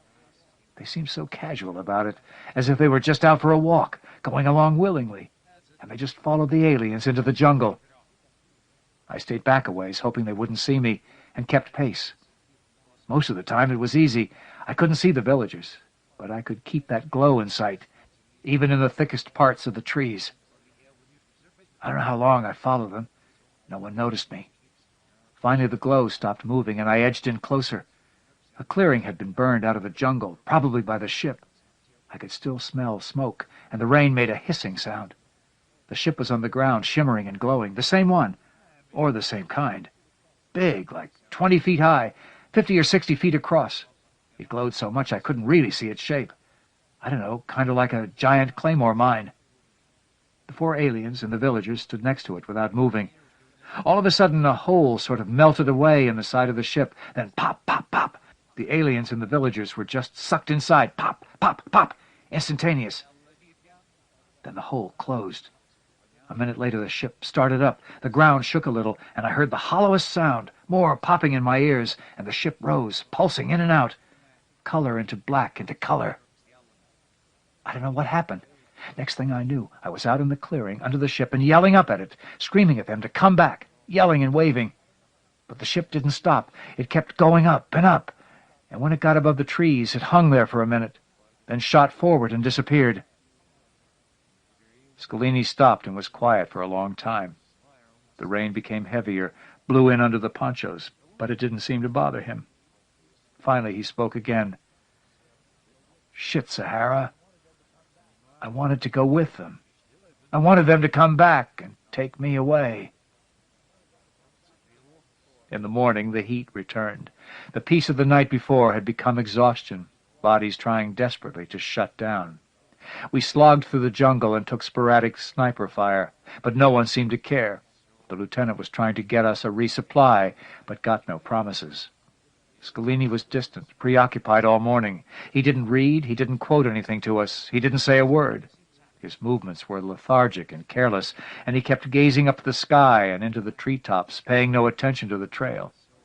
I tried talking to him, told him he'd get killed that way, but he didn't answer me. Midday, Spider was on point as usual, and he brought us to a halt. Word came down the line that there was a clearing ahead and bodies. Word came down it was bad. Bad was not the right word. One by one we entered the clearing, and there was no way not to see them. Hanging from the trees, facing us as we emerged from the jungle, were the half-dressed, mutilated corpses of 3 Marines. They had been dead a long time, and the worst was the most visible. Their sexual organs had been cut off and stuffed into their mouths. That was the first thing we all saw, the one thing none of us could ignore. Much more had been done to them, and the evidence was there if you could keep looking. I couldn't, and I turned away, seeing nothing more. But it was too late. I'd already seen them, and that first image has never left me. It's usually what brings on the nightmares.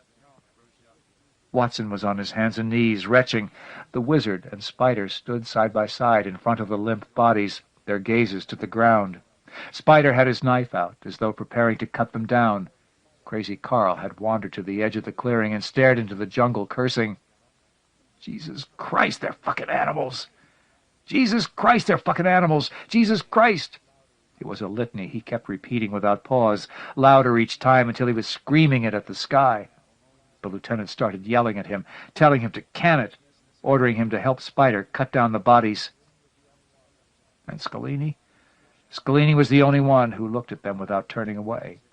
He stood in the center of the clearing, his stare fixed on the 3 bodies. His face was dead without expression. He didn't blink. When he finally moved, he walked slowly to the trees, climbed up into them, and out along the thick branches, and cut down the bodies without a word. So we got our resupply after all. The helicopters brought in beer, coke and ice, food and cigarettes, ammunition and mail. And they took what was left of the bodies back with them. We were through for the day. I sat with Scalini in the shade of a tall, thick bush. I was on my 3rd cigarette and my 2nd coke, rereading the one piece of mail I'd received. A letter from Megan. The words in her letter carried no meaning. There was no picture enclosed, and her face became even less distinct. Scalini was sucking on ice, staring into the trees. He hadn't opened any of his mail. "Sahara, what would you do if some alien beings offered to take you away in their ship?" "Run like hell," I said. "Call in the gunships?" I tried laughing, didn't quite make it. I'd hoped he wouldn't mention the aliens again. "It would be a way out of here," he said. "I've got a way out. A nice, safe airplane back to the world. If you make it till then." "I've only got a month and a half. 46 days. I'll make it." "I won't." He bit down on the ice, cracking it. "I've got 10 fucking months. No way I'll make it out of here with my body and mind both intact." He shook his head. "Look at you. Your heart's dead. You don't feel a fucking thing anymore." He sighed. "I'm sorry." For a minute he seemed very far away. "After today, you know what's going to happen in the next bill we hit?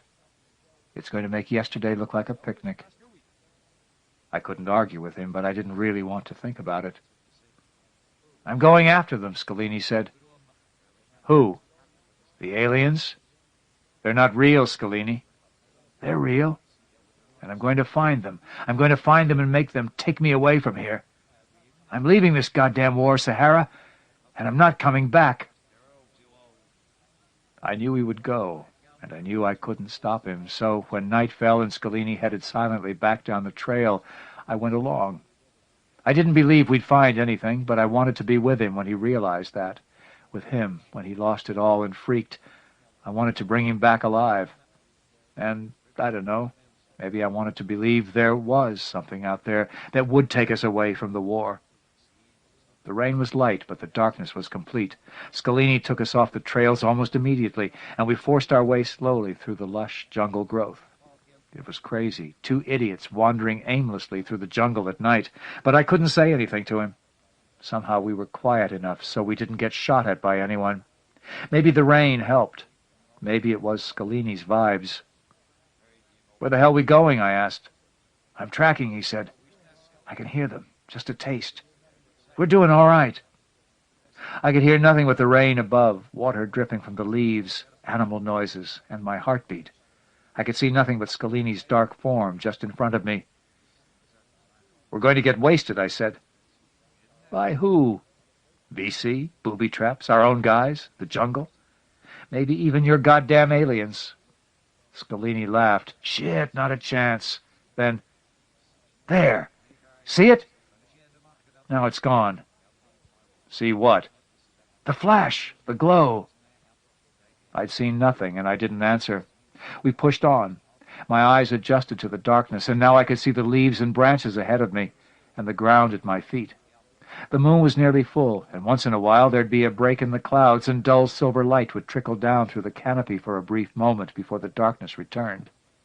Every few minutes Scalini would hiss, "There!" or "Hear that?" and follow with, "We're getting closer, Sahara. I'm beginning to feel them." Each time I saw and heard nothing, and before long I was convinced Scalini had gone completely mad. We moved through areas where mosquitoes overwhelmed us, pockets of jungle so thick we had to crawl. We waded through a river that might have been the one we'd forded that morning. We waded through other rivers of wet, chest-high grass. Several times we crossed trails that would have made the going easier, but Scalini ignored them and pushed back into the jungle. Hours passed, felt like days. Exhaustion pressed in on me, along with the trees and the rain and the darkness, and I just wanted to sleep. I itched everywhere, and I felt as if my flesh was dotted with tiny burning wounds. My clothes were soaked with sweat and rain, clinging to me.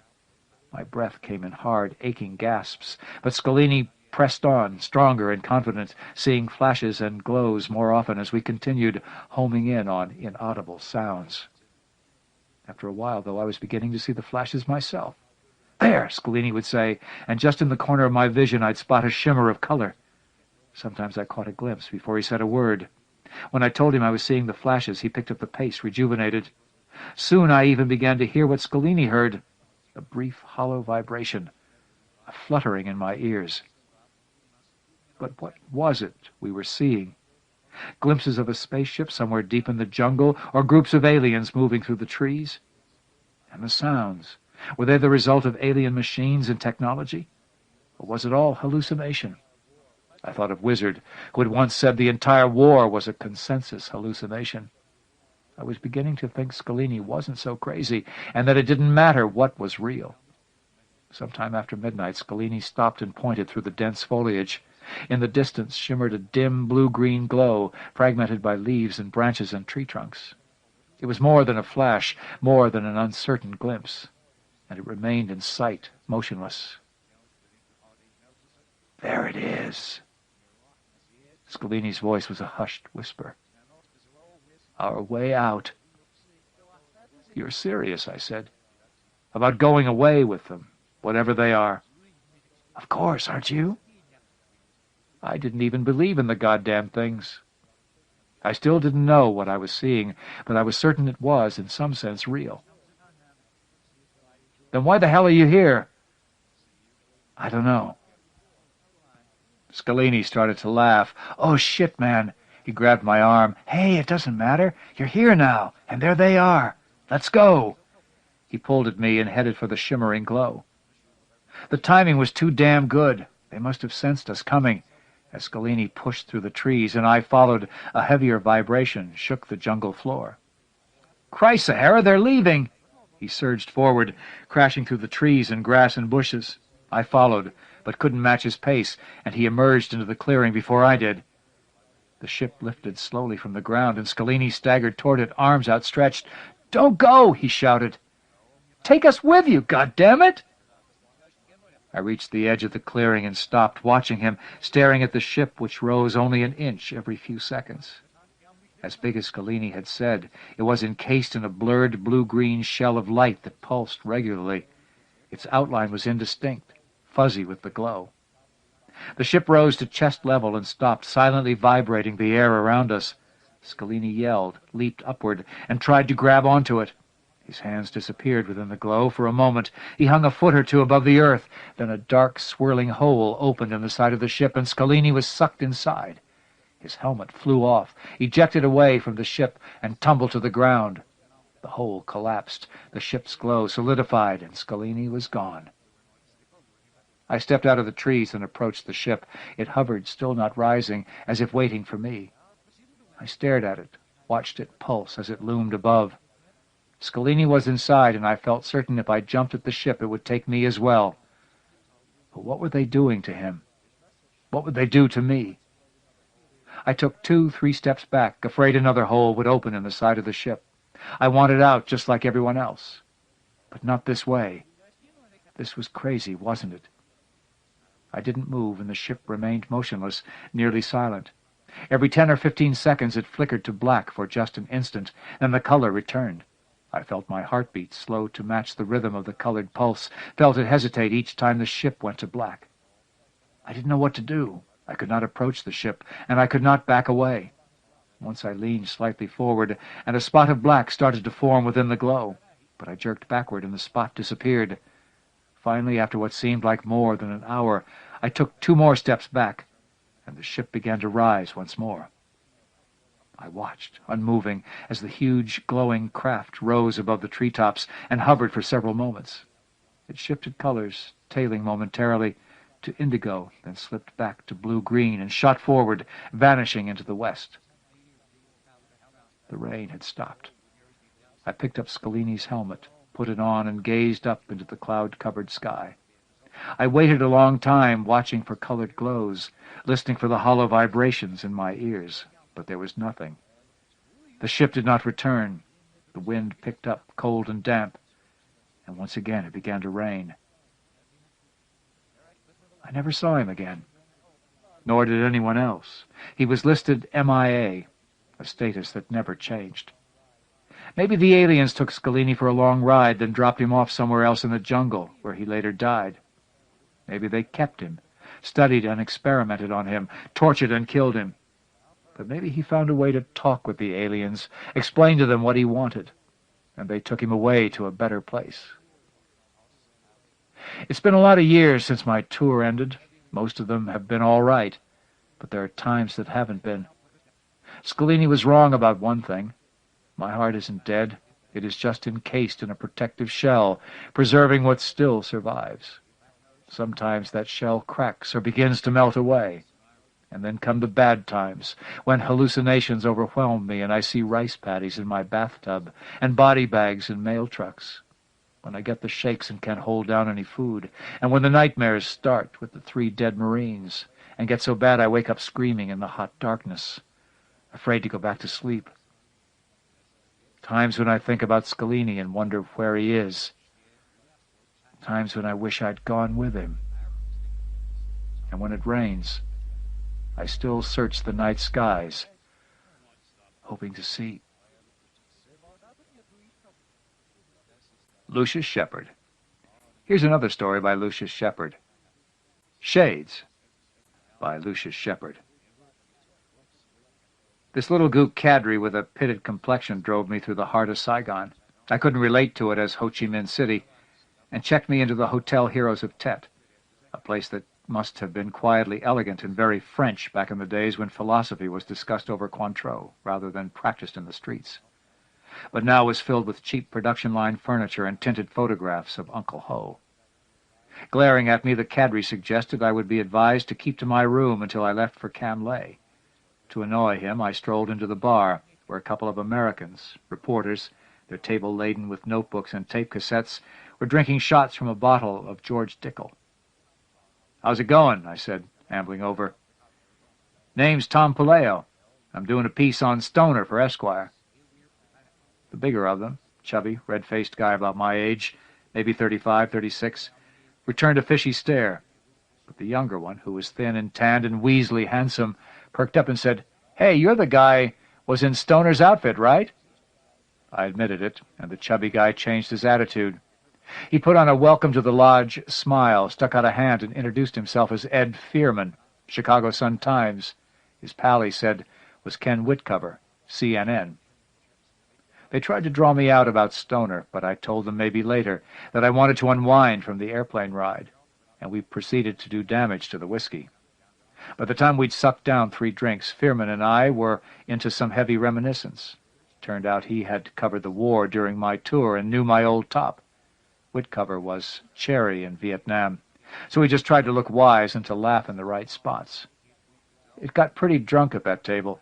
A security cadre, 40-ish, cadaverous gook in yellow fatigues, sat nearby, cocking an ear toward us, and we pretended to be engaged in subversive activity, whispering and drawing maps on napkins. But it was Stoner who was really on all our minds, and Fearman, the drunkest of us, finally broached the subject, saying, "A machine that traps ghosts. It's just like the gooks to come up with something that goddamn worthless." Whitcover shushed him, glancing nervously at the security cadre, but Fearman was beyond caution. "They could have done humanity a service," he said, chuckling. "Turned all the Russians into women or something. But nah, the gooks get behind worthlessness. They may claim to be Marxists, but at heart they still want to be inscrutable." "So," said Whitcover to me, ignoring Fearman, "when you going to fill us in on Stoner?" I didn't care much for Whitcover. It wasn't anything personal. I simply wasn't fond of his breed. Compulsively neat, pencils lined up, name inscribed on every possession, edgy on the make. I dislike him the way some people dislike yappy little dogs, but I couldn't argue with his desire to change the subject. "He was a good soldier," I said.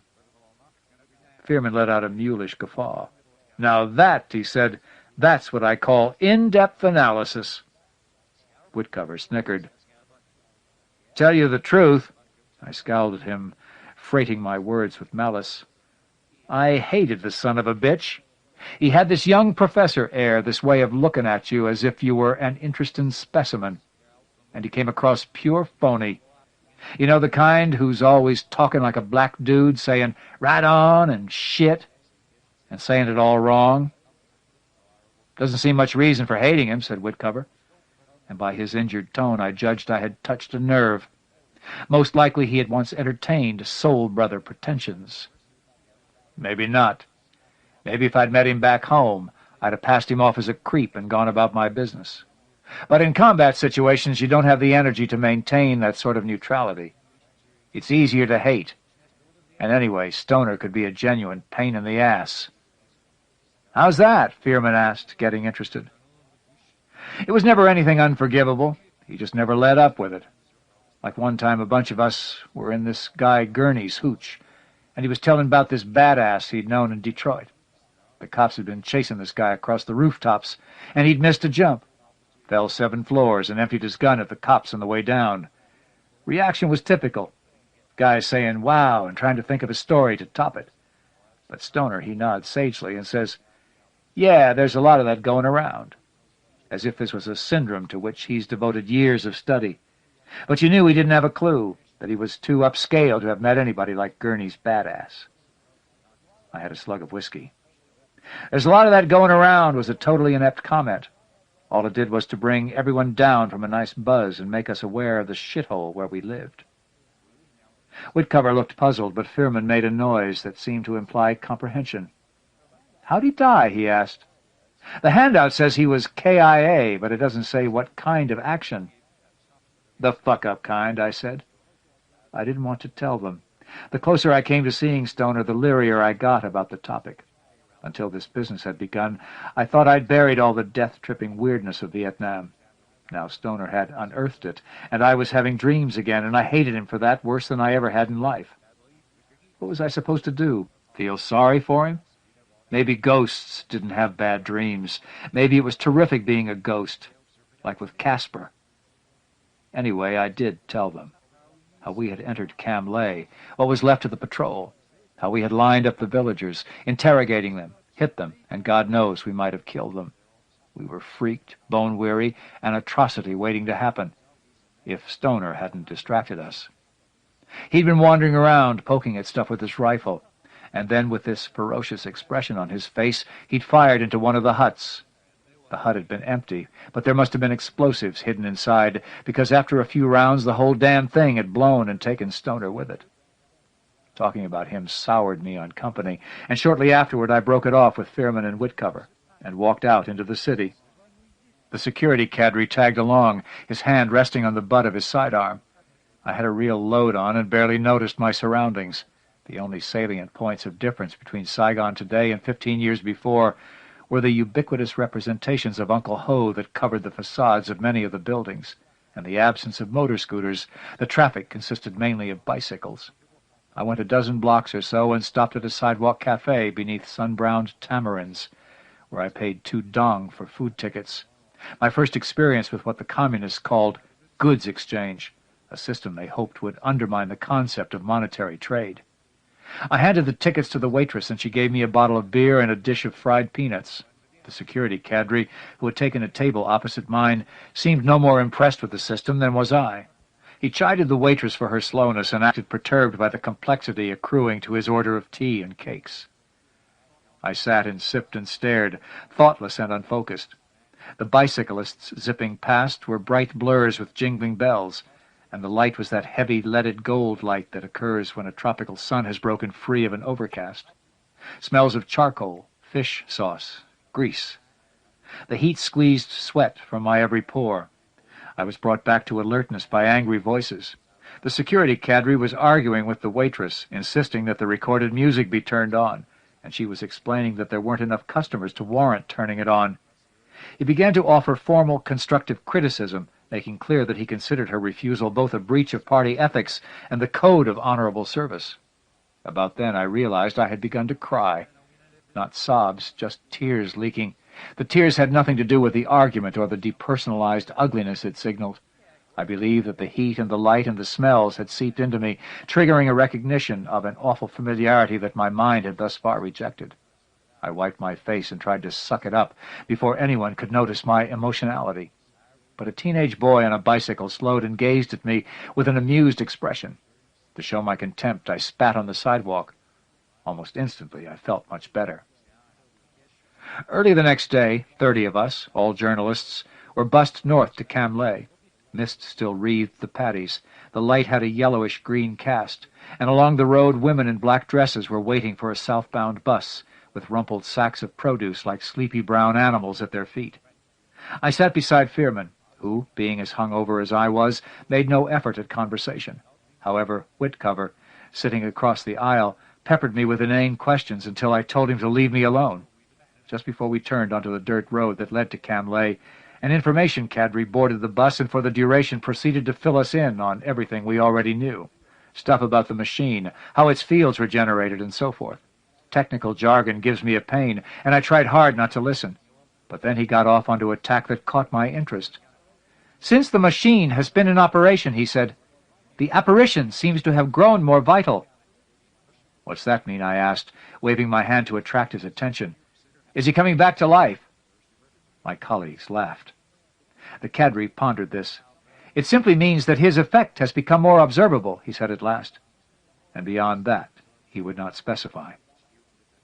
Camley had been evacuated. Its population shifted to temporary housing 3 miles east. The village itself was nothing like the place I had entered 15 years before. Gone were the thatched huts, and in their stead were about 24 small houses of concrete block painted a quarantine yellow, with banana trees set between them. All this encircled by thick jungle. Standing on the far side of the road from the group of houses was the long tin-roofed building that contained the machine. 2 soldiers were lounging in front of it, and as the bus pulled up they snapped to attention, A clutch of officers came out the door, followed by a portly, white-haired gook, Fan Tan Tu, the machine's inventor. I disembarked and studied him while he shook hands with the other journalists. It wasn't every day that I met someone who claimed to be both Marxist and mystic, and had gone more than the required mile in establishing the validity of each. His hair was as fine as corn silk, a fat black mole punctuated one cheek, and his benign smile was unflagging, seeming a fixture of some deeply held good opinion attached to everything he saw.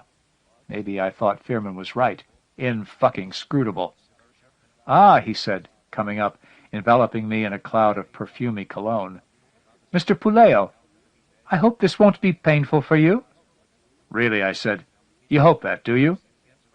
"I beg your pardon," he said, taken aback. "It's okay." I grinned. "You're forgiven." An unsmiling major led him away to press more flesh, and he glanced back at me, perplexed. I was mildly ashamed of having fucked with him, but unlike Cassius Clay, I had plenty against them Viet Congs. Besides, my wise-ass front was helping to stave off the yips. After a brief welcome to the wonderful wacky world of the commie techno-paradise speech given by the major, Tu delivered an oration upon the nature of ghosts, worthy of mention only in that it rehashed every crackpot notion I'd ever heard. Apparently Stoner hadn't yielded much in the way of hard data. He then warned us to keep our distance from the village. The fields would not harm us. They were currently in operation, undetectable to our senses and needing but a slight manipulation to focus Stoner. But if we were to pass inside the fields, it was possible that Stoner himself might be able to cause us injury. With that, Tu bowed and re-entered the building. We stood facing the village, which, with its red dirt and yellow houses and green banana leaves, looked elementary and innocent under the leaden sky. Some of my colleagues whispered together, others checked their cameras. I felt numb and shaky, prepared to turn away quickly, much the way I had once felt when forced to identify the body of a chance acquaintance at a police morgue. Several minutes after Tu had left us, there was a disturbance in the air at the center of the village, similar to heat haze, but the ripples were slower. And then, with the suddenness of a slide shunted into a projector, Stoner appeared. I think I had been expecting something bloody and ghoulish, or perhaps a gauzy, insubstantial form, but he looked no different than he had on the day he died. Haggard, wearing sweat-stained fatigues, his face half obscured by a week's growth of stubble. On his helmet were painted the words, Didi Mao, fuck off in Vietnamese, and I could make out the yellowing photograph of his girl that he taped to his rifle stock.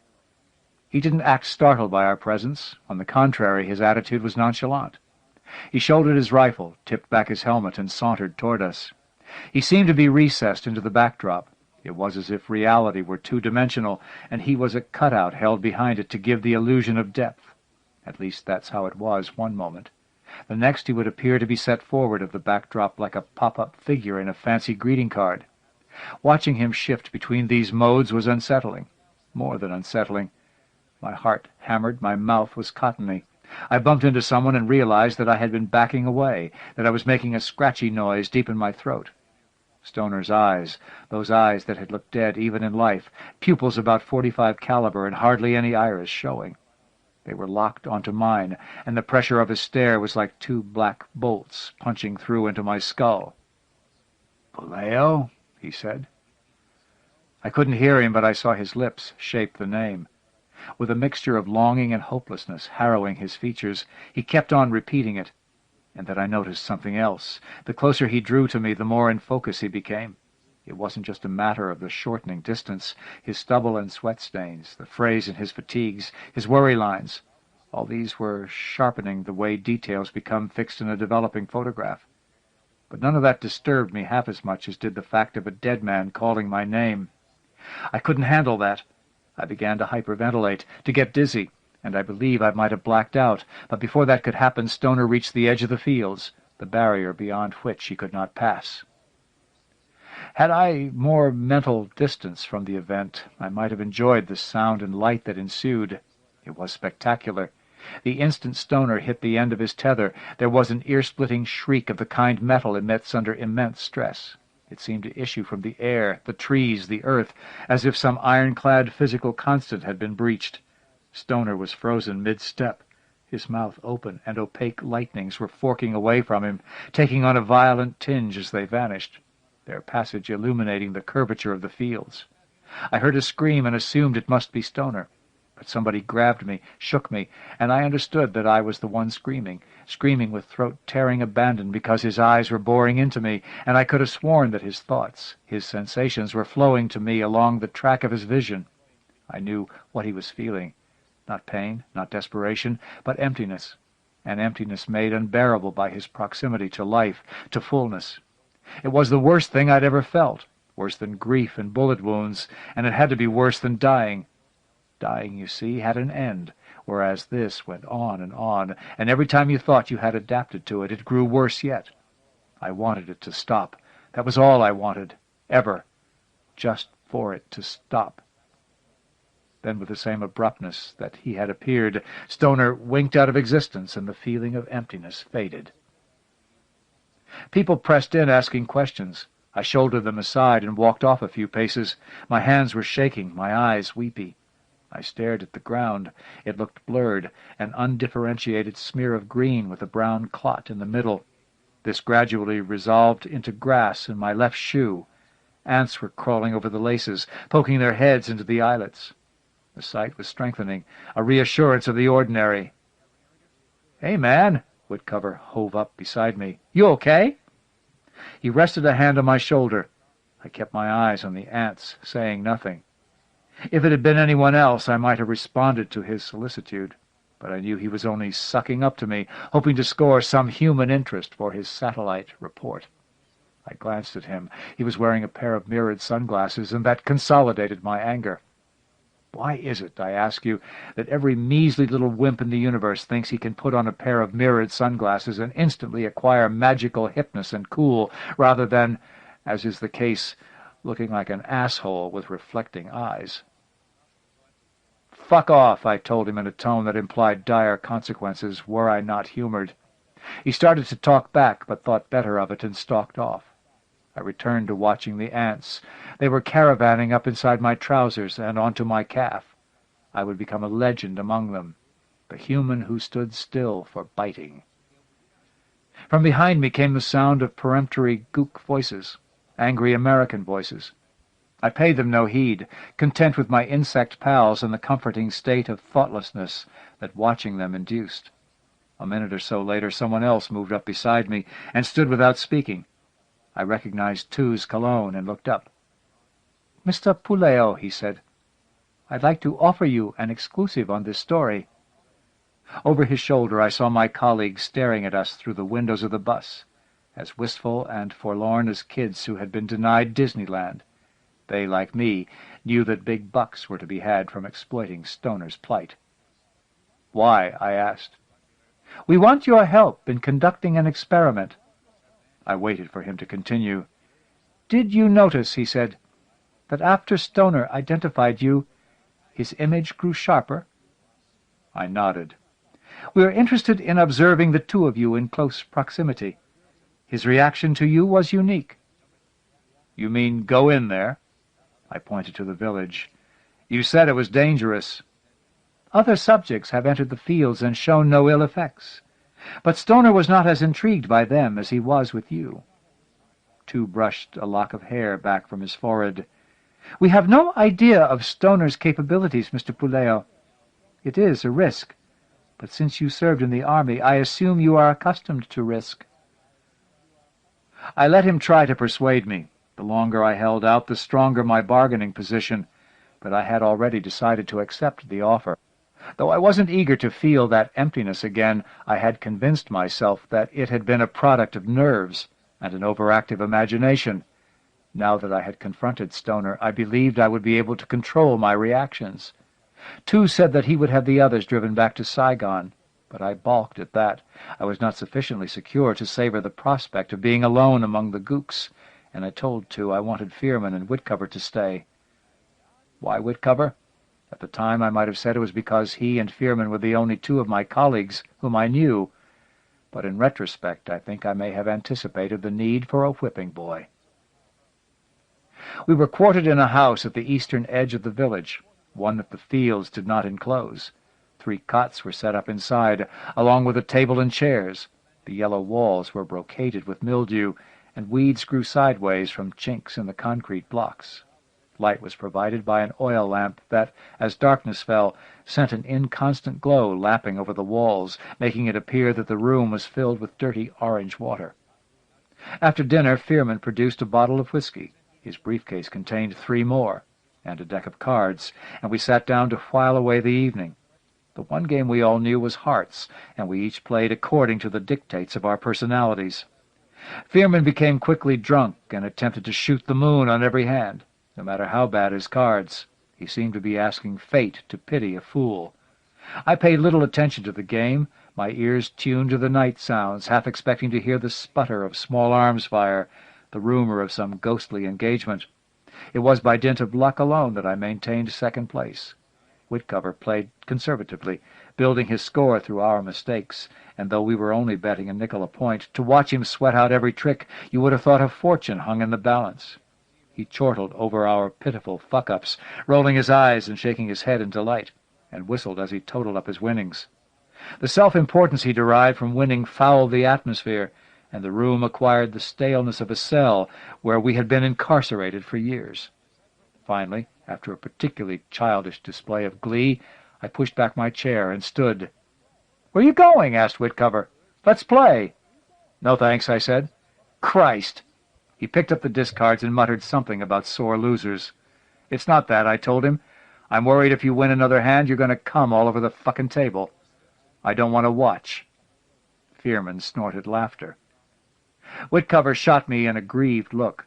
"What's with you, man? You've been on my case ever since the hotel." I shrugged and headed for the door. "Asshole," he said half under his breath. "What?"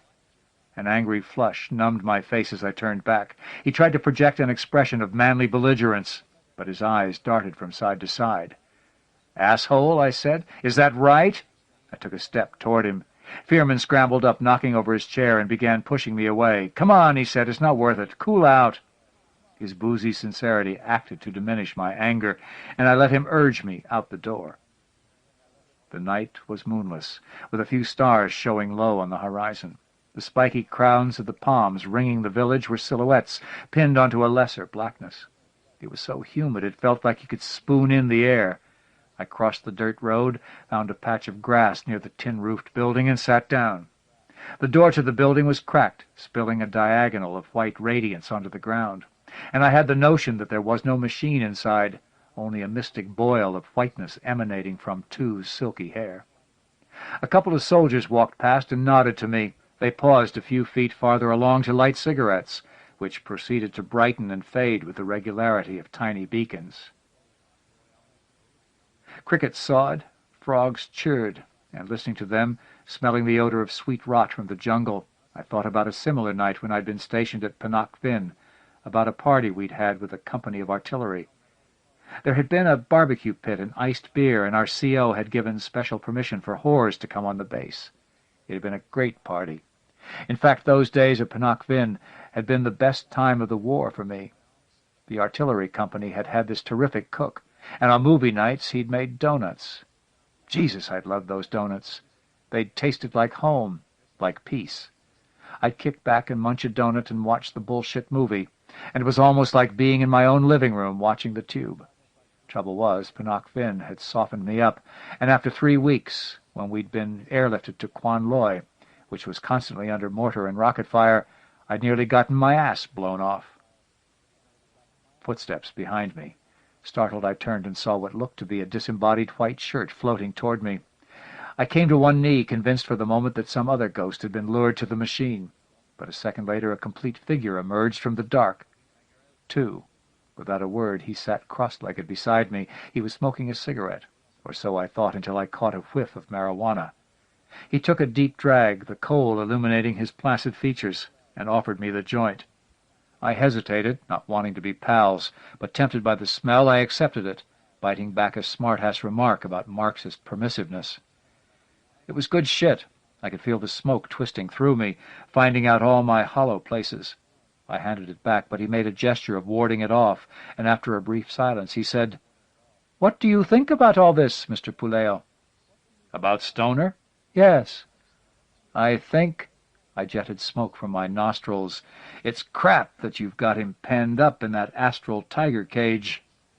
Has this discovery been made in the United States? He said. The circumstances would be no different. Humane considerations, if indeed they apply, would have low priority. Maybe, I said. It's still crap. Why? Do you believe Stoner is unhappy? Don't you? I had another hit. It was very good shit. The ground seemed to have a pulse. Ghosts are by nature unhappy. Then you know what a ghost is. Not hardly, but I figure unhappy's part of it. The roach was getting too hot. I took a final hit and flipped it away. How about you? You believe that garbage you preached this morning? His laugh was soft and cultivated. That was a press release. However, my actual opinion is neither less absurd-sounding nor more verifiable. And what's that? He plucked a blade of grass, twiddled it. I believe a ghost is a quality that dies in a man long before he experiences physical death, something that has grown acclimated to death and thus survives the body. It might be love or an ambition, an element of character, anything. He regarded me with his lips pursed. I have such a ghost within me. As do you, Mr. Puleo. My ghost senses yours.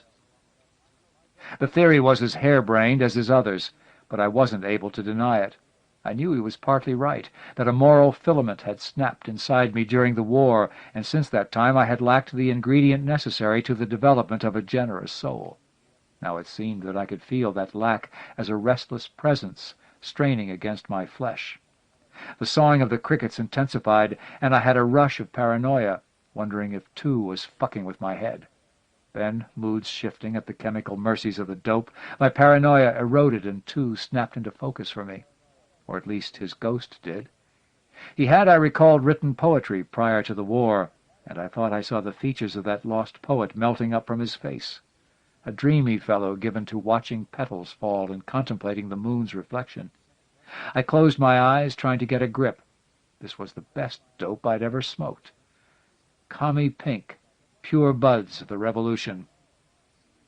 "Are you worried about tomorrow?" Tu asked. "Should I be?" "I can only tell you what I did before. No one has been harmed." "What happened during those other experiments?" I asked. "Very little, really. Stoner approached each subject, spoke to them, and he lost interest and wandered off." "Spoke to them? Could they hear him?" "Faintly. However, considering his reaction to you, I wouldn't be surprised if you could hear him quite well." I wasn't thrilled by that prospect. Having to look at Stoner was bad enough. I thought about the eerie shit he might say, admonitory pronouncements, sad questions, windy vowels gusting from his strange depths.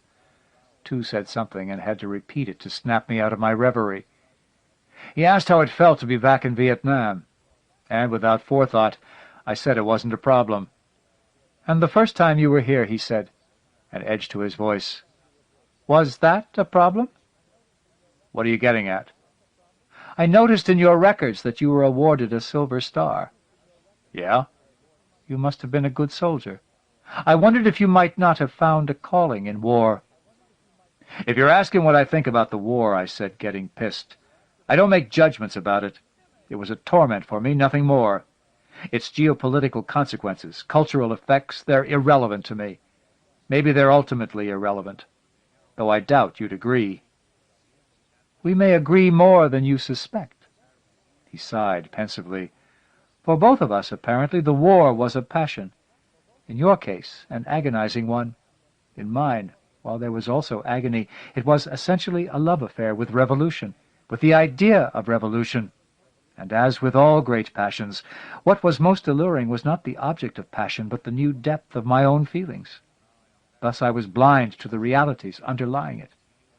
Now," he waved at the sky, the trees, "now I inhabit those realities, and I am not as much in love as once I was. Yet no matter how extreme my disillusionment, the passion continues. I want it to continue. I need the significance with which it imbues my past actions." He studied me. "Isn't that how it is for you? You say war was a torment. But don't you find those days empowering?" Just as when he had offered me the joint, I realized that I didn't want this sort of peaceful intimacy with him. I preferred him to be my inscrutable enemy. Maybe he was right. Maybe, like him, I needed this passion to continue in order to give significance to my past. Whatever, I felt vulnerable to him, to my perception of his humanity. "Good night," I said, getting to my feet. My ass was numb from sitting and soaked with dew. He gazed up at me, unreadable, and fingered something from his shirt pocket. Another joint. He lit up, exhaling a billow of smoke. "Good night," he said coldly. The next morning, sunny, cloudless, I staked myself out on the red dirt of Camley to wait for Stoner. Nervous, I paced back and forth until the air began to ripple, and he materialized less than 30 feet away. He walked slowly toward me, his rifle dangling. A drop of sweat carved a cold groove across my rib cage. "Puleo," he said. And this time I heard him. His voice was faint, but it shook me. Looking into his blown-out pupils, I was reminded of a day not long before he had died. We had been hunkered down together after a firefight, and our eyes had met, had locked as if sealed by a vacuum, like two senile old men, incapable of any communication aside from a recognition of the other's vacancy. As I remembered this, it hit home to me that though he hadn't been a friend, he was my brother in arms, and that, as such, I owed him more than journalistic interest. "Stoner!" I hadn't intended to shout, but in that outcry was a wealth of repressed emotion, of regret and guilt and anguish at not being able to help him elude the fate by which he had been overtaken. He stopped short. For an instant the hopelessness drained from his face. His image was undergoing that uncanny sharpening of focus, sweat beads popping from his brow, a scab appearing on his chin. The lines of strain around his mouth and eyes were etched deep, filled in with grime, like cracks in his tan. Tides of emotion were washing over me, and irrational though it seemed, I knew that some of these emotions, the fierce hunger for life in particular, were Stoner's. I believe we had made some sort of connection, and all our thoughts were in flux between us. He moved toward me again. My hands trembled, my knees buckled, and I had to sit down, overwhelmed not by fear, but by the combination of his familiarity and utter strangeness. "Jesus, Stoner," I said. "Jesus." He stood gazing dully down at me. "My sending," he said, his voice louder and with a pronounced resonance. "Did you get it?" A chill articulated my spine, but I forced myself to ignore it. "Sending?" I said. "Yesterday," he said. "I sent you what I was feeling, what it's like for me here." "How?" I asked, recalling the feeling of emptiness. "How'd you do that?" "It's easy, Puleo," he said. "All you have to do is die. And thoughts, dreams, they'll flake off you like old paint. But believe me, it's hardly adequate compensation." He sat beside me, resting the rifle across his knees. This was no ordinary sequence of movements. His outline wavered, and his limbs appeared to drift apart. I might have been watching the collapse of a lifelike statue through a volume of disturbed water. It took all my self-control to keep from flinging myself away. His image steadied, and he stared at me. "Last person I was this close to ran like hell," he said. "You always were a tough motherfucker, Puleo. I used to envy you that." If I hadn't believed before that he was Stoner, the way he spoke the word motherfucker would have cinched it for me. It had the stiffness of a practiced vernacular, a mode of expression that he hadn't mastered. This and his pathetic manner made him seem less menacing. "You were tough too," I said glibly. "I tried to be," he said. "I tried to copy you guys. But it was an act, a veneer. And when we hit Camley, the veneer cracked." "You remember—" I broke off because it didn't feel right. My asking him questions, the idea of translating his blood and bones into a bestseller was no longer acceptable. "Dying?" His lips thinned. Oh, yeah, every detail. You guys were hassling the villagers, and I thought, Christ, they're going to kill them. I didn't want to be involved, and I was so tired, so tired in my head. And I figured if I walked off a little ways, I wouldn't be part of it. I'd be innocent. So I did. I moved a ways off, and the wails, the shouts, they weren't real anymore. Then I came to this hut. I'd lost track of what was happening by that time. In my mind, I was sure you'd already started shooting. And I said to myself, I'll show them I'm doing my bit. Put a few rounds into this hut. Maybe, his Adam's apple worked, maybe they'll think I killed somebody. Maybe that'll satisfy them. I looked down at the dirt, troubled by what I now understood to be my complicity in his death, and troubled also by a new understanding of the events surrounding the death. I realized that if anyone else had gotten himself blown up, the rest of us would have flipped out and likely have wasted the villagers. But since it had been Stoner, the explosion had had almost a calming effect. Camlay had rid us of a nuisance.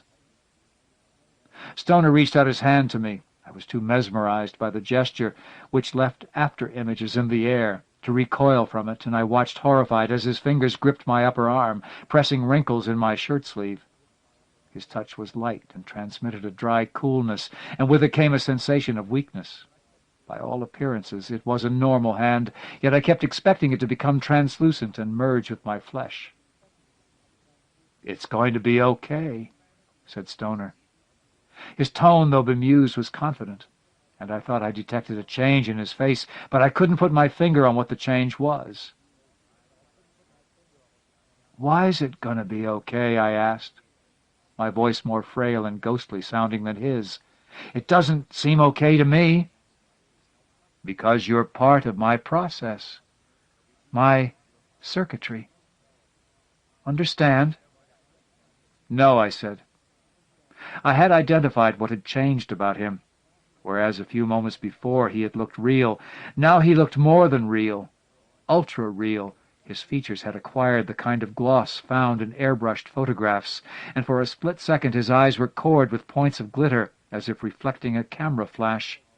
Except these points were bluish-white, not red. There was a coarseness to his face that hadn't been previously evident, and in contrast to my earlier perception of him, he now struck me as dangerous, malevolent. He squinted and cocked his head. "What's wrong, man?" "You scared of me?" He gave an amused sniff. "Hang in there, Puleo. Tough guy like you, you'll make an adjustment." My feeling of weakness had intensified. It was as if blood, or some even more vital essence, were trickling out of me. "Come on, Puleo," he said mockingly. "Ask me some questions. That's what you're here for, isn't it? I mean, this must be the goddamn scoop of the century. Good news from beyond the grave." "Of course," he pitched his voice low and sepulchral, "the news isn't all that good." Those glittering cores resurfaced in his pupils, and I wanted to wrench free, but I felt helpless, wholly in his thrall. "You see," he went on, "when I appeared in the village, when I walked around and—" he chuckled, "haunted the place. Those times were like sleepwalking. I barely knew what was happening, but the rest of the time I was somewhere else, somewhere really fucking weird." My weakness was bordering on vertigo, but I mustered my strength and croaked, "Where?" "The land of shades," he said. "That's what I call it, anyway. You wouldn't like it, Puleo. It wouldn't fit your idea of order." The lights burned in his eyes, winking bright, and, as if in correspondence to their brightness, my dizziness increased. "Tell me about it," I said, trying to take my mind off the discomfort. "I'd be delighted." He grinned nastily. "But not now. It's too complicated. Tonight, man. I'll send you a dream tonight. A bad dream. That'll satisfy your curiosity." My head was spinning, my stomach a-bubble with nausea. "Let me go, Stoner," I said. "Isn't this good for you, man?" "It's very good for me." With a flick of his hand, he released my wrist. I braced myself to keep from falling over, drew a deep breath, and gradually my strength returned. Stoner's eyes continued to burn, and his features maintained their coarsened appearance. The difference between the way he looked now and the lost soul I had first seen was like that between night and day, and I began to wonder whether or not his touching me and my resultant weakness had anything to do with the transformation. "Part of your process," I said. "Does that—" He looked me straight in the eyes, and I had the impression he was cautioning me to silence. It was more than a caution, a wordless command, ascending. "Let me explain something," he said. "A ghost is merely a stage of growth. He walks because he grows strong by walking. The more he walks, the less he's bound to the world. When he's strong enough," he made a planing gesture with his hand, "he goes away." He seemed to be expecting a response. "Where's he go?" I asked. "Where he belongs," he said. "And if he's prevented from walking, from growing strong, he's doomed." "You mean he'll die? Or worse? And there's no way out for him?" "No." He was lying, I was sure of it. Somehow I posed for him a way out of Camley. "Well? So," I said, flustered, uncertain of what to do, and at the same time pleased with the prospect of conspiring against two. "Just sit with me a while," he said, easing his left foot forward to touch my right ankle. Once again I experienced weakness, and over the next 7 or 8 hours he would alternately move his foot away, allowing me to recover, and then bring it back into contact with me. I'm not certain what was happening. One logic dictates that since I had been peripherally involved in his death, part of his process, he was therefore able to draw strength from me. Likely as not, this was the case. Yet I've never been convinced that ordinary logic applied to our circumstances. It may be that we were governed by an arcane rationality to which we both were blind. Though his outward aspect did not appear to undergo further changes, his strength became tangible, the cold radiation that pulsed with the steadiness of an icy heart. I came to feel that the image I was seeing was the tip of an iceberg, the perceptible extremity of a huge power cell that existed mainly in dimensions beyond the range of mortal vision. I tried to give the impression of an interview to our observers by continuing to ask questions, but Stoner sat with his head down, his face hidden, and gave terse, disinterested replies. The sun declined to the tops of the palms. The yellow paint of the houses took on a tawny hue, and, drained by the day-long alternation of weakness and recovery, I told Stoner I needed to rest. "Tomorrow," he said without looking up. "Come back tomorrow." "All right." I had no doubt that two would be eager to go on with the experiment. I stood and turned to leave, but then another question, a pertinent one, occurred to me. "If a ghost is a stage of growth," I said, "what's he grow into?" He lifted his head, and I staggered back, terrified. His eyes were ablaze, even the whites winking with cold fire, as if nuggets of phosphorus were embedded in his skull. "Tomorrow," he said again. During the debriefing that followed, I developed a bad case of the shakes and experienced a number of other equally unpleasant reactions. The places where Stoner had touched me seemed to have retained a chill, and the thought of that dead hand leeching me of energy was, in retrospect, thoroughly repellent. A good many of Two's subordinates, alarmed by Stoner's transformation, lobbied to break off the experiment. I did my best to soothe them, but I wasn't at all sure I wanted to return to the village. I couldn't tell whether Two noticed either my trepidation or the fact that I was being less than candid. He was too busy bringing his subordinates in line to question me in depth. That night, when Fearman broke out his whiskey, I swilled it down as if it were an antidote to poison. To put it bluntly, I got shit-faced. Both Fearman and Whitcover seemed warm human beings, old buddies, and our filthy yellow room with its flickering lamp took on the coziness of a cottage and hearth. The first stage of my drunk was maudlin, filled with self-recriminations over my past treatment of Stoner. I vowed not to shrink from helping him. The second stage? Well, once I caught Fearman gazing at me askance and registered that my behavior was verging on the manic. Laughing hysterically, talking like a speed freak. We talked about everything except Stoner, and I suppose it was inevitable that the conversation work itself around to the war and its aftermath. Dimly I heard myself pontificating on a variety of related subjects. At one point Fearman asked what I thought of the Vietnam Memorial, and I told him I had mixed emotions. "Why?" he asked. "I go to the memorial, man," I said, standing up from the table where we had all been sitting, "and I cry. You can't help but crying, 'cause that—" I hunted for an appropriate image. "That black dividing line between nowheres. That says it just right about the war. It feels good to cry, to go public with grief, and take your place with all the vets of the truly outstanding wars." I swayed, righted myself. "But the memorial, the unknown, the parades, basically they're bullshit." I started to wander around the room, realized that I had forgotten why I had stood and leaned against the wall. "How you mean?" asked Whitcover, who was nearly as drunk as I was. "Man," I said, "it's a shuck. I mean, 10 goddamn years go by, and all of a sudden there's this blast of media warmth and government-sponsored emotion.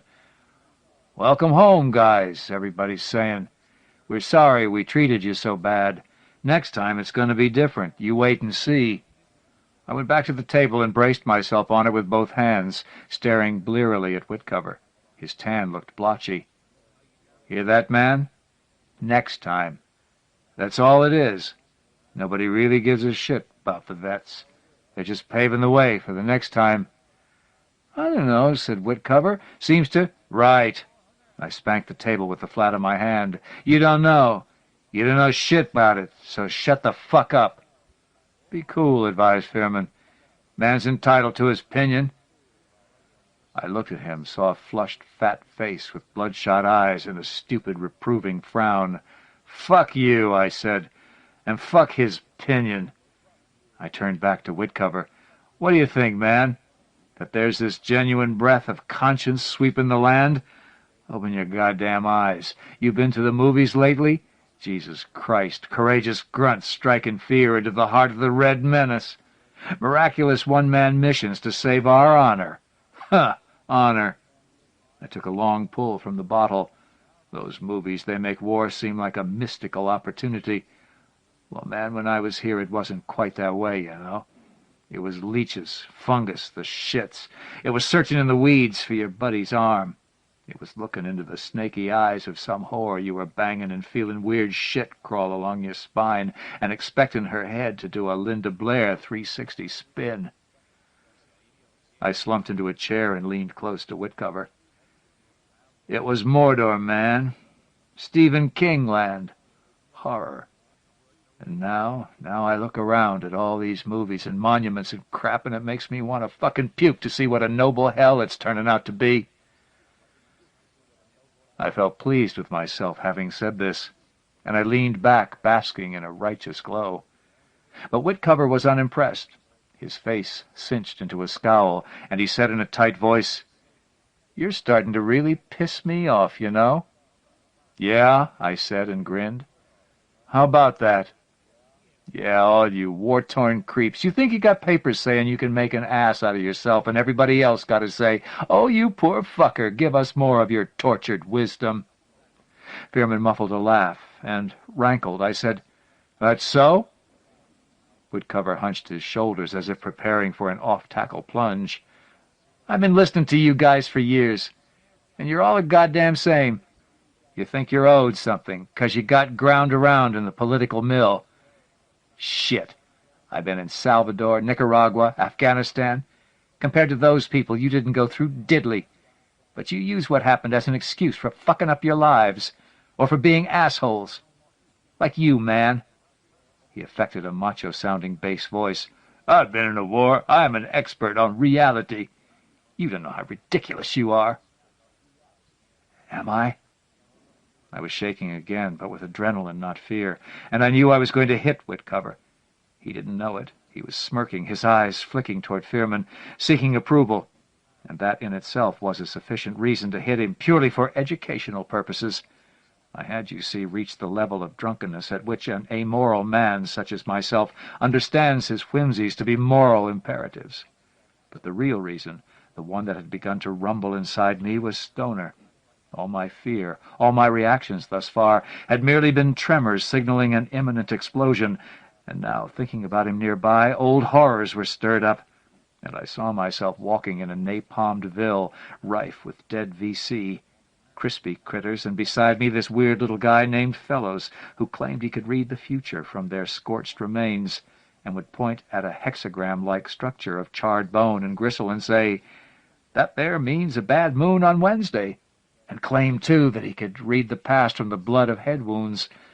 And then I was leaning over this Canadian nurse, beautiful blonde girl, disemboweled by a mine, and somehow still alive, her organs dark and wet and pulsing, and somebody giggling, whispering about what he'd like to do. And then another scene that was whirled away so quickly I could only make out the color of blood. And Whitcover said something else, and a dead man was stretching out his hand to me, and I nailed Whitcover, and he flew sideways off the chair and rolled on the floor. I got to my feet, and Furman grabbed me, trying to wrangle me away. But that was unnecessary, because all my craziness had been dissipated. "I'm okay now," I said, slurring the words, pushing him aside. He threw a looping punch that glanced off my neck, not even staggering me. Then Whitcover yelled. He had pulled himself erect and was weaving toward me. An egg-shaped lump was swelling on his cheekbone. I laughed. He looked so puffed up with rage, and started for the door. As I went through it, he hit me on the back of the head. The blow stunned me a bit, but I was more amused than hurt. His fist had made a funny bonk sound on my skull, and that set me to laughing harder. I stumbled between the houses, bouncing off walls, reeling out of control, and heard shouts. Vietnamese shouts. By the time I had regained my balance, I had reached the center of the village. The moon was almost full, pale yellow, its craters showing, a pitted eye in the black air. It kept shrinking and expanding, and, as it seemed to lurch farther off, I realized I had fallen and was lying flat on my back. More shouts. They sounded distant, a world away, and the moon had begun to spiral, to dwindle, like water being sucked down a drain. Jesus, I remember thinking just before I passed out. Jesus! How'd I get so drunk? I'd forgotten Stoner's promise to tell me about the land of shades. But apparently he had not, for that night I had a dream in which I was Stoner. It was not that I thought I was him. I was him, prone to all his twitches, all his moods. I was walking in a pitch-dark void, possessed by a great hunger. Once this hunger might have been characterized as a yearning for the life I had lost, but it had been transformed into a lust for the life I might someday attain if I proved equal to the tests with which I was presented.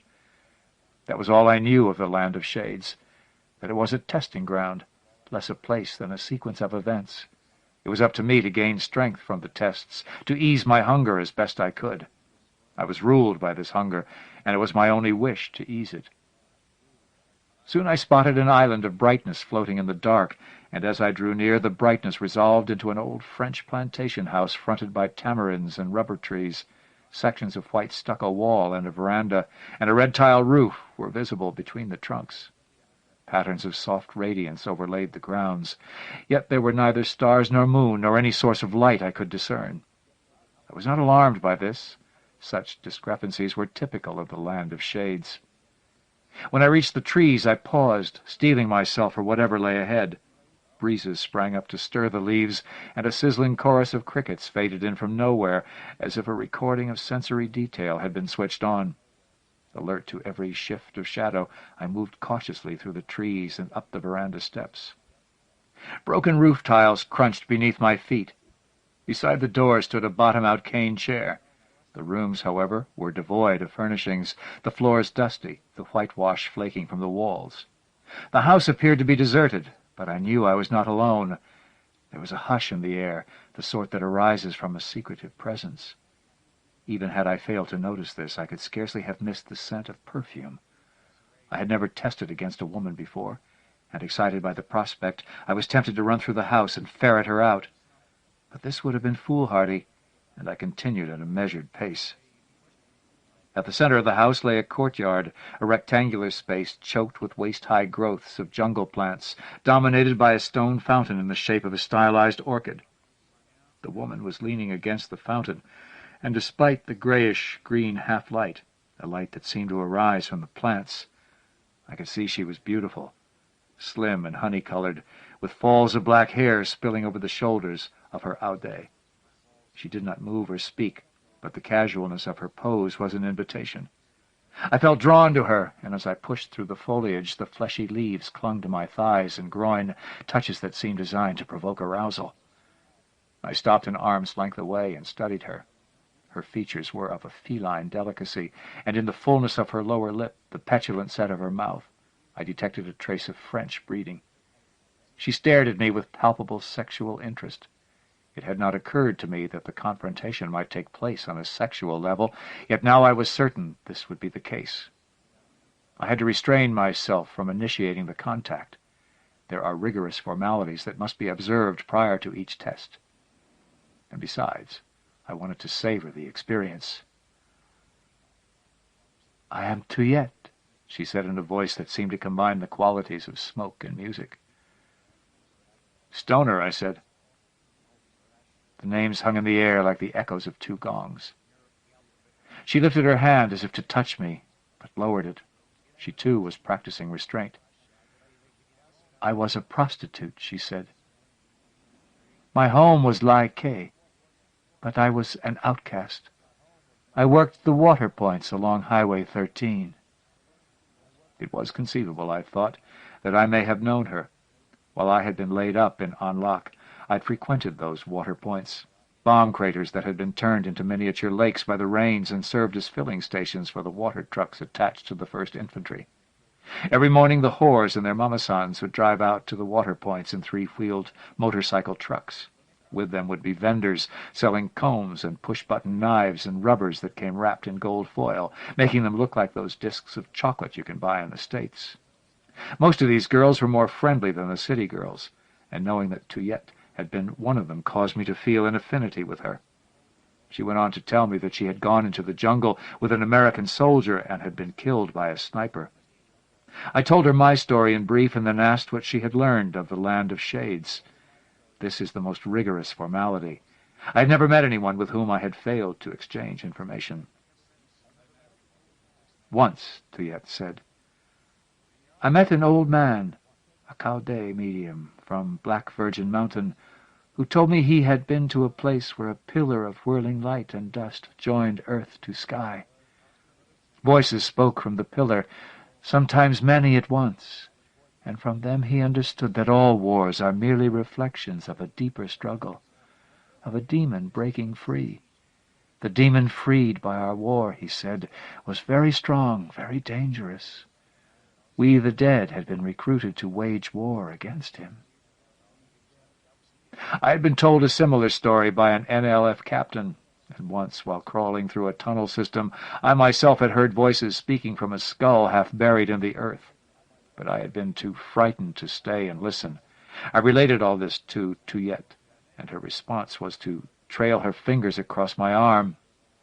My restraint, too, had frayed. I dragged her down into the thick foliage.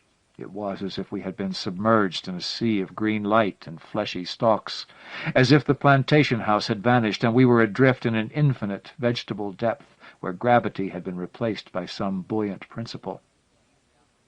I tore at her clothes, she at mine, her aude shredded like crepe, and my fatigues came away in ribbons that dangled from her hooked fingers. Greedy for her, I pressed my mouth to her breasts. Her nipples looked black in contrast to her skin, and it seemed I could taste their blackness, tart and sour. Our breathing was hoarse, urgent, and the only other sound was the soft mulching of the leaves. With surprising strength she pushed me onto my back and straddled my hips, guiding me inside her, sinking down until her buttocks were grinding against my thighs. Her head flung back, she lifted and lowered herself. The leaves and stalks churned and intertwined around us as if they, too, were copulating. For a few moments my hunger was assuaged, but soon I noticed that the harder I thrust, the more fiercely she plunged, the less intense the sensations became. Though she gripped me tightly, the friction seemed to have been reduced. Frustrated, I dug my fingers into her plump hips and battered at her, trying to drive myself deeper. Then I squeezed one of her breasts and felt a searing pain in my palm. I snatched back my hand and saw that her nipple, both nipples, were twisting, elongating. I realized that they had been transformed into the heads of two black centipedes, and the artful movements of her internal muscles, they were too artful, too disconnectedly in motion. An instant later I felt that same searing pain in my cock, and knew I was screwing myself into a nest of creatures like those protruding from her breasts. All her skin was rippling, reflecting the humping of thousands of centipedes beneath. The pain was enormous, so much so that I thought my entire body must be glowing with it.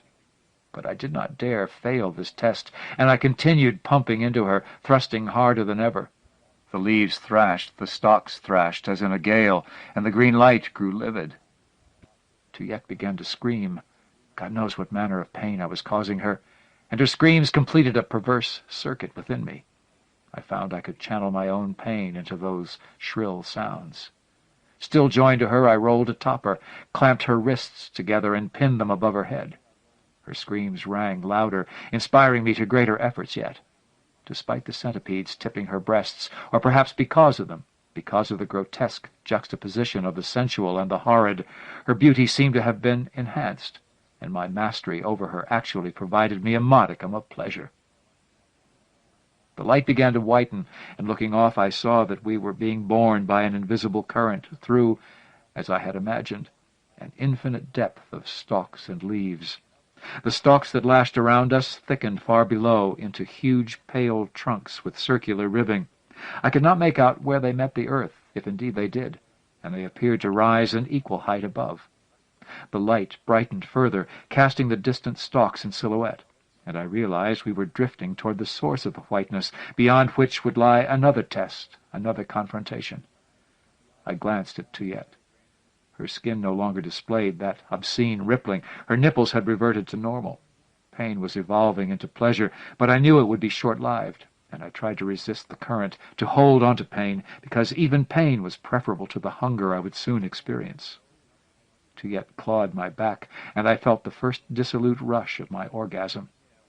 The current was irresistible. It flowed through my blood, my cells. It was part of me, or rather I was part of it. I let it move me, bringing me to completion. Gradually the whipping of the stalk subsided to a pliant, swaying motion. They parted for us, and we drifted through their interstices as serenely as a barge carved to resemble a coupling of two naked figures. I found I could not disengage from Tuyette, that the current enforced our union, and resigned to this I gazed around, marveling at the vastness of this vegetable labyrinth and the strangeness of our fates. Beams of white light shined through the stalks, the brightness growing so profound that I thought I heard in it a roaring, and as my consciousness frayed, I saw myself reflected in Tuyette's eyes, a ragged dark creature wholly unlike my own self-image, and wondered for the 1000th time who had placed us in this world, who had placed these worlds in us. Other dreams followed, but they were ordinary, the dreams of an ordinarily anxious, ordinarily drunken man, and it was the memory of this first dream that dominated my waking moments. I didn't want to wake because, along with a headache and other symptoms of hangover, I felt incredibly weak, incapable of standing and facing the world. Muzzy-headed, I ignored the reddish light prying under my eyelids and tried to remember more of the dream. Despite Stoner's attempts to appear streetwise, despite the changes I had observed in him, he had been at heart an innocent, and it was difficult to accept that the oddly formal, brutally sexual protagonist of the dream had been in any way akin to him. Maybe, I thought, recalling Tu's theory of ghosts, maybe that was the quality that had died in Stoner. His innocence. I began once again to suffer guilt feelings over my hatred of him, and preferring a hangover to that, I propped myself on one elbow and opened my eyes. I doubt more than a second or two passed before I sprang to my feet, hangover forgotten, electrified with fear. But in that brief span the reason for my weakness was made plain. Stoner was sitting close to where I had been lying, his hand outstretched to touch me, head down, exactly as he had sat the previous day. Aside from his pose, however, very little about him was the same. The scene was of such complexity that now, thinking back on it, it strikes me as implausible that I could have noticed its every detail. Yet I suppose that its power was equal to its complexity, and thus I did not so much see it as it was imprinted on my eyes. Dawn was a crimson smear fanning across the lower sky, and the palms stood out blackly against it, their fronds twitching in the breeze like spiders impaled on pins. The ruddy light gave the rutted dirt of the street the look of a trough full of congealed blood. Stoner was motionless. That is to say, he didn't move his limbs, his head, or shift his position. But his image was pulsing, swelling to half again its normal size and then deflating, all with the rhythm of steady breathing. As he expanded, the cold white fire blazing from his eyes would spread in cracks that veined his entire form. As he contracted, the cracks would disappear, and for a moment he would be, except for his eyes, the familiar figure I had known. It seemed that his outward appearance, his fatigues and helmet, his skin, was a shell from which some glowing inner man was attempting to break free. Grains of dust were whirling up from the ground beside him, more and more all the time. A miniature cyclone wherein he sat calm and ultimately distracted, the likeness of a warrior monk whose meditations had borne fruit. Shouts behind me. I turned and saw Fearman, two, Whitcover, and various of the gooks standing at the edge of the village. Two beckoned to me, and I wanted to comply, to run, but I wasn't sure I had the strength. And two, I didn't think Stoner would let me. His power surged around me, a cold, windy voltage that whipped my clothes and set static charges crackling in my hair. "Turn it off!" I shouted, pointing at the tin-roofed building. They shook their heads, shouting in return, "Can't," I heard, and something about feedback. Then Stoner spoke. "Puleo," he said. His voice wasn't loud, but it was all-encompassing. I seemed to be inside it, balanced on a tongue of red dirt, within a throat of sky and jungle and yellow stone. I turned back to him, looked into his eyes, fell into them, into a world of cold brilliance where 1,000 fiery forms were materialized and dispersed every second, forms both of such beauty and hideousness that their effect on me, their beholder, was identical, a confusion of terror and exultation. Whatever they were, the forms of Stoner's spirit, his potentials, or even of his thoughts, they were in their momentary life more vital and consequential than I could ever hope to be. Compelled by them, I walked over to him. I must have been afraid. I could feel wetness on my thighs and realized that my bladder had emptied, but he so dominated me that I knew only the need to obey. He did not stand, yet with each expansion his image would loom up before my eyes, and I would stare into that dead face seamed by rivulets of molten diamond, its expression losing coherence, features splitting apart. Then he would shrink, leaving me gazing dumbly down at the top of his helmet. Dust stung my eyelids, my cheeks. "What?" I began, intending to ask what he wanted, but before I could finish he seized my wrist. Ice flowed up my arm, shocking my heart, and I heard myself, not screaming. No, this was the sound life makes leaving the body, like the squealing of gas released from a balloon that's half pinched shut. Within seconds, drained of strength, I slumped to the ground, my vision reduced to a darkening fog. If he had maintained his hold much longer, I'm sure I would have died. And I was resigned to the idea. I had no weapon with which to fight him. But then I realized that the cold had receded from my limbs. Dazed, I looked around, and when I spotted him, I tried to stand, to run. Neither my arms nor legs would support me, and, desperate, I flopped on the red dirt, trying to crawl to safety. But after that initial burst of panic, the gland that governed my reactions must have overloaded, because I stopped crawling, rolled onto my back, and stayed put, feeling stunned, weak, transfixed by what I saw, yet not in the least afraid. Stoner's inner man, now twice human size, had broken free and was standing at the center of the village, some 20 feet off, a bipedal silhouette through which it seemed you could look forever into a dimension of fire and crystal, like a hole burned in the fabric of the world. His movements were slow, tentative, as if he hadn't quite adapted to his new form, and penetrating him, arcing through the air from the tin-roofed building, their substance flowing toward him, were what appeared to be thousands of translucent wires, the structures of the fields. As I watched, they began to glow with Stoner's blue-white diamond color, their substance to reverse its flow and pour back toward the building, and to emit a bass hum. Dents popped in the tin roof, the walls bulged inward, and with a grinding noise a narrow fissure forked open in the earth beside it. The glowing wires grew brighter and brighter, and the building started to crumple, never collapsing, but as if giant hands were pushing at it from every direction, compacting with terrible slowness until it had been squashed to perhaps a quarter of its original height. The hum died away. A fire broke out in the wreckage, pale flames leaping high and winnowing into black smoke. Somebody clutched my shoulder. Hands hauled me to my feet. It was two and one of his soldiers. Their faces were knitted by lines of concern, and that concern rekindled my fear. I clawed at them, full of gratitude, and let them hustle me away. We took our places among the other observers, the smoking building at our backs, all gazing at the yellow houses and the burning giant in their midst. The air around Stoner had become murky, turbulent, and this turbulence spread to obscure the center of the village.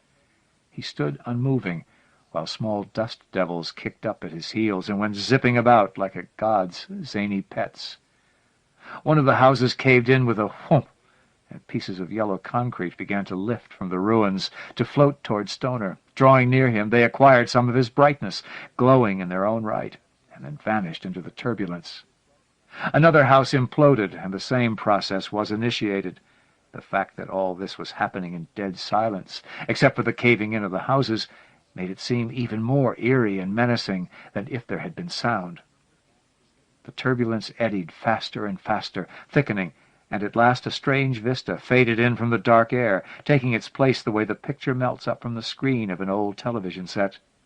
4 or 5 minutes must have passed before it became completely clear, and then it seemed sharper and more in focus than did the jungle and the houses, more even than the blazing figure who had summoned it. An acre-sized patch of hell or heaven or something in between, shining through the dilapidated structures and shabby colors of the ordinary, paling them. Beyond Stoner lay a vast forested plain dotted with fires. Or maybe they weren't fires, but some less chaotic form of energy, for though they gave off smoke, the flames maintained rigorous, stylized shapes, showing like red fountains and poinsettias and other shapes yet against the poisonous green of the trees. Smoke hung like a gray pall over the plain, and now and again beams of radiance, all so complexly figured they appeared to be pillars of crystal, would shoot up from the forest into the grayness and resolve into a burst of light. And at the far limit of the plain, beyond a string of ragged hills, the dark sky would intermittently flash reddish-orange, as if great batteries of artillery were homing in upon some target there. I had thought that Stoner would set forth at once into this other world, but instead he backed a step away, and I felt despair for him, fear that he wouldn't seize his opportunity to escape. It may seem odd that I still thought of him as Stoner, and it may be that prior to that moment I had forgotten his human past. But now, sensing his trepidation, I understood that what enlivened this awesome figure was some scrap of soul belonging to the man-child I once had known.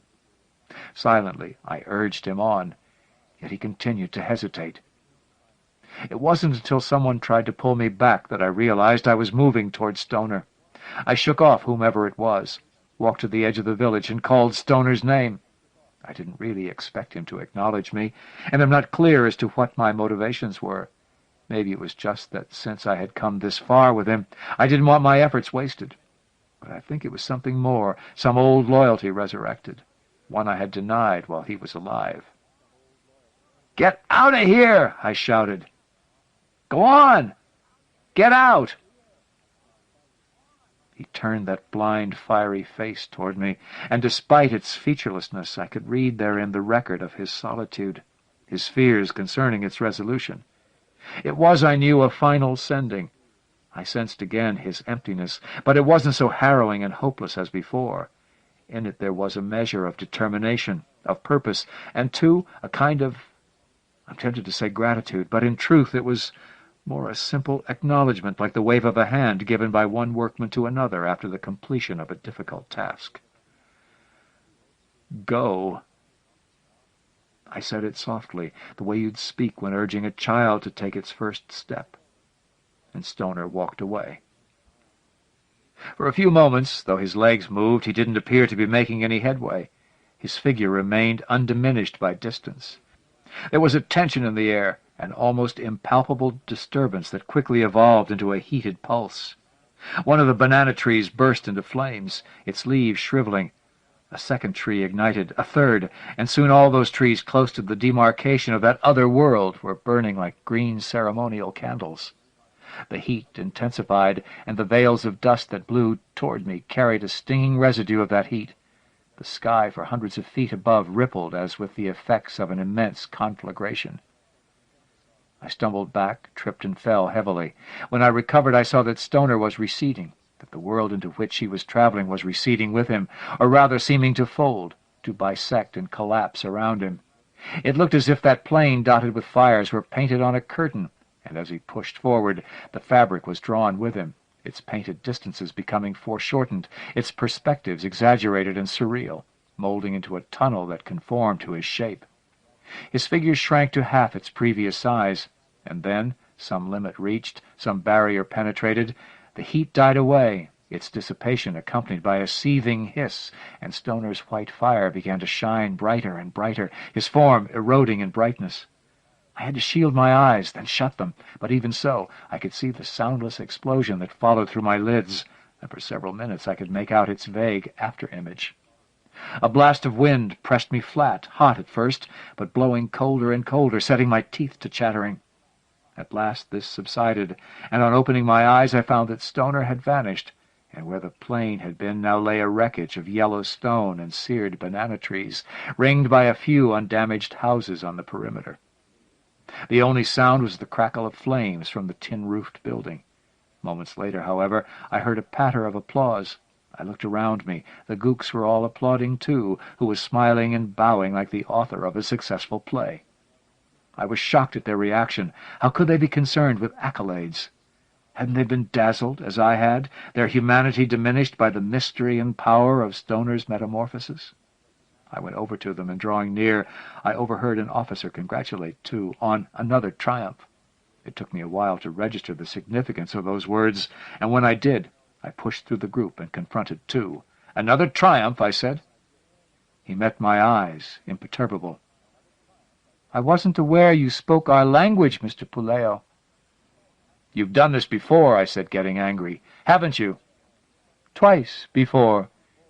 He tapped a cigarette from a pack of Marlboros. An officer rushed to light it. "But never with an American spirit." "You could have killed me," I shouted, lunging for him. Two soldiers came between us, menacing me with their rifles. Two blew out a plume of smoke that seemed to give visible evidence of his self-satisfaction. "I told you it was a risk," he said. "Does it matter that I knew the extent of the risk, and you did not?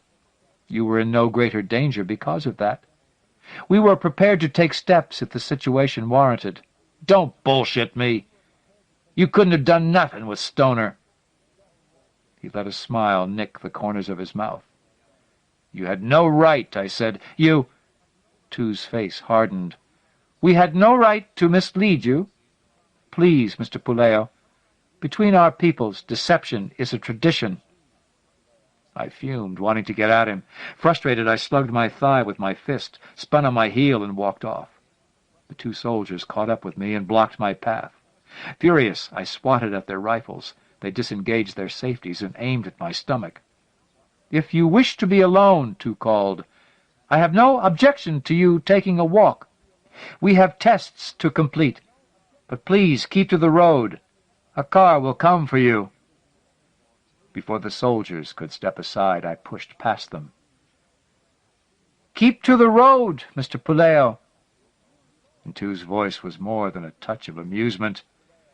"If you recall, we're quite adept at tracking." Anger was good for me. It kept my mind off what I had seen. I wasn't ready to deal with Stoner's evolution. I wanted to consider things in simple terms. A man I had hated had died to the world a second time, and I had played a part in his release, a part in which I had no reason to take pride or bear shame, because I had been manipulated every step of the way. I was so full of anger I must have done the first mile in under 15 minutes, the next in not much more. By then the sun had risen above the tree line, and I had worked up a sweat. Insects buzzed, monkeys screamed. I slowed my pace and turned my head from side to side as I went, as if I were walking point again.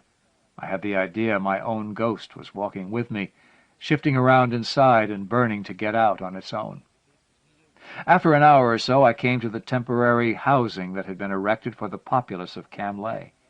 Thatched huts, scrawny dogs slinking and chickens pecking, orange peels, palm litter, and piles of shit in the streets. Some old men smoking pipes by a cook fire blinked at me. 3 girls carrying plastic jugs giggled, ran off behind a hut, and peeked back around the corner. Vietnam. I thought about the way I'd used to sneer the word. Nam, I'd say. Viet fucking Nam. Now it was spoken proudly, printed in 20th century Fox monolithic capitals, brazen with hype. Perhaps between those two extremes was a mode of expression that captured the ordinary reality of the place, the poverty and peacefulness of this village. But if so, it wasn't accessible to me. Some of the villagers were coming out of their doors to have a look at the stranger. I wondered if any of them recognized me. Maybe, I thought, chuckling madly, maybe if I bashed a couple on the head and screamed, "Number 10 VC!" maybe then they'd remember. I suddenly felt tired and empty, and I sat down by the road to wait. I was so distracted. I didn't notice at first that a number of flies had mistaken me for a new and bigger piece of shit and were orbiting me, crawling over my knuckles. I flicked them away, watched them spiral off and land on other parts of my body. I got into controlling their patterns of flight, seeing if I could make them all congregate on my left hand, which I kept still. Weird shudders began passing through my chest, and the vacuum inside my head filled with memories of Stoner, his bizarre dream, his terrible Valhalla. I tried to banish them, but they stuck there, replaying themselves over and over. I couldn't order them, couldn't derive any satisfaction from them. Like the passage of a comet, Stoner's escape from Camlay had been a trivial cosmic event, causing momentary awe and providing a few more worthless clues to the nature of the Absolute, but offering no human solutions. Nothing consequential had changed for me. I was as fucked up as ever, as hardcore disoriented. The buzzing sunlight grew hotter and hotter. The flies' dance quickened in the rippling air. At long last, a dusty car with a gook corporal at the wheel pulled up beside me. Fairman and Whitcover were in back, and Whitcover's eye was discolored, swollen shut. I went around to the passenger side, opened the front door, and heard behind me a spit-filled explosive sound. Turning, I saw that a kid of about 8 or 9 had jumped out of hiding to ambush me. He had a dirt-smeared belly that popped from the waist of his ragged shorts, and he was aiming a toy rifle made of sticks. He shot me again, jiggling the gun to simulate automatic fire. Little monster with slit black eyes, staring daggers at me, thinking I'd killed his daddy. He probably would have loved it if I had keeled over, clutching my chest. But I wasn't in the mood. I pointed my finger, cocked the thumb, and shot him down like a dog. He stared meanly and fired a 3rd time. This was serious business, and he wanted me to die. "Row now, ray gun," he said, and pretended to spit. I just laughed and climbed into the car. The gook corporal engaged the gears, and we sped off into a boil of dust and light, as if, like Stoner, we were passing through a metaphysical barrier between worlds. My head bounced against the back of the seat, and with each impact I felt that my thoughts were clearing, that a poisonous sediment was being jolted loose and flushed from my bloodstream. Thick silence welled from the rear of the car, and not wanting to ride with hostiles all the way to Saigon, I turned to Whitcover and apologized for having hit him. Pressure had done it to me, I told him. That and bad memories of a bad time. His features tightened into a sour knot, and he looked out the window, wholly unforgiving. But I refused to allow his response to disturb me. Let him have his petty hate, his grudge, for whatever good it would do him. And I turned away to face the violent green sweep of the jungle, the great troubled rush of the world ahead, with a heart that seemed lighter by an ounce of anger, by one bitterness removed. To the end of that passion, at least, I had become reconciled. Kate Wilhelm. Kate Wilhelm came to prominence in the late 1960s and early 1970s with brilliant psychologically probing stories such as Somerset Dreams, The Chosen, The Fusion Bomb, On the Road to Honeyville, The Encounter, The Infinity Box, The Funeral, and The Planners, for which she won a Nebula Award in 1968. She won another Nebula for her novel Where Late the Sweet Birds Sang. She has also won the Hugo Award and the Jupiter Award. Her stories, many of which appeared in Damon Knight's influential Orbit series, have been compared with the best short fiction of Shirley Jackson and Catherine Ann Porter. Wilhelm is also a consummate novelist, and her novels, like many of her stories, merge the concerns of science fiction and mainstream fiction. They include Let the Fire Fall, Margaret and I, The Clewiston Test, Welcome Chaos, Juniper Time, More Bitter Than Death, City of Cain, Fault Lines, and Huysman's Pets.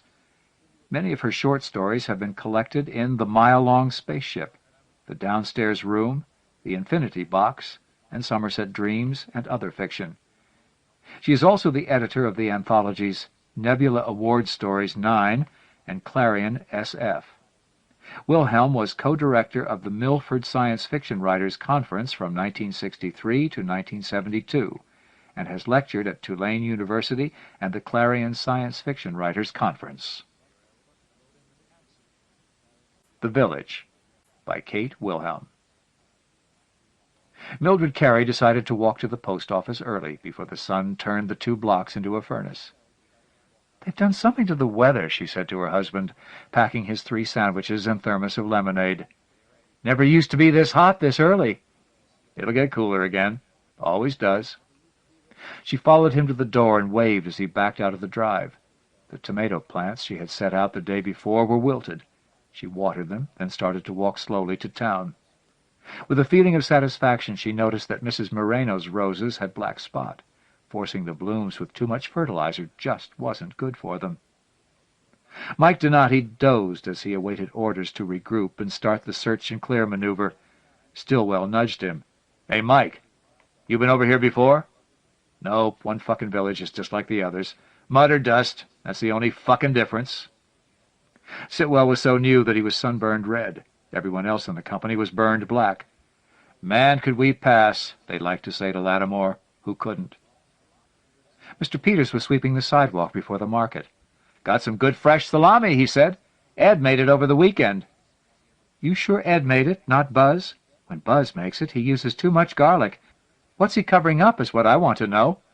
"Now, Miss Carey, you know he's not covering up. Some folks like it hot and strong. I'll stop back by after I get the mail." The 4 Henry children were already out in the street, filthy, chasing each other randomly. Their mother was not in sight. Mildred Carey pursed her lips. Her Mark never had played in the street in his life. She dropped in the 5 and dime, not to buy anything, but to look over the flats of annuals, petunias, marigolds, nasturtiums. "They sure don't look healthy," she said to Doris Offinger. "They're fine, Miss Carey. Brother brought them fresh this morning from Connors down at Midbury. You know Connors has good stock." "How's Larry getting along? Still in the Veterans Hospital at Lakeview?" "Yes, he'll be out in a couple of weeks, I guess." Doris's pretty face remained untroubled. "They've got such good doctors down there. I hate to see him get so far from them all. But he wants to come home." "How can these people stand this heat all the time?" Stillwell said after a moment. The sun wasn't up yet, but it was 86 degrees, humidity near 100%. "People," he says. "Boy, ain't you even been briefed. People can't stand it. That's the first clue." Mike sighed and sat up. He lighted a cigarette. "Boy, back home in August, you know the hills where I come from are cold even in August?" "Where's that?" "Vermont. I can remember plenty of times it snowed in August. Nights under a blanket."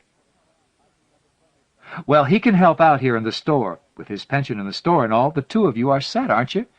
Isn't that Tessie Heatherton going in Peter's Market?" "I didn't notice her." "Did you own those flats, Miss Carey?" "No, they aren't healthy. Connors must have culled the runts and set them out." She stood in the doorway squinting to see across the way to Peter's Market. "I'm sure it was. And she told me she's too arthritic to do any more housework. I'll just go talk to her." "I don't think she will, though. Miss Avery wanted her on Wednesdays, and she said no. You know Mr. Heatherton's got a job with the paper mill?"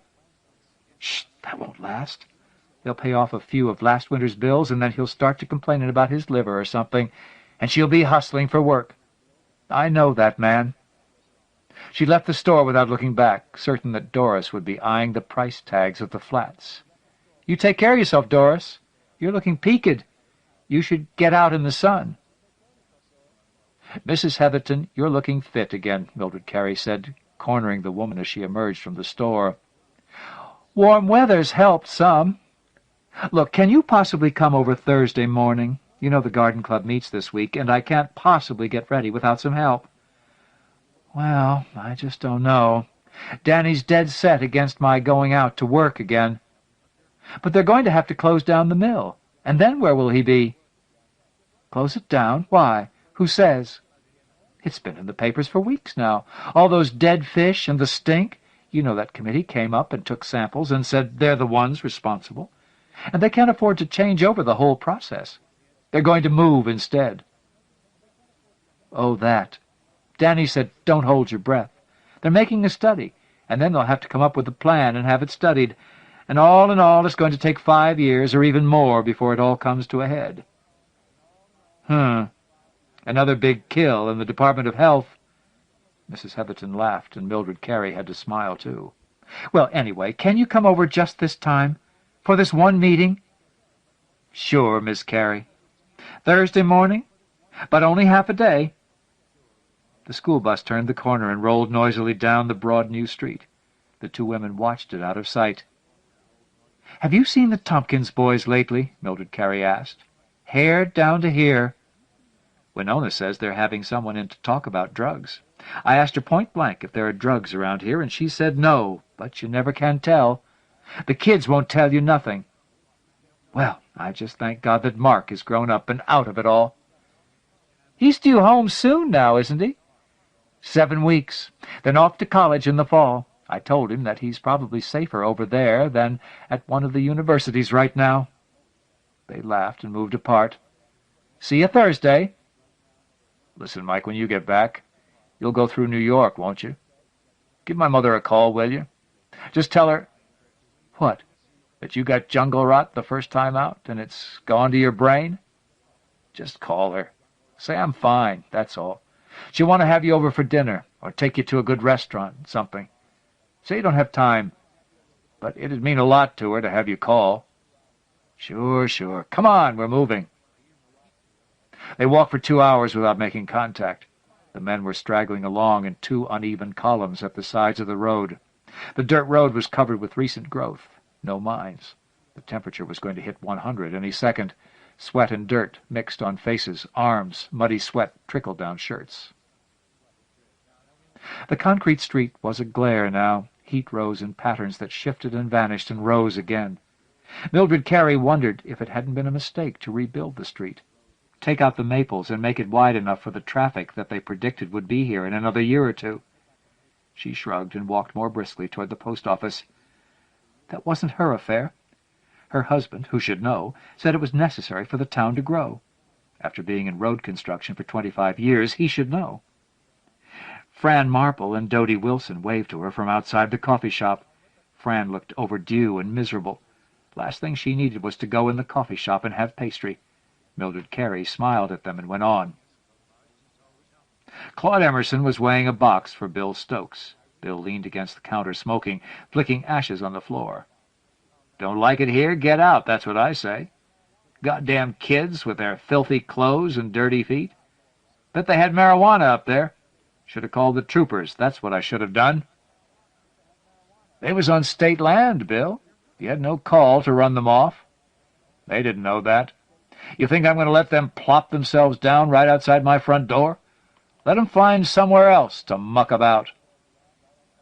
Claude Emerson stamped the box. 172. Stillwell and Mike were following Lasky, Barat, and Humboldt. Barat was talking. "You let it stick out, see, and come at them with your M16, and you know what they watch. Man, they never seen nothing like it. Scared shitless by it. Tight, woo-wee, tight and hot." Stillwell looked as if he saw a green monster. Mike laughed and lit another cigarette. The sun was almost straight up when the lieutenant called for a break. He and Sergeant Durkins consulted a map, and Humboldt swore at great length. "They've got us lost, the bastards. This fucking road ain't even on their fucking map." Mildred Carey looked through the bills and advertising in her box, saving the letter from Mark for last. She always read them twice, once very quickly to be sure that he was all right, then again word for word, pausing to pronounce the strange syllables aloud. She scanned the scrawled page, then replaced it in its envelope to be reread at home with coffee. Bill Stokes' jeep roared outside the door, down the street to screech to a halt outside the feed store. Mildred shook her head. "He's a mean man." "Yep," Claude Emerson said. "Always was, always will be, I reckon. Wonder where them kids spent the night after he chased them." Durkin sent out 2 scouts, and the rest of them waited, cursing and sweating. A helicopter throbbed over them, drowned out their voices, vanished. The scouts returned. Durkin stood up. "Okay, about 4 miles. The gooks are there, all right, or will be again tonight. It's a free fire zone, and our orders are to clean it out. Let's go." Loud voices drifted across the street, and they both looked toward the sound. "Old Dave's at it again," Claude Emerson said, frowning. "He'll have himself another heart attack, that's what." What good does arguing do, anyway? Everybody around here knows what everybody else thinks, and nobody ever changes. Just what good does it do? She stuffed her mail into her purse. Just have to do the best you can. Do what's right and hope for the best. She waved goodbye. She still had to pick up cottage cheese and milk. "Maybe I'll try that new salami," she said to Peters. "Just 6 slices. Don't like to keep it more than a day. Just look at those tomatoes, 69 a pound. Mr. Peters, that's a disgrace." "Field grown, Miss Carey. Up from Georgia. Shipping costs go up and up, you know." He sliced the salami carefully, medium thick. A new tension was in them now, and the minesweepers walked gingerly on the road carpeted with green sprouts. Stillwell coughed again and again, a meaningless bark of nervousness. Durkin sent him to the rear, then sent Mike back with him. "Keep an eye on the fucking bastard," he said. Mike nodded and waited for the rear to catch up with him. The 2 brothers from Alabama looked at him expressionlessly as they passed. They didn't mind the heat either, he thought, then spat. Stillwell looked sick. "Is it a trap?" he asked later. "Who the fuck knows? Company C walked into an ambush, didn't they? They fucked up." Mildred Carey put her milk on the checkout counter alongside the cottage cheese. Her blue house dress was wet with perspiration under her arms, and she could feel a spot of wetness on her back when her dress touched her skin. That Janice Samuels, she thought, catching a glimpse of the girl across the street, with those shorts and no bra, pretending she was dressing to be comfortable, always asking about Mark, and him asking about her in his letters. "That's $1.05, Peters said. They halted again less than a mile from the village. The lieutenant called for the helicopters to give cover and to close off the area. Durkin sent men around the village to cover the road leading from it. There was no more they could do until the helicopters arrived. There were fields under cultivation off to the left. "What if they're still there?" Stillwell asked, waiting. "You heard Durkins. This is a free fire zone. They'll be gone." "But what if they haven't?" "We clear the area." Stillwell wasn't satisfied, but he didn't want to ask the questions. He didn't want to hear the answers. Mike looked at him with hatred. Stillwell turned away and stared into the bushes at the side of the road. "Let's go." There was a deafening beating roar overhead, and Mildred Carey and Peters went to the door to look. A green and brown helicopter hovered over the street, then moved down toward the post office, casting a grotesque shadow on the white concrete. 2 more of the monstrous machines came over, making talk impossible. There was another helicopter to the north. Their throb was everywhere, as if the clear blue sky had loosened a rain of them. From the feed store entrance, Bill Stokes shouted something lost in the din. He raced to his jeep and fumbled for something under the seat. He straightened up, holding binoculars, and started to move to the center of the street, looking through them down the highway. One of the helicopters dipped, banked, and turned, and there was a spray of gunfire. Bill Stokes fell, jerked several times, then lay still. Now others began to run in the street, pointing and shouting and screaming. O'Neill and his hired hand ran to Bill Stokes and tried to lift him. Fran Marple and Dodie Wilson had left the coffee shop, were standing outside the door. They turned and ran back inside. A truck rounded the corner at the far end of the street, and again the helicopter fired. The truck careened out of control into cars parked outside the bank. One of the cars was propelled through the bank windows. The thunder of the helicopters swallowed the sound of the crash, and the breaking glass and the screams of the people who ran from the bank, some of them bleeding, clutching their heads or arms. Catherine Ormsby got to the side of the street, collapsed there. She crawled several more feet, then sprawled out and was still. Mildred Carey backed into the store, her hands over her mouth. Suddenly she vomited. Peters was still on the sidewalk. She tried to close the door, but he flung it open, pushing her toward the rear of the store. "Soldiers!" Peters yelled. "Soldiers coming!" They went in low on the sides of the road, ready for the explosion of gunfire or the sudden eruption of a claymore. The helicopter's noise filled the world as they took up positions. The village was small, a hamlet. It had not been evacuated. The word passed through the company. Slopes. They were there. A man ran into the street holding what could have been a grenade or a bomb or anything. One of the helicopters fired on him. There was a second burst of fire down the road, and a vehicle burned. Now the company was entering the village warily. Mike cursed the Slopes for their stupidity in staying. Home was all Mildred Carey could think of. She had to get home. She ran to the back of the store and out to the alley that the delivery trucks used. She ran all the way home, and panting, with a pain in her chest, she rushed frantically through the house, pulling down shades, locking doors. Then she went upstairs, where she could see the entire town. The soldiers were coming in, crouched over, on both sides of the road, with their rifles out before them. She began to laugh suddenly. Tears streaming, she ran downstairs again to fling open the door and shout, "They're ours!" She screamed toward the townspeople, laughing and crying all at once, "You fools! They're ours!" Two of the khaki-clad GIs approached her, still pointing their guns at her. One of them said something, but she couldn't understand his words. "What are you doing here?" she cried. "You're American soldiers. What are you doing?" The larger of the two grabbed her arm and twisted it behind her. She screamed, and he pushed her toward the street. He spoke again, but the words were foreign to her. "I'm an American! For God's sake, this is America! What are you doing?" He hit her in the back with the rifle, and she staggered and caught the fence to keep her balance. All down the street the people were being herded to the center of the highway. The soldier who had entered her house came out carrying her husband's hunting rifle, the shotgun, Mark's old .22. "Stop!" she shrieked at him. "Those are legal!" She was knocked down by the soldier behind her. He shouted at her, and she opened her eyes to see him aiming the rifle at her head. She scrambled to her feet and lurched forward to join the others in the street. She could taste blood, and there was a stabbing pain in her jaw where teeth had been broken by her fall. A sergeant with a notebook was standing to one side. He kept making notations in it as more of the townspeople were forced from their houses and stores into the street. Mike Donati and Stillwell herded a raving old woman to the street. When she tried to grab a gun, Mike Donati knocked her down and would have killed her then, but she was crying, obviously praying, and he simply motioned for her to join the others being rounded up. The sun was high now, the heat relentless, as the people were crowded closer together by each new addition. Some of the small children could be heard screaming even over the noise of the helicopters. Dodie Wilson ran past the crowd, naked from the waist down, naked and bleeding. A soldier caught her, and he and another one carried her jerking and fighting into O'Neill's feed store. Her mouth was wide open in one long, unheard scream. Old Dave ran toward the lieutenant, clutching at him, yelling at him in a high-pitched voice that it was the wrong town, damn fools, and other things that were lost.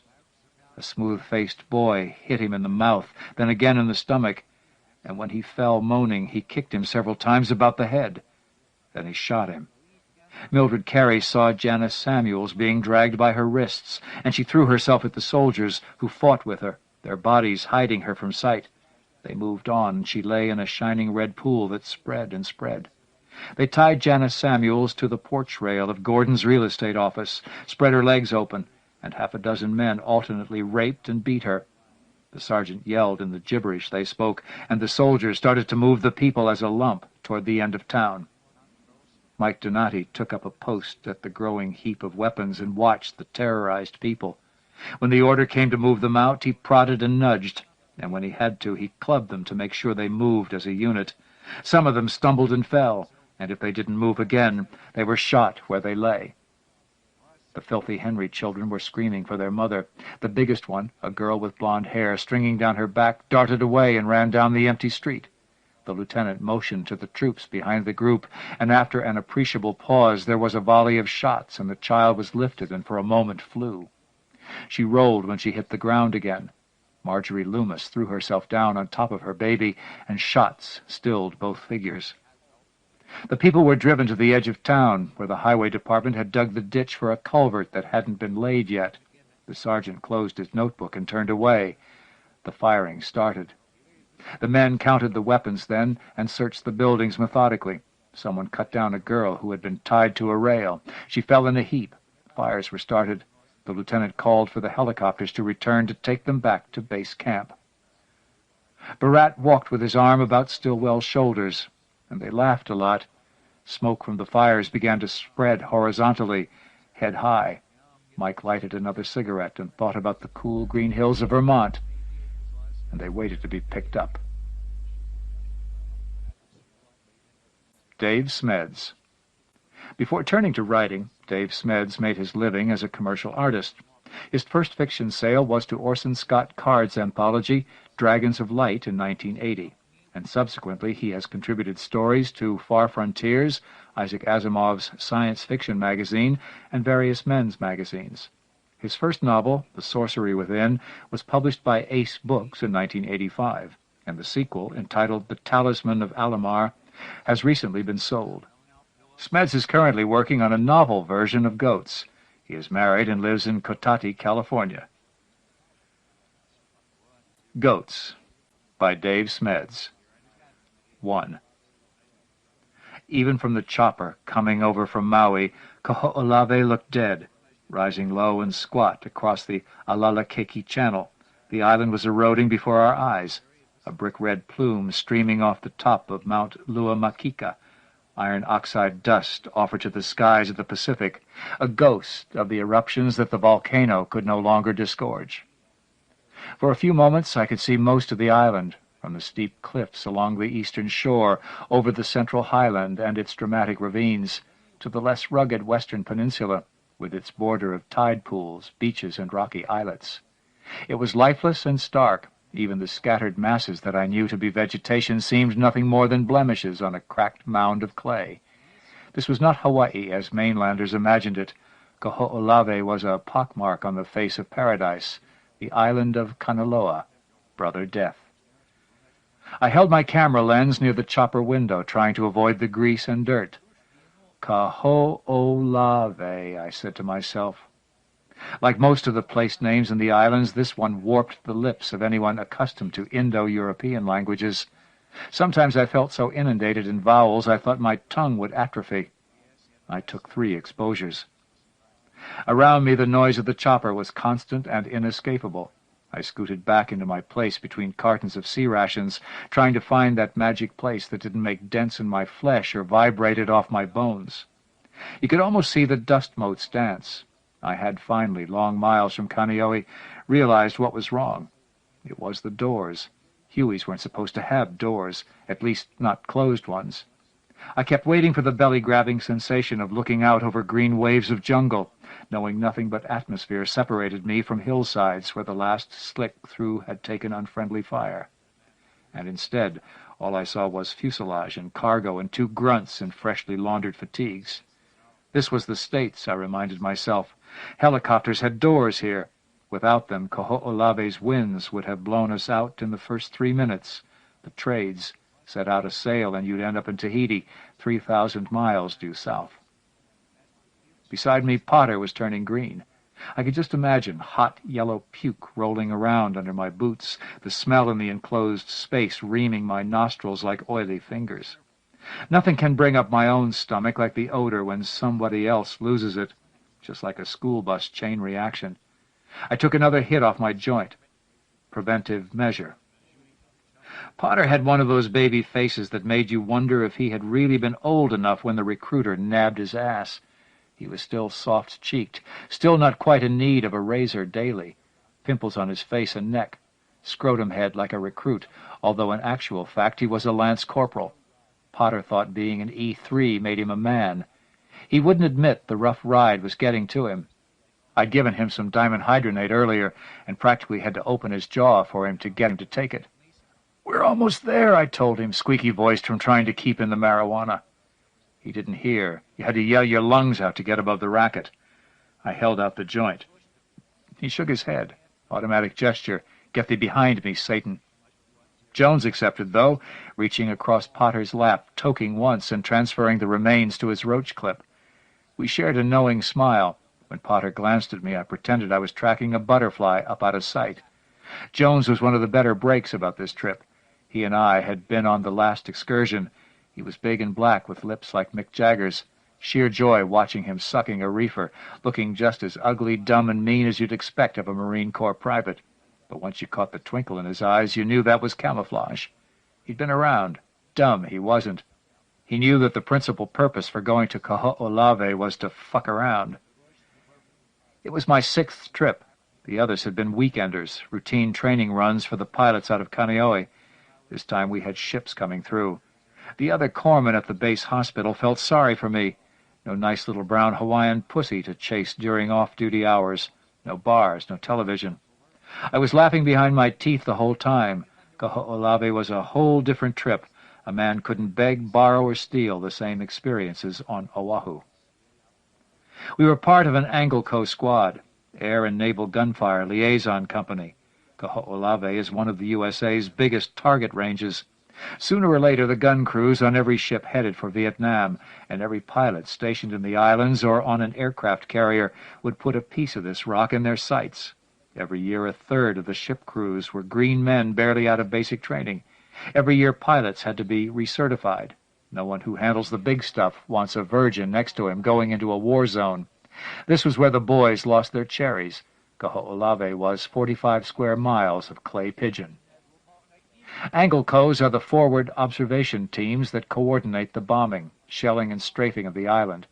Usually there were only 5 or 6 of us. This time there were 9. Most of the added personnel were trainees learning how to be forward observers. The regulars included the head forward observer, 1 or 2 ship detail men like Jones, a corpsman or medic like me, and the bomb disposal people. That was the official story. It's true we had work to do, but the work didn't last forever. I was churning out the hormones so fast the joint didn't even cool me out. Vacation time. Disneyland. Jones leaned over until his face was right next to Potter's. Deep brown classic Negro features against freckled crew-cut Kansas redneck. The lance corporal didn't notice at first. He was too busy growing pale and staring wanly in indeterminate directions. Jones hung there, smiling, teeth wide and brilliantly white, looking like a beast of prey waiting at its leisure for the moment to pounce. Finally Potter turned and their eyes locked.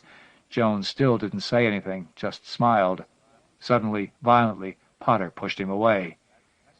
"Get out of here, Jones," he yelled. Jones laughed. So did I. This was one of those times when I could see through his facade. Jones could play it to the hilt, right down to the black grammar and the jive. At times I had been convinced he was nothing more than an obnoxious nigger. Then he'd do something like this. Crazy-ass therapy, but it had worked. Potter was so red in the face that he wasn't remembering to be nauseated. Soon the whine of the engine changed pitch. "What's that?" Potter shouted. "Get ready," I said. "We're going in." We had to grab for handholds as we hit hard air. Our bellies suddenly dropped out. We heard a crunch from the back of the Huey. I could see the senior pilot jabbering instructions to his companion. We rose again, the floor tilting at an odd angle. Out the window we caught glimpses of hillsides and billows of dust from the Huey's backwash. My knuckles were white where I gripped the safety strap. This time the drop was smoother. We seemed to come to a stop, though the chopper's rotors were beating furiously and the whole craft shuddered with each gust of wind. Irregular thuds came from the rear, some not so gentle. The floor was slanted, pilots on the high side, tail section low. It was time. Jones grabbed the handle of one door. I got the other one. We slid them back simultaneously, opening up both sides of the Huey.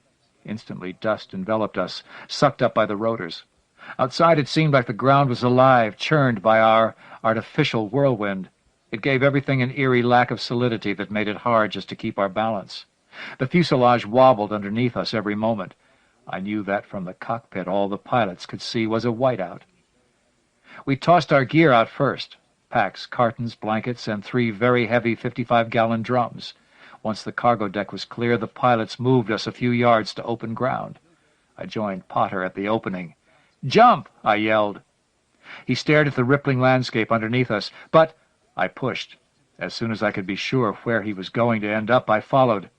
The earth was deceptively hard under its blanket of dust. I was filthy in an instant, spitting out grit and trying to keep more of the same out of my eyes. The backwash whipped my clothes until I thought it would raise bruises, bathing me in the sweet kerosene smell of turbine exhaust. In a few seconds, but seeming much longer, the chopper noise faded to a more tolerable, more distant clap, clap, clap. The landing zone was a raked circle of dirt marked by whitewashed chunks of rock.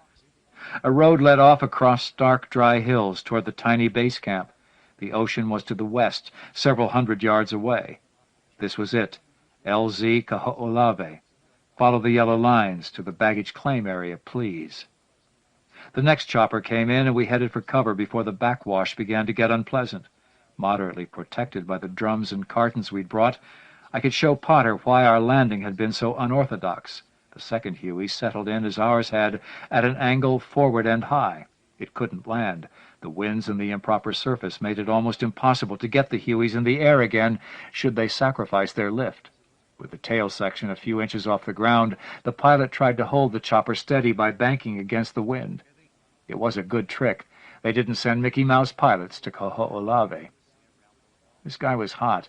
Must have been just back from his tour. He laid her down in the first try and kept her there. We watched a repeat performance of our own show. It was surprising to realize how little time it actually took. The choppers weren't heavily loaded. The base camp, though uninhabited between trips, had an ample supply for most of our needs.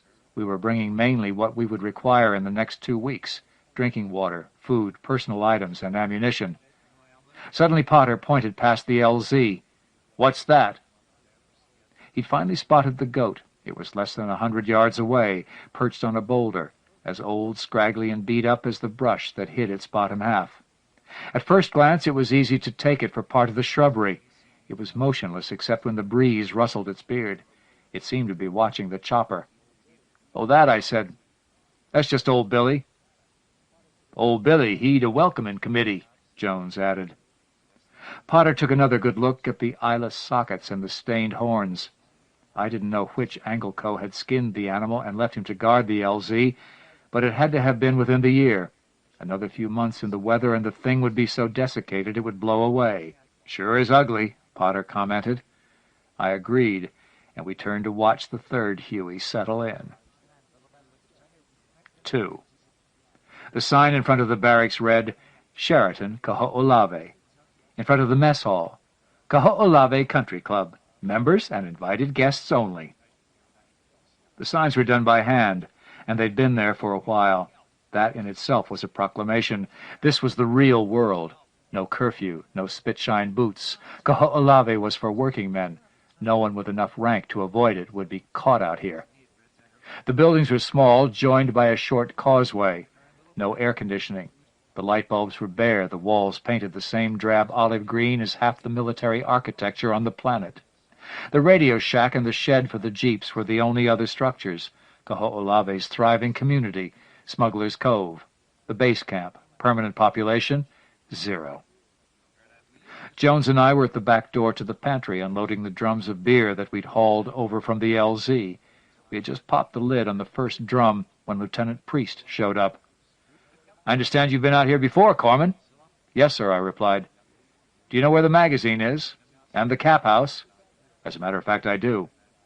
He tossed me a set of keys. "As soon as you're done here, go show the EOD guys." "Sure thing." He nodded, turned to go. "Don't overload that refrigerator," he added. "If there's anything I hate worse than shook-up beer, it's hot shook-up beer." Sayre and Lombard, the EOD men, were of a type. Both were in their 40s, probably Spec 7, career men, Navy. They looked like their faces would crack into pieces if they tried to laugh. Sayre, in particular, had an air about him that made you give him a little extra space. It showed in the muscles, in the crew cut, in the burn scars on his cheeks. I'd seen that look before, on the face of a long-range reconnaissance patroller in 2nd Corps. I suspect LRPs and bomb experts have something in common. We took a jeep. Sayre drove. I made feeble attempts at small talk, to which neither man responded. By the time we reached the magazine, I was eager to hop out to open the padlock. Soon we were looking in at boxes and boxes of TNT, plastique, reel, wire, canvas bags, whatever the EOD men would require to fill out their demolition kits, minus the caps. The makings of one hell of a 4th of July. "Nice," Sayre said. His voice was a Clint Eastwood rasp. I was just as glad he hadn't spoken earlier. They took what they needed, set it in the back of the Jeep, and covered it with a tarp. We continued to the cap house. Like the magazine, it was out of sight to the base camp. The distance from the living quarters was intentional. The walls of the structure were thick concrete, the door solid steel, designed to be both waterproof and people-proof. The hinges groaned as it opened. Lombard went in alone, and soon returned with a box, which he placed in my lap. "You hang on to that real good now," he advised. "What's in it?" I asked, though I already knew. "Blasting caps, TNT in the back. This stays up front." As the sweat broke out on my palms, he climbed behind my seat and sat down on the tarp. Sayre drove us away, more slowly, I noticed, than he had driven on the way there. "You see the crater?" Sayre inquired. He meant the depression in which Lombard was working. Sayre and I were behind a rock outcropping, observing as the other EOD man gingerly picked at a low mound, pulling away its mantle of grass, almost blade by blade. "That's a giveaway of unexploded ordnance. A blast creates a circular crater. Impact alone makes a fan-shaped one." Lombard used one hand strictly for support, never hurrying. He began to scoop away small handfuls of dirt, painstakingly revealing a rusted surface. The piece began to take on a distinctive shape. 7.2 depth charge, he called to Sayre. Sayre pursed his lips. "That's bad." "What's a depth charge doing this far inland?" I asked. "Guess they missed the ocean." Lombard crawled away from the ordnance. Once clear, he rose and joined us. "C4 on this one?" he asked Sayre. The other nodded, and Lombard opened one of their boxes, revealed a couple of dozen polyethylene bags of the plastique. "You or me?" Lombard shrugged. "I'll do it." Sayre and I settled down behind the outcropping. We shared a tense few moments. "What makes a depth charge so dangerous?" I asked, trying to cut the air. "Always acting fuse," he said. "What's that?" He smirked. "Means it'll kill you all sorts of different ways." "Wonderful." "Ain't so bad," he said. He seemed to be enjoying my anxiety. "Ain't no buildings or civilians out here to worry about. No problem to just blow the cocksuckers away. Beats diffusing them." Lombard was back with us within a few minutes. He pulled the galvanometer out of his bag. The needle jumped as he touched the lead wires to the terminals. With a satisfied nod, he connected the wires to the blasting machine. He twisted the key without preamble. The explosion made the ground shake. A wide cloud of dust rose over the crest of the hill. The EOD men nodded to each other. "Still had some good shit in it," Sayre said. The crater was deep rather than wide. The freshly ruptured soil made the site look as if it had been sprinkled with paprika. It was still smoking. "Good stuff, that composition C4, Sayre said. "If we'd used C3, you wouldn't want to be smelling this hole." I leaned down and felt the dirt near the rim. It was warm. Along the edge, pebbles were still settling into the pit in miniature avalanches. I'd seen a hole like this before. Sayre was right. This one smelled better. Sayre and Lombard stared when I announced that I was going to walk back to camp. "I'll be fine," I said, pointing to the west. "I'll stay in troop safety zone. It hasn't been shelled in years." Sayre gave me a mock bow. "Whatever you say, Corpsman." "I've hiked this side of the island before," I added. He shrugged. "I'm sure you let us know if you find any bombs." He and Lombard chuckled and turned back toward their work. I self-consciously flicked a speck of grime off my sleeve and headed off. The terrain wasn't exactly desolate. Deprived was more the word. Whatever lived on Kaho'olawe looked the same, haggard, malnourished, abused. Not that the ground was totally naked. Grass clustered where hillocks and dunes sheltered it from the wind. There were stands of brush, full of thorns, snarled into grotesque shapes, consisting mainly of kiawe, a low-lying shrub-like tree. What you wouldn't find was the tropical flora typical of the other Hawaiian islands. Both the territorial government and the ranchers who had formerly caretaken Kaho'olawe had tried to introduce more productive vegetation, but most of this had vanished, neglected under an indifferent military ownership. Little could thrive without maintenance. Kaho'olawe is in the lee of Haleakala on Maui, and the volcano sucks the rain clouds dry before they make it to the smaller island. The most striking sight, of course, was the shrapnel. In many places I couldn't walk 2 steps without tripping over a piece. I passed chunks of twisted, jagged, rusting steel as much as 20 or 30 inches long. One of the reasons the EOD men had to depend on visual cues, such as the one Sayre had taught me, was that metal detectors are useless on Kaho'olawe. They give a constant indication. The island has been bombed steadily since World War II. To be truthful, I enjoyed the scenery, knowing virtually no living person had put his feet where I was putting mine. I found a familiar-looking track that cut through the underbrush in random directions. The edges of the vegetation had been nibbled at. Goat path. I noticed occasional tufts of hair caught on thorns. I sidestepped a decomposing turd, spotting it easily against the astoundingly red color of the soil. I continued on into dense meshes of twigs and branches, thorns tearing at my clothing and skin as I tried to force my way through openings meant for much smaller creatures. In due time I found myself trudging along between the steep walls of a ravine. Rocks and roots and layers of strata had been exposed on either side, savaged by the island's exuberant erosion. It was easy to spot the object poking out of the ground about halfway up one of the banks. Considering the types of things you can find in Kaho'olawe's earth, I looked very carefully before deciding it was safe to touch. It came free with one tug, along with a lot of sand. Judging from the distance to the top of the gully, the thing must have been buried for a long time. It was choked with grit, so encrusted that it took me several seconds to realize that it was wooden. There were 7 cylinders of proportionately greater length, fastened side by side, made of what looked like sections of bamboo or reed. Scarred as it was still obvious it was a musical instrument. I tucked it in a pocket of my fatigues and walked on. When I got back to the base camp, I discovered that Jones, Potter, and PFC Melendez were hard at work burying the stacks of empty C-ration tins that previous Anglicos had piled behind the mess hall. Not wishing to join them, I sneaked into the Sheraton Kaho'olawe, changed into my cut-offs, and took a dip in the ocean to get rid of the blood, dust, and sweat of my hike. Then I spread sea and ski on my nose and took advantage of Smuggler's Cove's beautiful white beach. When I wasn't just flaking out, enjoying the sunshine and listening to my radio, I was cleaning away the grit from the pipes, digging out the cracks with a dental pick. I had thought that the instrument was just a group of tubes, hollow all the way through. But once the filth was gone, I found that each pipe was closed off at one end. I scrubbed it with fluid and a rag until it practically gleamed. Even clean, it was nondescript and primitive. I pulled at it experimentally, and the smallest pipe broke off. Once free, I could see that some sort of wax held the pieces together. I'd fix it with model cement when I returned to the barracks. I wondered how the instrument had ended up in the gully. Sure as hell no serviceman had brought it.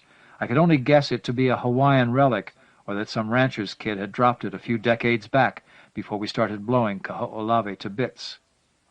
I tried playing a scale. At first it was dull and unmusical, but as I cleaned it more and adjusted my lip posture, it wasn't half bad. It had a captivating tone. I practiced until Melendez called chow time, then again that night, just before going to bed. 3. I walked naked along a stony path barely visible in the moonless night, not feeling the pebbles grind into my heels or the chill of the air. The hillside below was spotted with trees that resembled kiawe, but not quite like any I had seen before. In the gullies and on the knolls the ground was rocky and scarred, as it should have been, but next to the path the grass was knee-deep, luxuriant, ungrazed. The trees ahead were not Hawaiian at all. They were large, healthy pines, firs, and oaks. The spot was both familiar and alien, as if one world had supplanted parts of another. It was both a place I had been to many times before and one I had never known existed.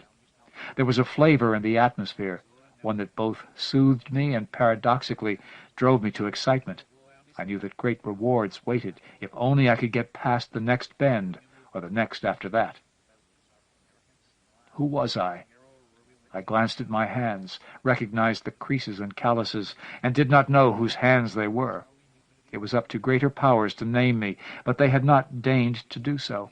At times it seemed my own feet trod the stones. At other times I was a detached observer, watching another man's strides.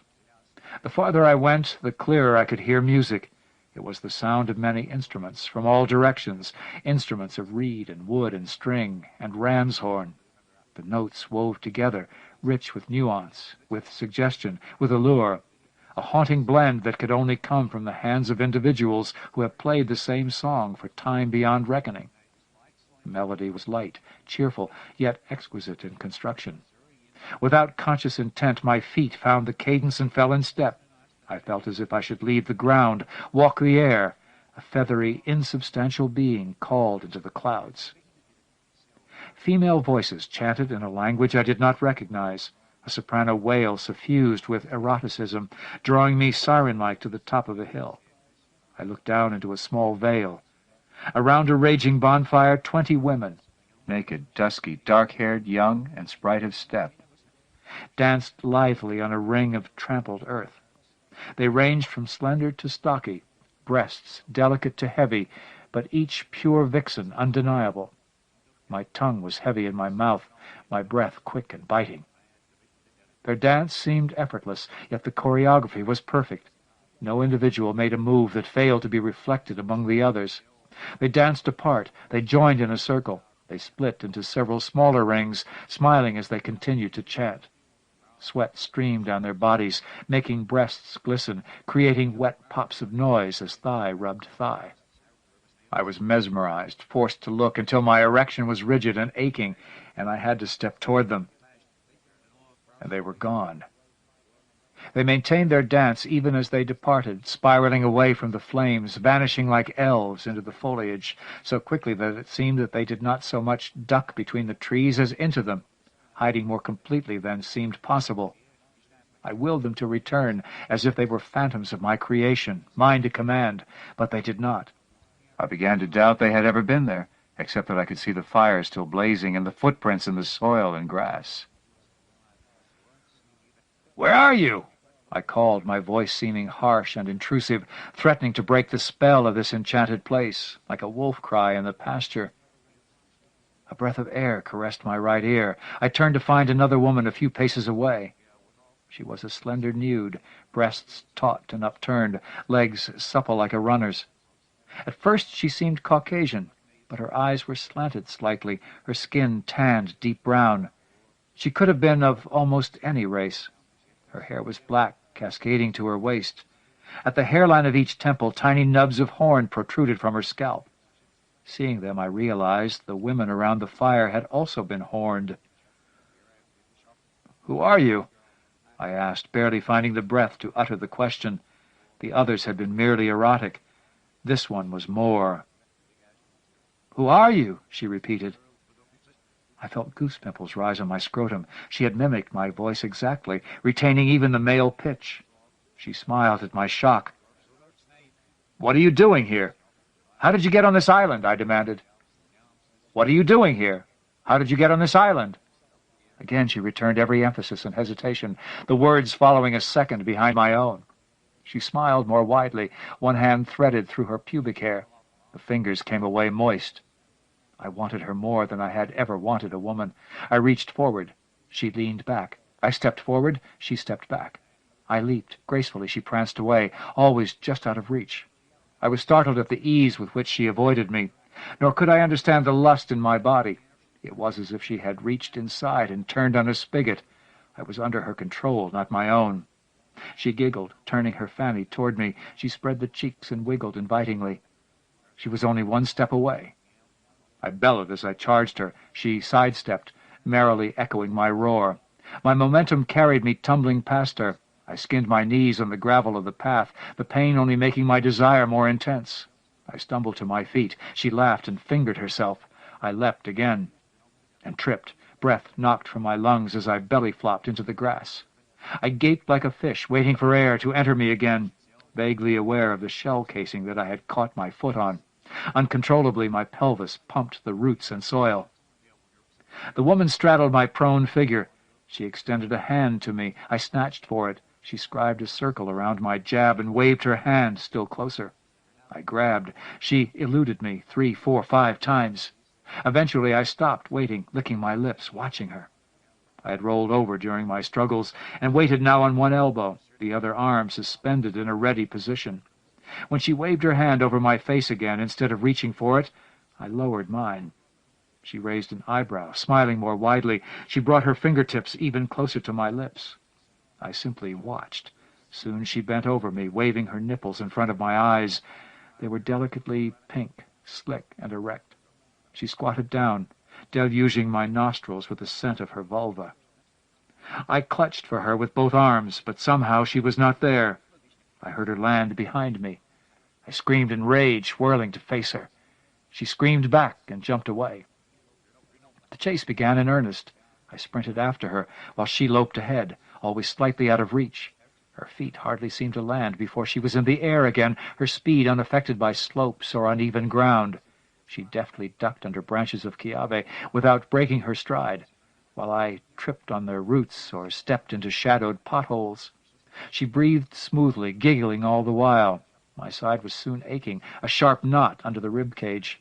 But I kept on, through a eucalyptus grove and a steep ravine, barely sidestepping a jagged projection of shrapnel at the bottom of the gully. The woman no longer hung back. She soon disappeared from sight, only to reappear when I had recovered my wind. She led me on again until exhaustion prevented me from continuing. After another rest, she appeared again. I wanted to stop, end the frustration, but one look at her made it impossible. I gave up only when my legs were nothing but useless muscle, and she not even a distant whitish shape flitting through the brush. I sagged to my knees. The music was gone, taking with it the euphoria and the heady sense of stamina and strength. My body was foul with perspiration, my diaphragm nearly paralyzed. My feet bled from contact with sharp rocks, my torso from scratches from the brush I had tumbled through. My throat was parched, my penis limp. And still I wanted her. On the top of a knoll barren of growth, the woman appeared, fondling her breasts, taunting me with her laughter. I sucked in a violent breath and cried, "God damn you to hell!" "God damn you to hell!" she shrieked jovially. "Who are you? Who are you? Who are you? Who are you? Are you? You!" My eyes burst open, focusing on and not recognizing at first the rafters of the Sheraton Kaho'olawe. The elephant was on my chest. My heart felt like it was going to knock holes through my sternum. "Who are you? You!" Something near me was moving. I remained motionless on my cot, cautiously turning my head just enough to get a clear view. It was Jones. His big hulk was shuffling slowly by, eyes wide open and glazed. I identified the signs. My own sister had been a persistent sleepwalker. The barracks were hushed in the pre-dawn. Even the snores had temporarily faded. It was warm despite the hour. I dripped. Jones was just passing the end of my cot, moving slowly, feeling his way with his feet. He was chewing his inner cheek as would a nervous kindergarten pupil. He soon bumped into Lieutenant Priest's bed and stopped, shins against the cot frame. Priest mumbled incoherently and rolled over. I shrugged off my disorientation, sat up, and called quietly to Jones in an officer's tone of voice. "Going somewhere, Private?" At first Jones merely continued to chew his cheek. He was deep in, really zombie. Eventually a tiny, incongruously childish voice answered, "I got to pee-pee, sir." I got up and led him by the shoulders. Once out of the doorway, he moved as if awake. I had automatically been rooting him toward the outhouse. Instead, he crossed the porch and began pissing off the edge of the planks. I shrugged and stepped to the opposite side to take care of my own bladder. The smell of my urine brought up images of corpses being stuffed into body bags. The sphincters relax at the moment of death. Even today I can't abide unflushed toilets.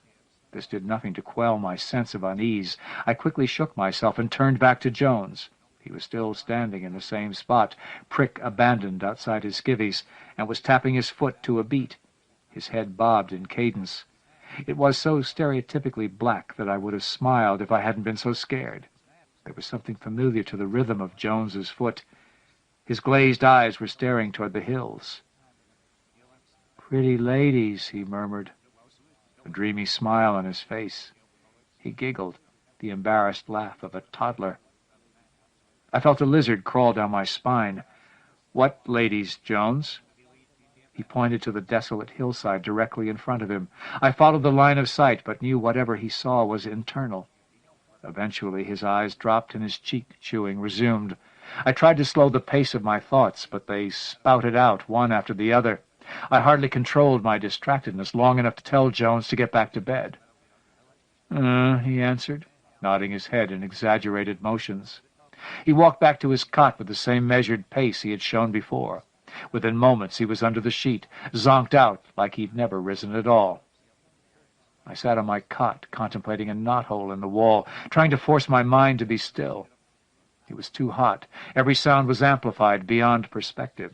The creaking of the building in the wind, the shifting of my companion's breathing, my own heartbeat. Nymphs. I reached under the bed, found my shirt, and withdrew the instrument I had found in the ravine. I knew now what I'd found. It wasn't Hawaiian, nor had some rancher's kid lost it. It was Greek. 4. "You ever have funny dreams?" I asked Jones the next morning. He picked his nose and shrugged. "Sure. Doesn't everybody?" That was as close as I could come to talking about the night. Even if Jones had had a similar dream, he obviously didn't remember it. In daylight, a fantasy of chasing nymphs through the brush seemed ludicrous. I certainly would not look for psychoanalysis from a grunt. Jones, Potter, and I were down in the artillery range with a load of white paint, touching up the ship-to-shore bombardment targets before the destroyer arrived from Pearl Harbor. It looked like every war in history had been fought on the land around us. It was like the moon, cratered and devoid of life. Whole sections of the valley contained nothing but pulverized soil and a series of impact sites. In rare places, a bit of gnarled scrub brush poked surrealistically from the incredibly red earth, some of it unbelievably still alive. The ground was littered with rocket pods, shell casings, aircraft machine guns, napalm canisters, shrapnel, all in varying degrees of corrosion. Dirt roads crisscrossed the area, strung with convoys of derelict vehicles, both military and civilian. Targets. Whitewashed tires had been piled in the shapes of aircraft or missile silos, and whitewashed rocks imitated runways and formed bullseyes. It was the latter we were working on. "It don't have to be perfect, Pot," Jones said, as the lance corporal carefully covered each square inch of the rock he was painting. "Lieutenant Priest said to do a good job." Jones shook his head sadly. "Fucking officers." "Oh, he ain't so bad," Potter said. "Look, anybody who makes me paint rocks that's going to get blowed up the same day is no friend of mine." When we finished, he wandered over to the convoy. I decided to play a tune. "What's that?" Potter asked, pointing at the instrument. "A syrinx," I replied. He frowned. "A panpipe," I added. "Found it on the island." "I'll be damned. Sounds nice." We came across a corroding wreck of an automobile, mired deep in the red silt. Nothing was left but the chassis, one front wheel and half a radiator. The metal was riddled with bullet holes. "Christ, do they shoot up gook country like this?" Jones asked. He stirred up his paint and slapped a splotch on the radiator, while I mused on the emphasis he had put on the word gook. I looked at the desolation surrounding us, noting a rusting napalm canister, a shredded, half-buried tire, and a bleached goat skeleton. "No," I answered honestly, "they don't." In spite of the hobo woods, in spite of all of Johnson's bombing of Hanoi and Haiphong, the amount of ordnance dropped on Vietnam was less than Kaho'olawe had endured. The sound from the destroyer's gun was impressive in spite of the distance. If we stood on the sandbags, we could see the ship out in the Kealaikahiki Channel, barrel smoking. "All right!" Potter yelled, and waved at it. He, Jones, and I were in a slip trench at the edge of the troop safety zone a mile inland. The rest of the squad was farther uphill, in the observation tower. The shell landed, sending a geyser of dirt airward, far short of the rocks we'd just whitewashed. We heard a sharp report, like a shotgun blast. "Shit! I thought it'd be better than that," Potter complained. "Practice ordnance," I explained. Lieutenant Priest's voice crackled over our PRC-10. "Texas 10 to Texas 20. How do you mark that round?" 500 meters short, I answered, calculating how badly they'd have to miss to hit us. When the first live shell struck, I dived for the bottom of the trench. As the island shook, so did I. "Direct hit!" Potter yelled. He stayed on his feet, switching rapidly between binoculars and straightforward viewing. Jones, the official spotter, just stared slack-jawed at the explosion. A sharp crack, very quick, felt more than seen.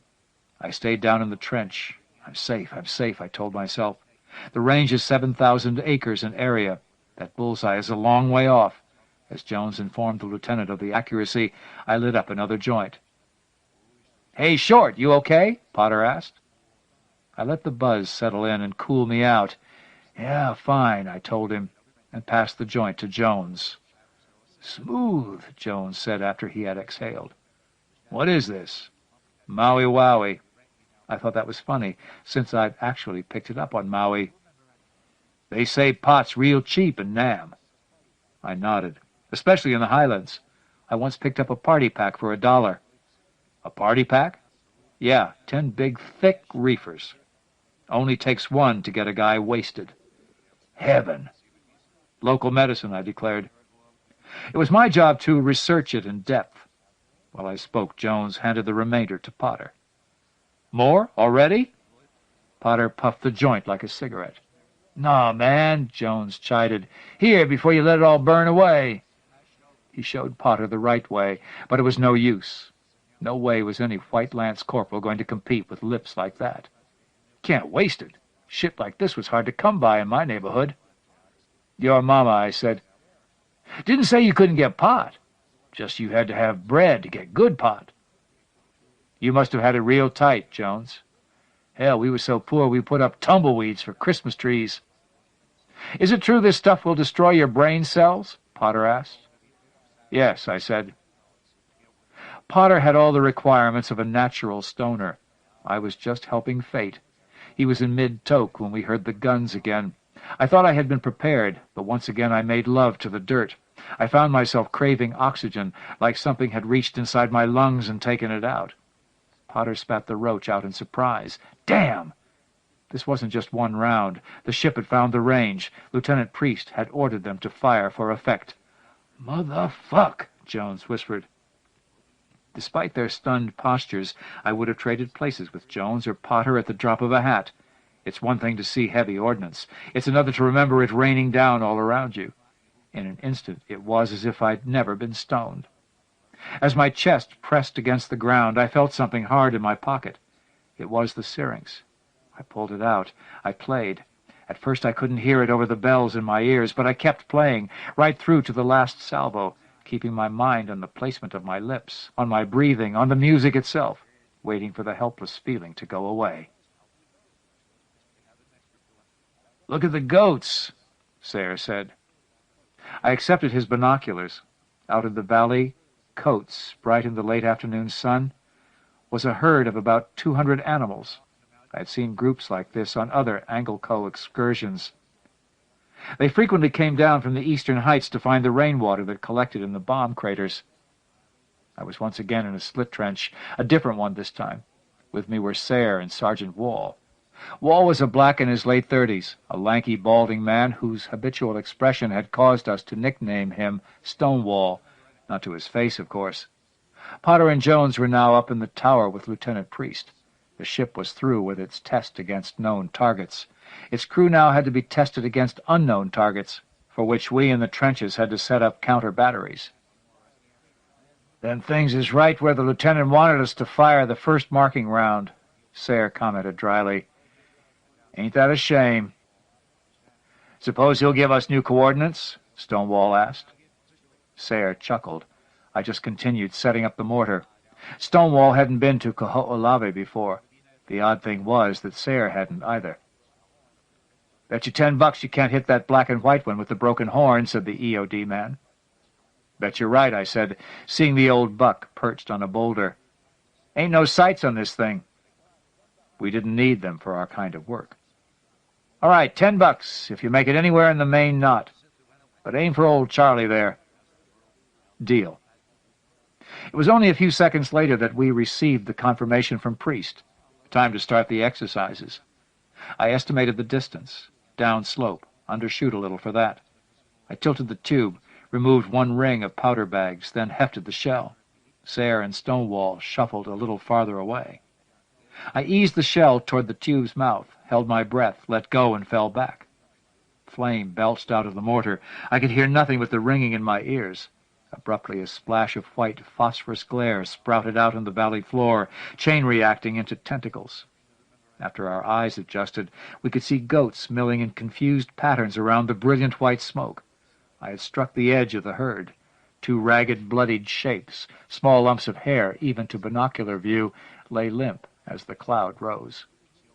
Sayre handed me a crumpled 10. We could hear the bleating of the herd echoing across the landscape. Charlie seemed to be the leader. He ran to the edges of the herd, rounding up the kids that had scattered. Within a few seconds he was urging his charges toward the east side of the island. The retreat was efficient and organized. Kids and does first, spikes next, then bucks. Too late. The first round from the ship was live. It obliterated the boulder where Charlie had originally stood. 3 goats went down. The herd panicked. The adult animals began overtaking the young, leaving them either to follow or to wander in disoriented circles, wailing for their mothers. The ship gunners had managed to strike gold dirt on the first try. We didn't bother with another marking round. "Fire for effect," I murmured, pretending I was the forward observer. Within a few seconds we heard the guns pound, steady and loud. That section of the valley went up in dust and smoke. One round landed immediately at the forefront of the biggest clump of goats. The herd staggered back, momentum stolen. 2 groups split in opposite directions and hardly broke stride in their haste to get away. Others paused, as if uncertain which way to run. I noticed a knot of about 15 animals as they hopped over the rim of an old impact crater and disappeared into the depression, just before a shell landed there. I kept watching, but never saw any goats reappear above the rim.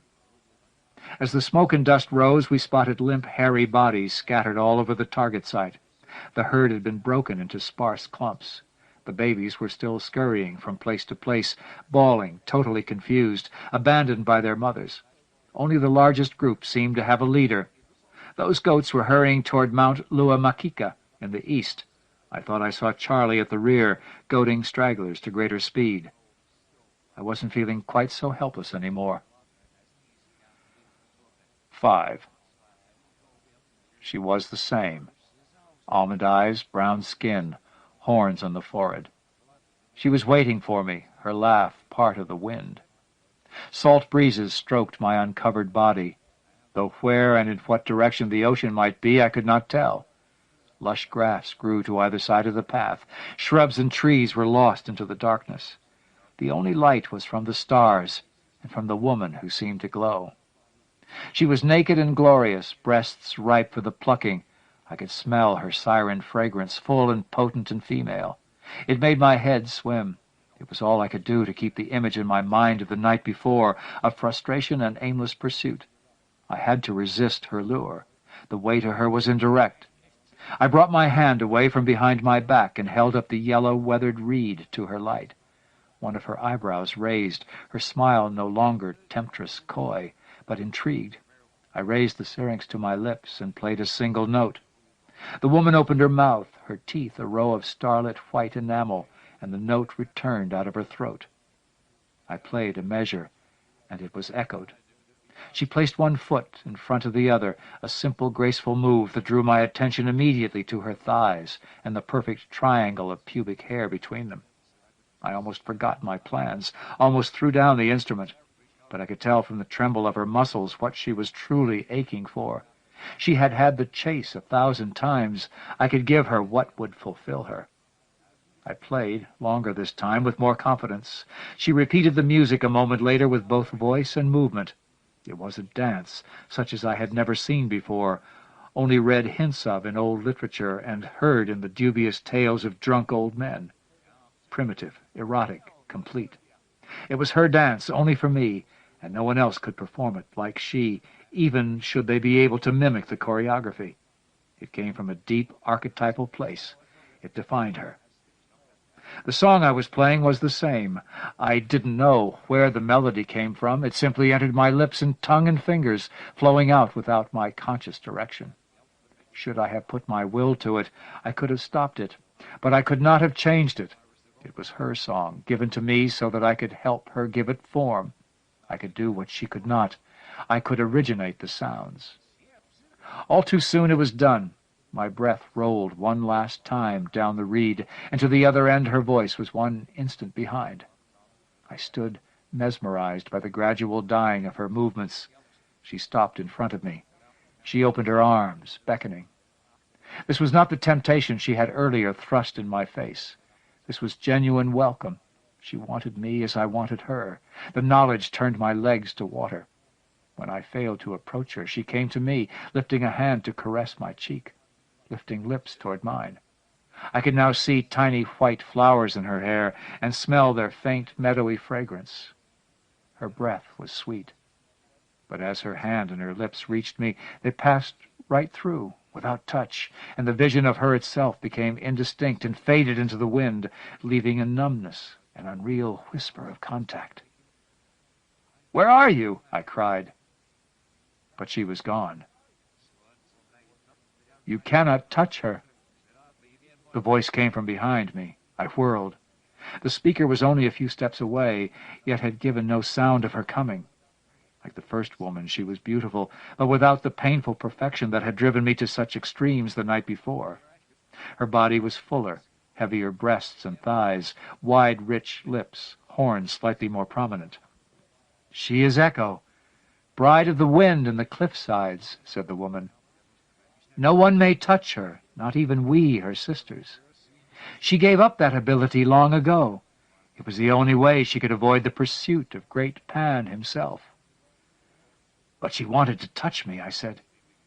"Yes, she did," she said gently, "and so she has sent me. You reached her the only way you could have, with your music. It pleased her as nothing has in many an age." She kissed me firmly on the mouth, warmly, skillfully. "I am Aspasia. What the Virgin cannot give, my sisters and I will provide." She said her name as if it held a meaning of its own, and soon my mind brought it to consciousness. Welcome. She took my arm in hers. "They are waiting nearby. Join us." We walked down the path. Almost as soon as we rounded the first bend, I could hear the crackle of a fire and sounds of revelry. The darkness was tempered on the horizon, throwing the knoll ahead of us into silhouette. I knew that when I reached the spot, all would be well. That was when I felt the presence behind me. I stopped, cocking my ear. I heard a strange, feral grunting, the pounding of hooves, heavy, desperate breathing. It was coming nearer. Aspasia tugged at my arm. "Hurry, we must get into the light." Something shadowy and hairy was shambling our way. Suddenly the night turned cold. I began to shiver, but in spite of the horror, I felt rooted to the earth. "What is that?" I asked. "Another side of the dream," Aspasia answered. "I don't understand." "All mortals dream the same dream, but they choose their own parts to experience. You have all sides within you. Will you have that one tonight?" I hesitated, trembling. The right decision seemed obvious, but I couldn't move. Despite the warmth of Aspasia's thigh against mine, there was something, some taste of excitement, waiting back along the trail. The fear, bitter on the surface, held hidden sweetness. Aspasia tugged my arm again. "Choose, quickly." Suddenly I tore my eyes away from the shadows and ran with her. In a few seconds we reached the top of the hill. Below us was the amphitheater I had seen the previous night, with its floor of trampled grass, its cobble-ringed fire in the center. A dozen naked women shone in the light of the coals, some dancing, some drinking from earthenware mugs, some chanting in a language long dead. When Aspasia and I came into sight, they all rose and came toward us. They embraced me one by one. Few of the touches were chaste. "I am Eulalia," the first one said. Her voice was clearer than any I had ever heard before, the diction and pitch hauntingly pretty. Next was one so beautiful she glowed as Echo had, but in a tangible, touchable way. "I am Ilona," she said, lifting her chin beside my head and giving me a carnal nibble on my ear. Each one named herself: Althea, Zoe, Sybil. The names escaped me as I was caught up in the intoxication of their presence. It was almost orgasmic to look at them, even more so to feel their caresses. For a brief moment I felt again the presence that had pursued me. I heard fervid piping in the distance, and once more the rumble of hooves. A figure crossed the hilltop, shrouded by the night, leaving me able to see only his half-man, half-animal outline and the glint of horns on his head. Then the nymphs took me, and there on a blanket of flattened grass gave me sanctuary from the darkness. 6. Let me get this straight. We're supposed to shoot the goats? That's right, Sergeant Richard told Stonewall as we loaded more ammunition in the jeep. Otherwise they'll eat everything on the island. Their hooves chew up the ground, too. They're the main cause of all this erosion. Makes sense, Stonewall said and shrugged. Seems a shame to let all that Shebin go to waste. These goats aren't livestock, Richard said. They're just goddamn nuisances. It wasn't exactly our duty to hunt the goats. They belonged to the Navy sharpshooters who periodically visited the island. But as long as we had a leisurely couple of days until the next ship was due, Lieutenant Priest saw nothing wrong with doing our part to help curb the problem, much as we had at the artillery range. "You dudes all set?" Jones asked as he and Potter strode up, slapping the dirt off their hands. "Luau pits dug." The EOD guys were climbing into the other jeep. Everyone was present except Lieutenant Priest, who was staying in camp to clear up paperwork from the previous day's exercises. "Let's go," Richard said. "You'd think they'd find some way to get rid of all the goats," Potter said as we rolled through the troop safety zone. "Maybe let loose some tigers to hunt 'em down." "Tigers attack human beings," I said. "Oh, that's right," he blushed. "Well, what about poison or traps?" "They tried that," Richard said. "Never gets them all." He grabbed the side of the jeep as we hit a deep rut. "They breed like rabbits. Lieutenant says there might be 4,000 or 5,000 goats on Kaho'olawe right now. Navy's supposed to keep it down to 200 or less." Up ahead, the jeep with the EOD men, Melendez and Stonewall, rolled to a stop. Jones swung us up, even with it, and we piled out. I checked my rifle one final time. I noticed that Sayre's weapon was an M1. "Got something against M16s?" I asked. He nodded. "Pieces of shit. Goats won't know the difference." "I will." I got out some tape and began greasing my clips together. Potter watched, open-mouthed. "Never seen this before, eh?" "No." "Here," I said, placing the bottoms of 2 of his clips together and starting the tape around. I handed it to him to finish. "Little thing that might help you someday." He slowly wound the rest of the tape, shaking his head. "You sure know a lot about this stuff, Short. I thought corpsmen didn't even carry weapons." Sayre laughed. So did Richard, a vet. I raised an eyebrow and decided not to answer Pot.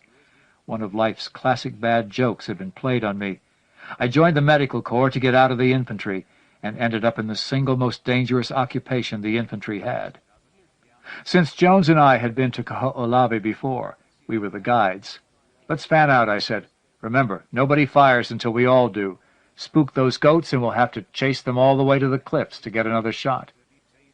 We were going to the other side of the island eventually, but first we needed a goat that Melendez could take back to camp and roast while the rest of us continued to hunt. We found a herd of about 50 animals grazing in a small valley. Some were enjoying the early morning sunshine. Some were rubbing their scrawny bodies against the trunks of kiawe trees, which grew sparsely across most of the dell. One buck tucked his head under himself and urinated on his beard and forelegs, and people wonder why billy goats stink. Chance brought me next to Sayre. "Look," he whispered. Following the line of his finger, I saw that the spotter for the herd was none other than Charlie. His broken horn and black-and-white coat left no doubt. He had his head up, alert, gazing from side to side as does near him blithely nibbled the grass. "I want that goat," Sayre murmured. "It's a long shot," I advised. "Look at that nanny in the way." How about that little guy over there? He'd be nice and tender for the luau. Sayre stared fixedly at Charlie for several long moments. You shoot the kid, that fucker's mine. We'd agreed that Jones would be the first to shoot. He checked and saw that we were all ready and took aim. I hoped someone else was also going to try for the kid. I wasn't a good marksman. That's why I preferred automatic weapons. Jones fired. Within 2 seconds, all I could hear was gunfire. I emptied my clip in 4 long bursts. Every goat in the group containing the kid went down, heads and legs flailing. I suspect at least 3 other members of the squad had chosen the same general target.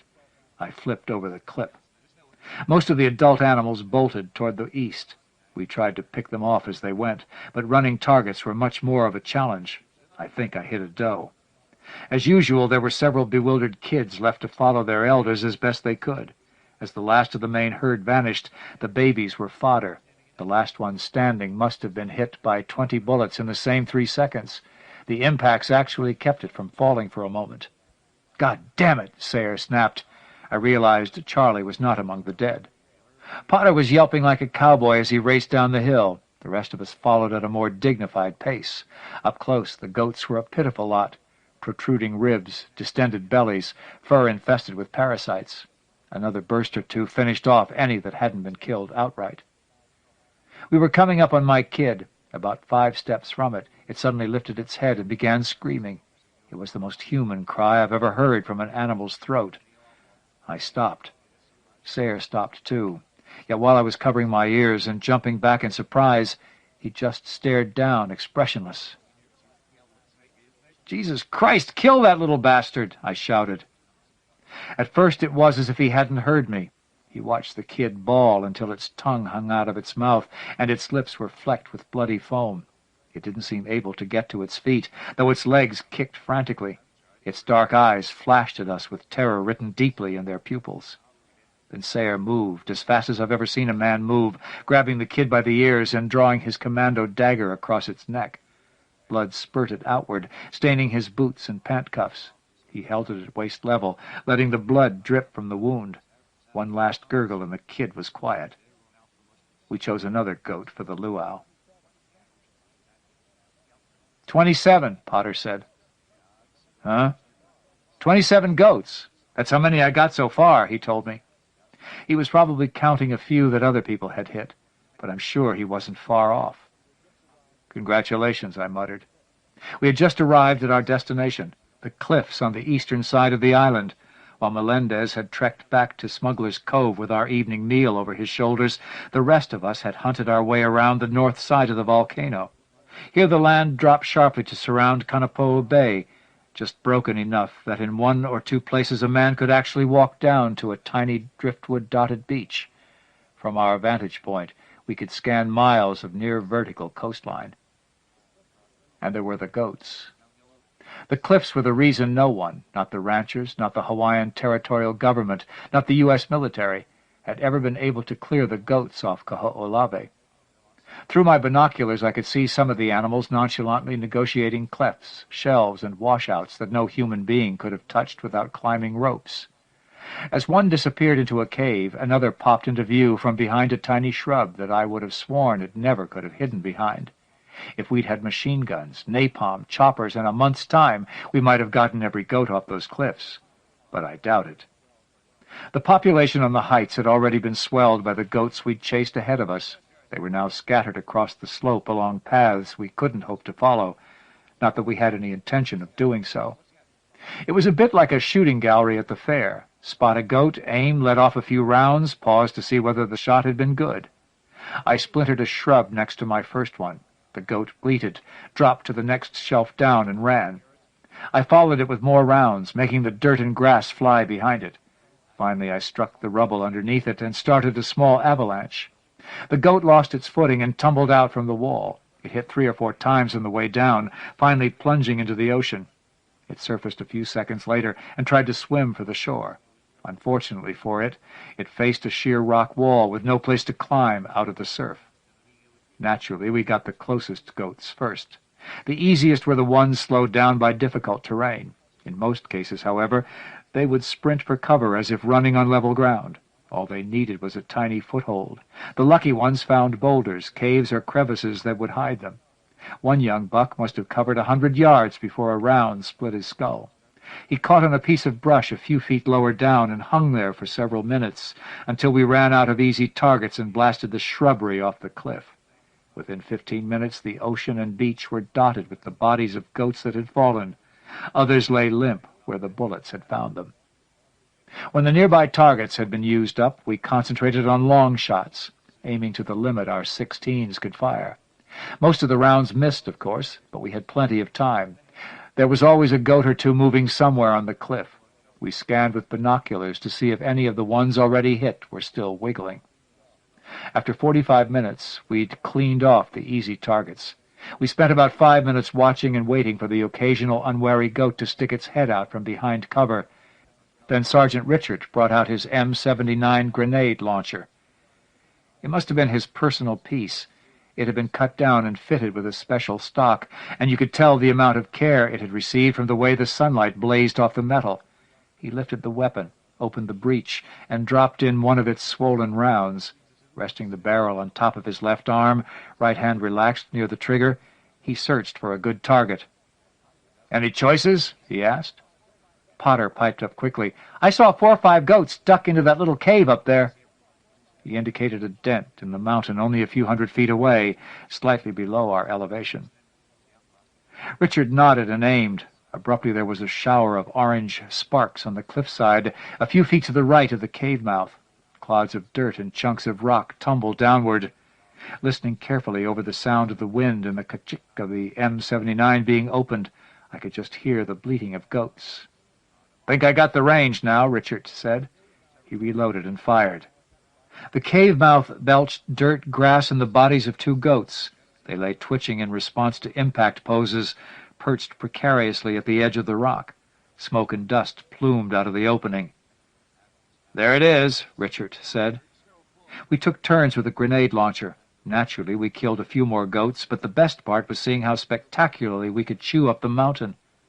Eventually, we decided to have lunch, a light one, in anticipation of the feast that night. I dug through my supply of sea rations and took out a can of crackers and some cheddar cheese spread. I sat down and pulled my P38 opener from my belt. Sayre wandered off to take a leak. I noticed him giving his 1,000-yard stare to the pile of rocks he was irrigating. Made curious, I examined it more thoroughly myself. Gradually I felt the hair on the nape of my neck begin to rise. The rocks were not a natural formation. Though crude, eroded, and obviously long abandoned, it was definitely human work. I recalled pictures I had seen in a museum on Oahu. The pile was a heiau, a shrine left by fishermen to their gods. I was thankful I was already sitting. My knees got the quiver so bad I dropped the opener. Sayre turned away from it suddenly, and I, equally quick, focused my eyes once more at the sights. Out in the water I saw driftwood, coconuts, seaweed, and even goats, caught in the current that skims Kaho'olawe and carries its flotsam and jetsam toward the shores of Maui, past the little half-ring islet of Molokini. I could also make out Lanai and Molokai toward the north. Directly below, fins jutted up out of the water. The bodies of goats jerked. Soon more fins appeared. Suddenly the water thrashed, and a goat disappeared completely, leaving only an upwelling of crimson and patches of hair. Sayre was back and was gazing with the rest of us down at the tableau. "I don't like sharks," he said. It was only then I noticed the quarter-pound block of TNT in his hand. He stroked it like a penis. "I don't like sharks either," Potter said loudly. "Shut up, Pot," I thought. "You been carrying that stuff with you the whole time?" Stonewall asked, nodding at the satchel at Sayre's waist. The zipper was open, revealing it to be full of the cylindrical blocks. "Uh-huh. Never know when you might want to blow something up." Even as he said this, he was capping the explosive. In another few moments, the block was sailing through the air. It hit the waves near one of the largest conglomerations of dead goats. A few seconds later, the ocean geysered, spraying water, blood, goats, and part of a shark into the air. "There it is!" Potter shouted. More sharks rushed in from the boundaries, attracted by the ruptured goats, drawn to the carcass of their own brother. their frenzied feeding rendering the ocean almost cauldronish. The Alalakeki Channel is famous for its concentration of sharks. Sayre blew up 2 more of them with another quarter-pound block. He followed that with 3 more in rapid succession, until the water practically spat goat and shark flesh. The bodies of smaller fish, killed by the shock wave, well to the surface. I stopped watching. I know he threw in at least 6 more blocks. I listened to the bleating of goats trapped on the cliff and reached in my pocket, found the firm, smooth contours of the syrinx, and held on tight. 7. The smoke inside the Kaho'olawe Country Club was like an inversion layer, the scent of the tobacco tainted with the odors of beer and sweat. I leaned back in my folding chair and lowered my fork, too full to eat any more. The goat Melendez had brought back had roasted in the pit for 8 hours, and had been perfect. Potter dropped his cards for the 4th time. Jones chuckled. "You little dudes got to learn how to hold your liquor. How'd they let a shrimp like you in the Marines, anyhow?" "I ain't that little," Potter said, and burped. "You was little for that 6-pack. Melendez helped Potter put his cards back together. "Man, you won't last long in this game." "I'm a good poker player," Pot retorted. "What you got? Full house?" Jones leaned over and lowered Potter's hand, glancing at the contents. Potter snatched it back too late. Melendez and Jones shook their heads and threw their own cards down. "Ah, fuck you guys." Potter stood up none too steadily. His hair, short as it was mussed. "I'm going to go call my girlfriend." "You ain't big enough to have a girlfriend," Richard commented from the other side of the table. "You bet your ass," Potter said. "Got me a damn nice bitch." Jones started gathering the cards together. "Be cool, Pot. We ain't got no telephones out here. How you gonna call your girlfriend?" Potter hiccuped and stared at the floor, as if he didn't quite comprehend what Jones was saying. I'll call Kaneohe and have him hook me up." Little wrinkles grew on Jones's forehead. "Shit. Look, Junior, your chick probably ain't even home.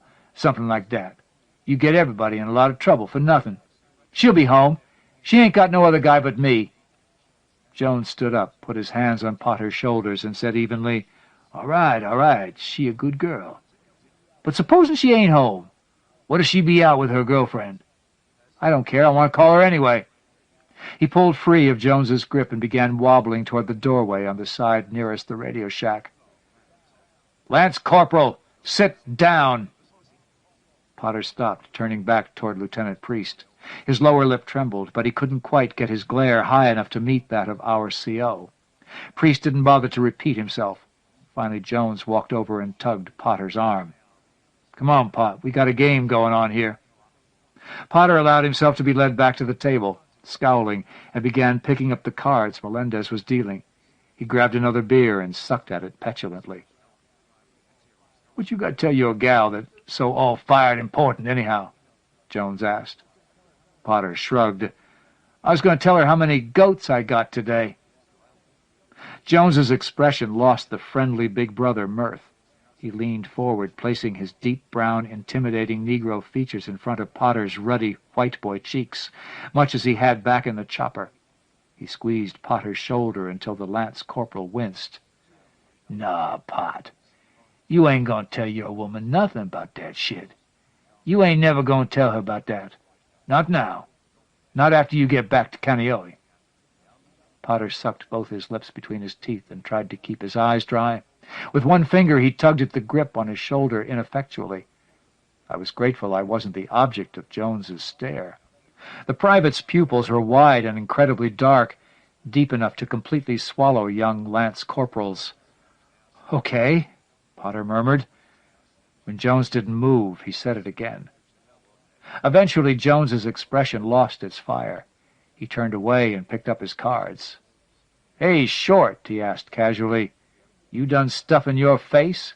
Get in the game so I can get some chips back, boy." I shook my head. He shrugged, and they began to ante in. Potter, I noticed, did not join the table talk. By the time they had taken their additional cards, I had slipped outside. My mood had been introspective ever since the scene at the cliff, mitigated by the excellence of the luau and the anesthetizing effect of the beer. Jones's words had turned it further inward. I needed to be alone. I went down to the beach. At this tide it was little more than a sliver of white trim along the cove. I hunkered down on the sand, my back to the withered landscape surrounding the base camp. It was deathly quiet, not in the sense of noise, because there was the surf and the wind. No, it was the lack of human presence. It was all too easy to feel the fact that men had never domesticated Kaho'olawe.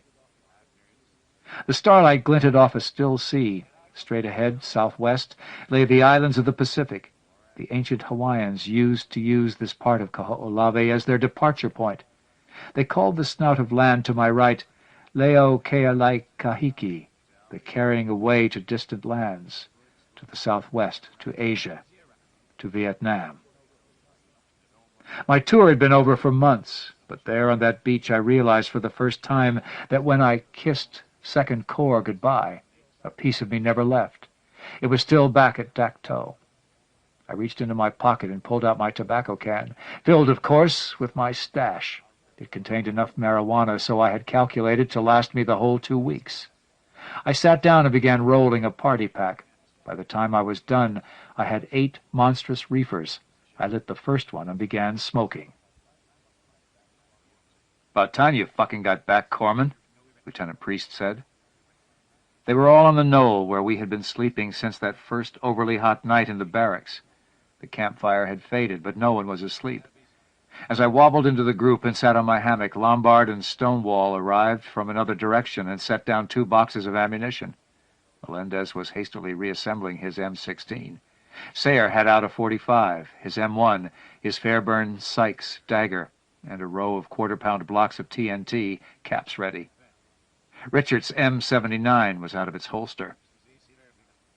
"There's noises out there," I said, nodding at the shadowy landscape beyond the kerosene lantern's glow. "No shit," Priest said. It was the sound of breaking twigs, the patter of feet, small moans, piping. Above that was a pasture stench that grew stronger with each flutter of the breeze. "Here," Sayre said, and tossed me a rifle. "You'll need this." "Why?" I asked, still groggy. Beside me, Potter, pale as a ghost, had broken out the new ammo, though there was already enough on the knoll to arm a company. Jones was scanning the brush to the east. Abruptly he stood up and fired a long burst, obliterating twigs and branches. When the noise quit ringing in our ears, we heard only the same low, ominous rumbles. "They're out there somewhere," Sayre said, stroking the barrel of his .45. I got down, low, where corpsmen should be if they're smart. The clip was oily as I loaded it. It almost dropped from my hands. "Point that motherfucker away from me," Jones yelled at Potter, who jumped and redirected his rifle barrel. "Sst," Sayre said, finger to his lips. Out in the dark, the sounds had stopped. The eyes appeared. Hundreds of eyes, all around the camp, lit with a feral glow. My mouth went cotton dry. I couldn't swallow. Nearby, Potter's fingers were trembling so badly he couldn't keep his trigger finger in the gap. Sayre picked up a block of TNT and armed it. A tidal wave of goats charged us at a full run. Our 16s mowed down the front row. Sayre's block of TNT and Richard's M79 tore huge, bloody holes in their formation. But the second row simply jumped over the bodies of the first. Their thin, ghastly bodies were no match for the power of close-range fire. The bullets passed right through and hit the goats behind. Hundreds died in the first 5 seconds. They didn't even slow down. Within moments, the circle of carcasses was 3 or 4 deep. The living ones had to climb to get over the fallen. The ring grew tighter and tighter around us, the stack of corpses higher. Somebody was whimpering. I don't know who. My throat was sore. Gore splattered on my face, flung from the impact of Richard's M79 shells. The fighting was getting too close for him to use the weapon. The goats were higher than eye level now. Someone was praying. I don't know who. My clip was empty. Was this the third or the fourth? I jammed in another and shot, upward now at a 45-degree angle. I didn't have many clips left. The heat of my rifle barrel singed hair off the back of my hand. It was starting to rain pieces of goat. Somewhere beyond the mountain, even above the thunder of the rifles, I could hear the frenzied music of pipes. It was then that I lost control of my bowels. Melendez was the first one to die. A buck launched from the top of the crater and skewered him in the guts, in spite of the fact that he'd shot off its hind legs in midair. Stonewall was next, taken down by 5 or 6 does that bit off his nose, his ears, his fingers, his balls. Lombard shot himself. We were knee-deep in blood and severed limbs. The open air above had narrowed to a puny circle. The bottom layer of goats was leaking like a bin of overripe fruit. I had just enough time to see the corpsman killed before the walls collapsed in on me. I was held immobile by the pressure of hot flesh. It was hard to inhale. One arm was above me, still holding my .45. I couldn't lower it. I could see a tiny section of sky directly above. The only sound was the gurgle of blood seeping and intestines popping. A shadow appeared in the opening above. A goat's head. It had a broken horn. "I'll get you, you bastard," I shouted. "I've got you now. I've got you." I had just enough freedom of movement to aim my pistol. I grinned triumphantly and pulled the trigger. Empty. For some reason I could see Charlie perfectly now, as if it were day. He was smiling. He stood, and suddenly he had the upper body of a man. The broken horn grew out, and both horns began to gleam as if made of gold. He had a pine wreath wrapped around his neck. He raised pipes to his lips and blew 3 piercing notes. And the mountain of goats collapsed completely. "Corpsman! Corpsman!" Priest was doing the shouting. I pulled the lead out of my heels and sprinted up the knoll. I could already hear Sayre whimpering. I was shaking so bad I wasn't sure I could control my bladder, but my head spun with one jubilant thought. It wasn't me! He didn't get me! I bounded into the group. They were gathered around Sayre's sleeping bag. Priest and Richard were holding the EOD man by the arms. Sayre was shaking, sweat popping from his neck and forehead. I was finally close enough to hear what he was moaning. "Goats! Goats! Goats!" It sounded as if he were begging. "Where the fuck have you been?" Priest yelled at me. He and Richard were having a hard time of it. Sayre was rigid in their grip, left arm stiff like a man in cardiac arrest. Foam gushed over his lips, breath coming in staccato bursts. "At the beach," I answered. Jones was trying to put a stick between Sayre's teeth. I took it from him. "Don't, it's not that kind of seizure." I knelt next to Sayre. "Just let him breathe." I leaned down until I could stare Sayre in the eyes. He didn't focus on me. "Goats," he wept softly. "Goats." He was screaming that a couple of minutes ago. "Woke us all up," Priest said. "Somebody hand me a handkerchief, will you?" Stonewall held one out. I used it to wipe away the spittle from Sayre's lips and throat. His beard was like sandpaper. "Goats, goats." I knew those hushed words were going to haunt me. "Do you know if he was on any kind of medication?" I asked Lombard. The other EOD man shook his head. "Never saw any." I had Potter check his gear. "Just aspirin." "Goats." Sayre was finally beginning to relax. Priest and Richard let him lay down on his pillow. His eyelids finally began to blink. He glanced at me, at Priest, at Jones. "How are you, Sayre?" I asked. He seemed startled by my voice. "Fine, I'm fine." "Do you remember what happened to you just now?" He began wiping away the traces of the spittle with the back of his hand. He didn't answer. "How are you, Sayre?" I asked again. "Fine. I'm fine," he said automatically, as if unaware that I had asked the question earlier. I pursed my lips and glanced at my companions. "Just let him lay here. He doesn't need spectators." Jones stood up, went to his hammock, and pulled a pair of trousers over his skivvies.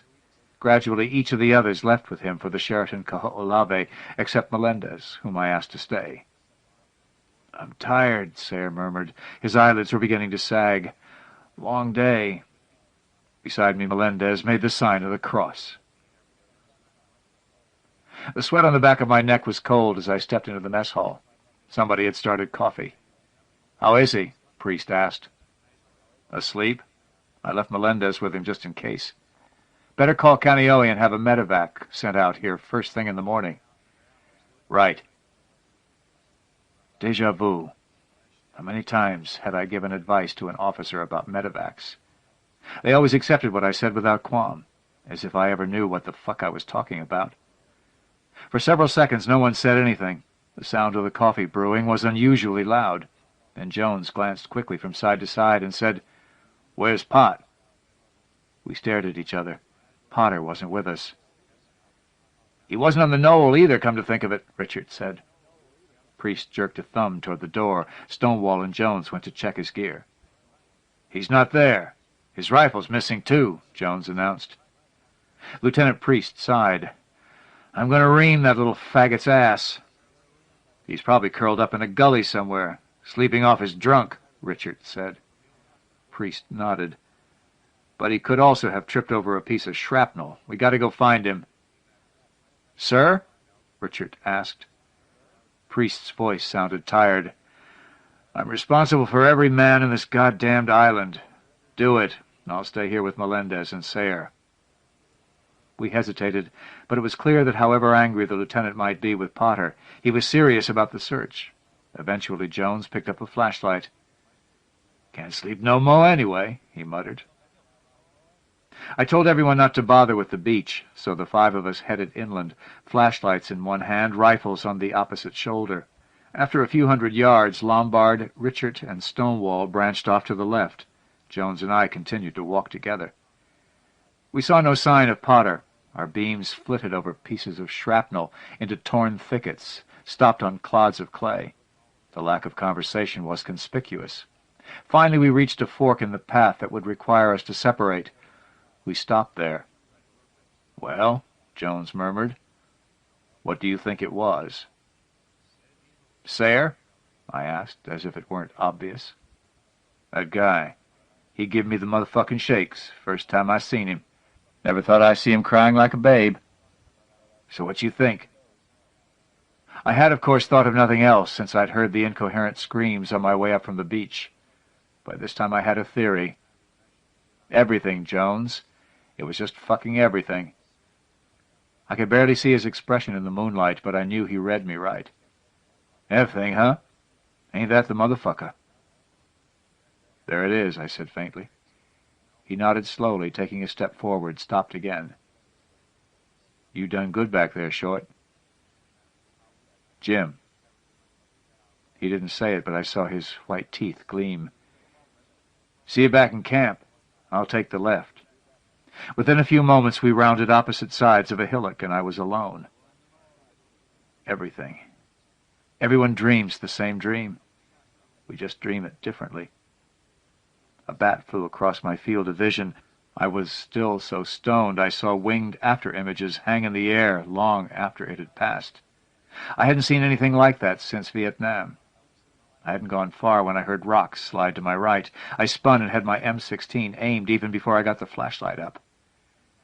It was a goat. It was old, skin hanging slack from its neck, horns fissured and stained. It waited in the beam of light, motionless on stiff legs. It was no more than 20 yards away. I raised the barrel of my rifle. The goat still didn't move. Gradually I realized from the clouds in its rheumy eyes that it had cataracts. It was blind. I stood there with my M16. The goat just bleated. I lowered the barrel. "Get out of here," I yelled. "Go on, get the fuck out of here." The animal just stared back. Gradually it hit me. The thing was deaf, too. I picked up a rock and threw it. It landed near one of the goat's hooves. Startled, it finally scrambled into the kiawe. I followed it with my beam until it was thoroughly gone. I slowly slung my rifle back on my shoulder, my hand slick against the stock. I turned to continue on, but I couldn't get my feet to move. What was I doing here, anyway? I was chasing a drunk, armed lance corporal over an island full of bombs. I felt something hard in my shirt pocket and pulled it out. It was the syrinx, the pale yellow reed almost luminescent in the dark. I ran my hands over its hard, ancient surface and thought of Sayre. I tucked the flashlight under an armpit to light the barren path back to the base camp, leaving both hands free to cup the panpipes to my lips. I played them the whole way and prayed the gods would send me only pleasant dreams.